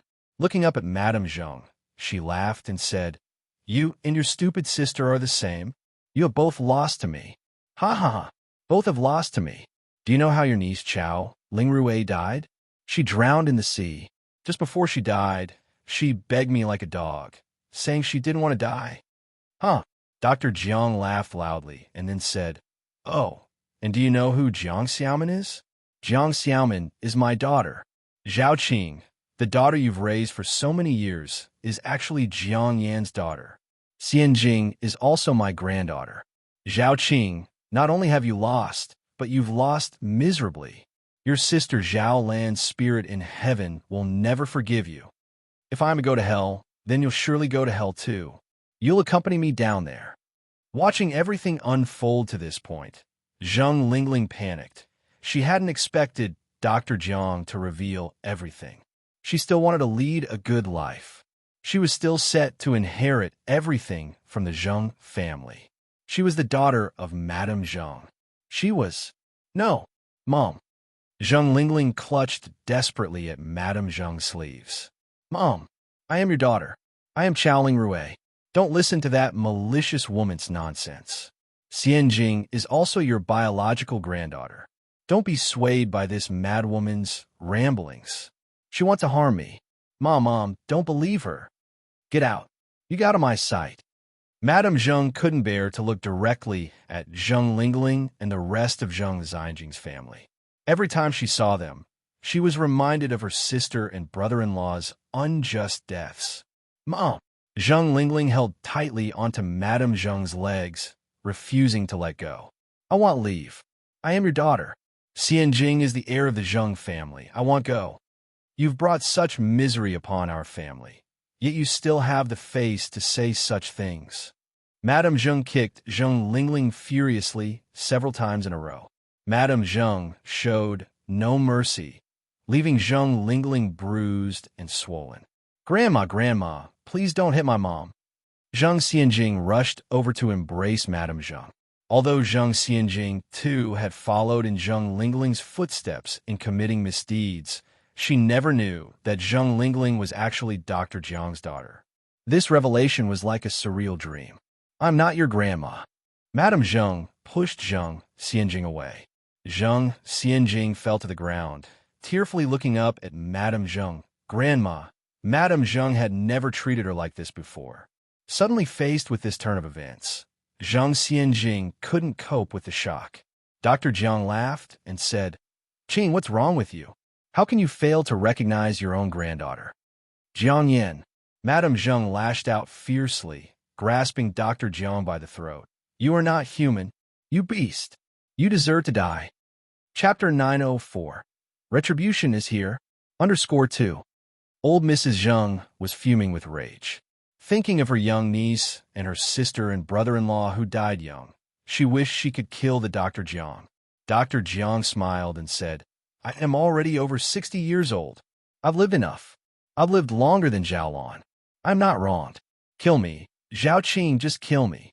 Dr. Jiang was deliberately provoking old Mrs. Zheng. Although she was suspected of murder, if old Mrs. Zheng really strangled her to death, old Mrs. Zheng would also be legally responsible. Anyway, she was facing a dead end, and if she could drag Zhao Qing down with her before she died, it would be worth it. "Grandma, stay calm. Don't fall for a trap. The law won't let her get away with it."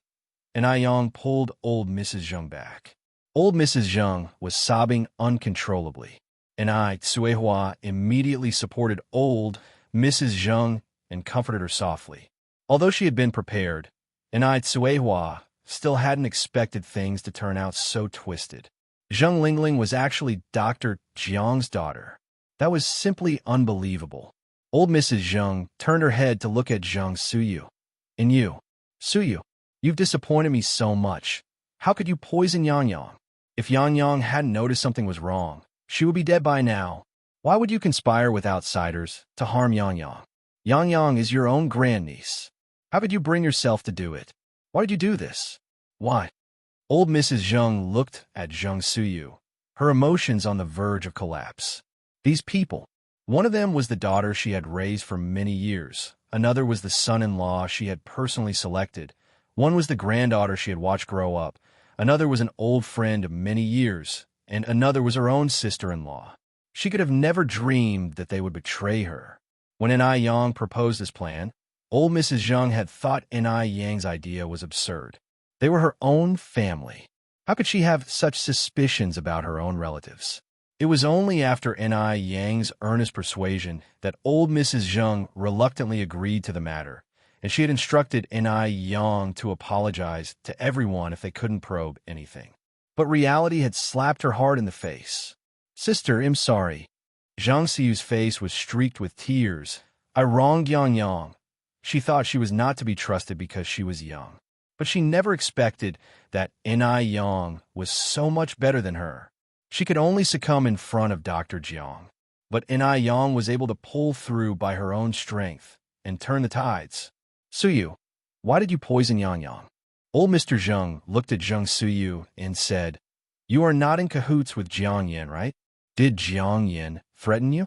What did she use to threaten you?"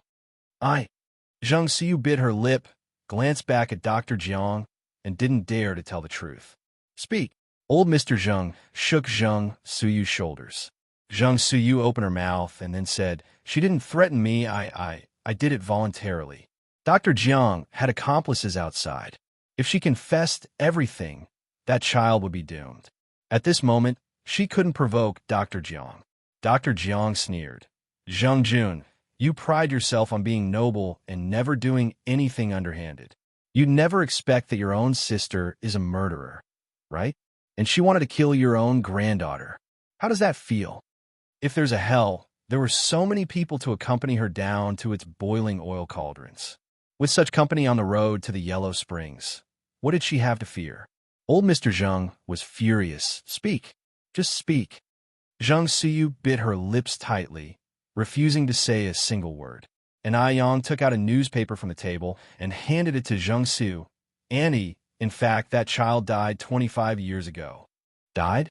Zhang Siyu's eyes widened as she felt completely unable to breathe.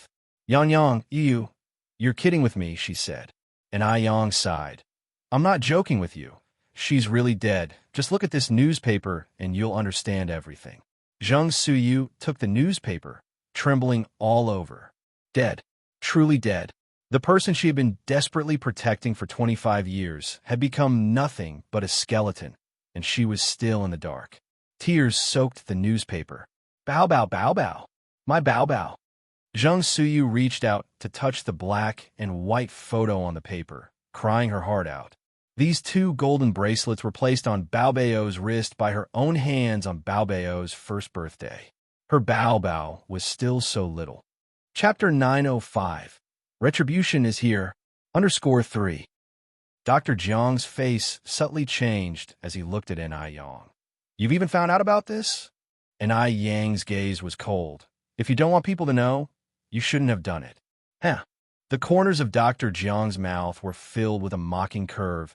I still underestimated you after all. If Zheng Lingling and Zheng Xianjing were half as smart as N.I. Yang, their family wouldn't have fallen to such a fate. What child? Mr. Zheng was momentarily unable to react. N.I. Yang turned to look at Zheng Siyu. You'd better let grandmother say it. Bao Bao is my child. Zheng Siyu clutched the side of the newspaper with the photo, pressing it tightly against her face. My poor child. Bao Bao. Mr. Zheng was taken aback. Siyu, do you understand what you're saying? Zheng Siyu had never married. How could she possibly have a child? I'm very lucid, brother. I'm very lucid now. Zheng Siyu cried as she recounted the past. Back in the day, Zheng Siyu was not only talented and known as the Belle of Beijing for her intellect. She was also quite beautiful. There's no telling how many talented men bent over backward for her. Those who pursued Zheng Siyu lined up from the gates of Sijio City directly to the gates of the Zheng family home. But a talented woman generally longs for romance. Zheng Siyu looked down on the sons of Sijio City's nobility. Instead, she fell for a poor boy of humble birth. The poor boy was really poor, but he was also really handsome, and he had a sweet-talking mouth. They hadn't known each other for 3 months when Zheng Siyu gave herself to him. Men have a bad tendency. Once they get what they want, they no longer cherish it. After getting together with Zheng Siyu, the poor boy continued his womanizing ways, relying on his looks to flirt around and embrace women from one side to the other.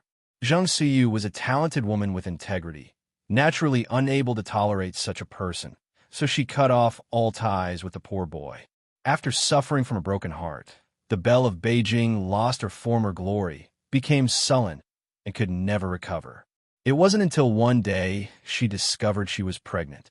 As an unwed woman from a distinguished family, she obviously couldn't publicize her pregnancy, so she made up an excuse to temporarily leave the Zheng family until she gave birth to the child and returned home after its first month.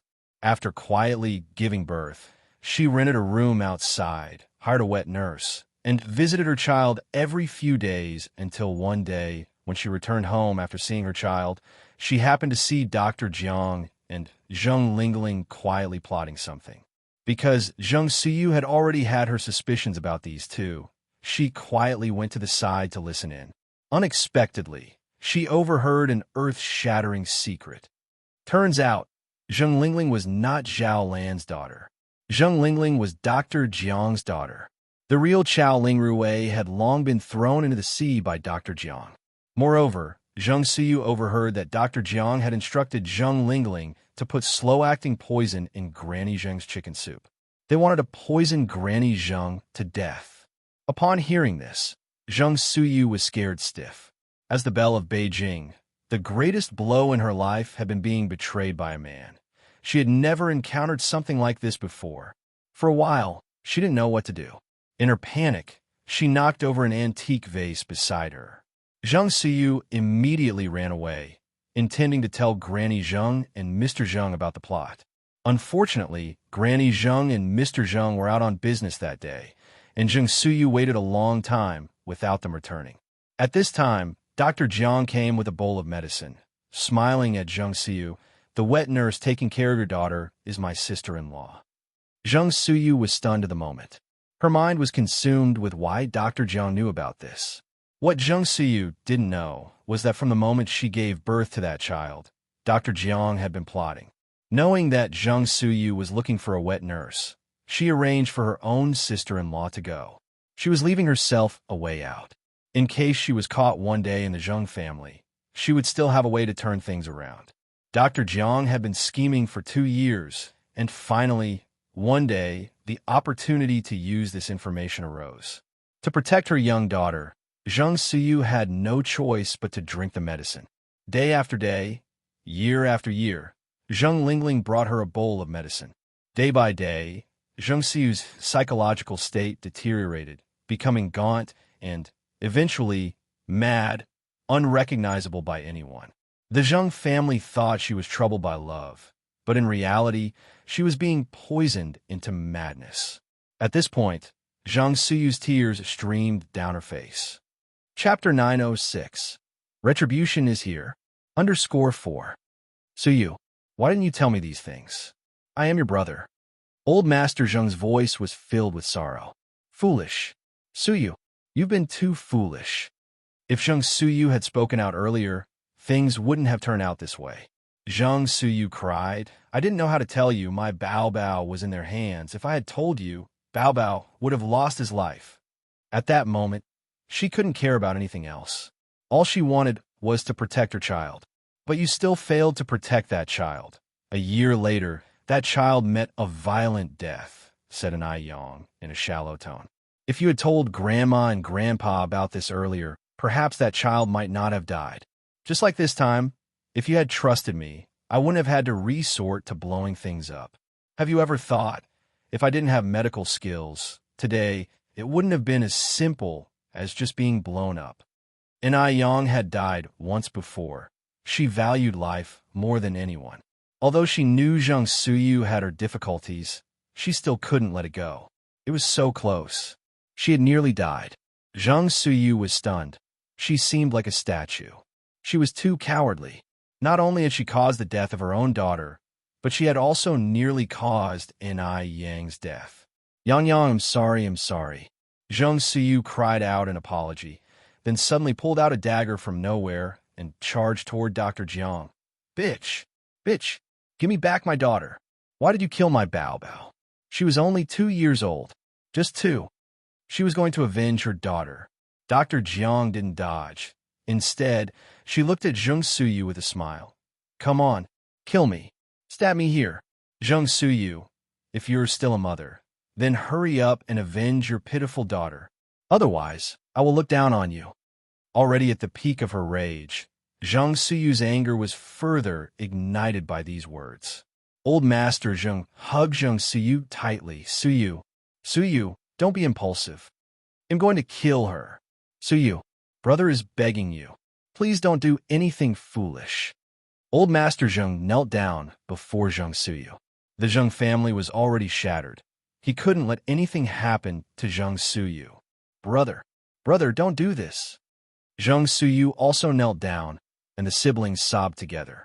Dr. Jiang sat on the ground, laughing wildly. That's when the sound of police sirens came from outside. Several police officers, led by the butler, walked into the side hall. Due to the complexity of the case, everyone present was taken to the police station. Zhang Lingling, Sun Wu, and the family of 3 Zhang Xianjing refused to admit their guilt regarding murder and poisoning, vehemently defending themselves. However, Dr. Jiang confessed without any reservation. She knew she could not escape this time. After so many years of luxurious living, she was content. Although Zhang Lingling and the Sun Wu family of 3 did not confess, and Yang had already collected solid evidence, which, along with the many witnesses, made it impossible for them to deny the charges. In the first trial, Dr. Jiang, Zhang Lingling, and Sun Wu were sentenced to death for murder and attempted murder by poisoning. Zhang Xianjing was sentenced to 20 years imprisonment for attempted murder and poisoning. Zhang Suyu and Old Master Zheng went to Hospital Number 68's mortuary to retrieve the child's body. After 25 years, they saw the pitiful child again. Zhang Suyu's emotions completely collapsed. Curled up in the small freezer due to the preservation, her body turned purple from the cold. Bao bao, bao bao. Zhang Suyu cared no more, immediately holding the child in her arms. In this world, a mother will never scorn her own child, even if the child had become a cold corpse. Old Master Zhang sighed deeply and forcibly separated her from the child. Suyu, don't do this. The child is already gone. After the child was cremated and buried, Old Master Zhang hired a monk to perform an elaborate ritual for the child, hoping for her quick reincarnation. Following this incident, Zhang Siyu's health, which had been improving, began to rapidly deteriorate. A few days later, she moved into the nearby nunnery to begin a life of repentance and constant companionship with the ancient Buddha. In her life, she had done too many wrong things. She was atoning for herself and for the salvation of that child. The series of events that befell the Zhang family quickly became the talk of the elite circles, evoking much lamentation. No one expected Zhang Suyu to have a child out of wedlock. Even less could they have imagined that Zhang Lingling and Dr. Jiang would commit such heinous acts. You're tuning into the Romance Rendezvous YouTube channel. We're so grateful for your support, and don't forget to subscribe to join us on this incredible journey through captivating stories. Your generosity through donations truly makes a world of difference, as it's the primary source of revenue that allows me to expand and enhance this channel for you. Thank you from the bottom of my heart for being a part of this adventure.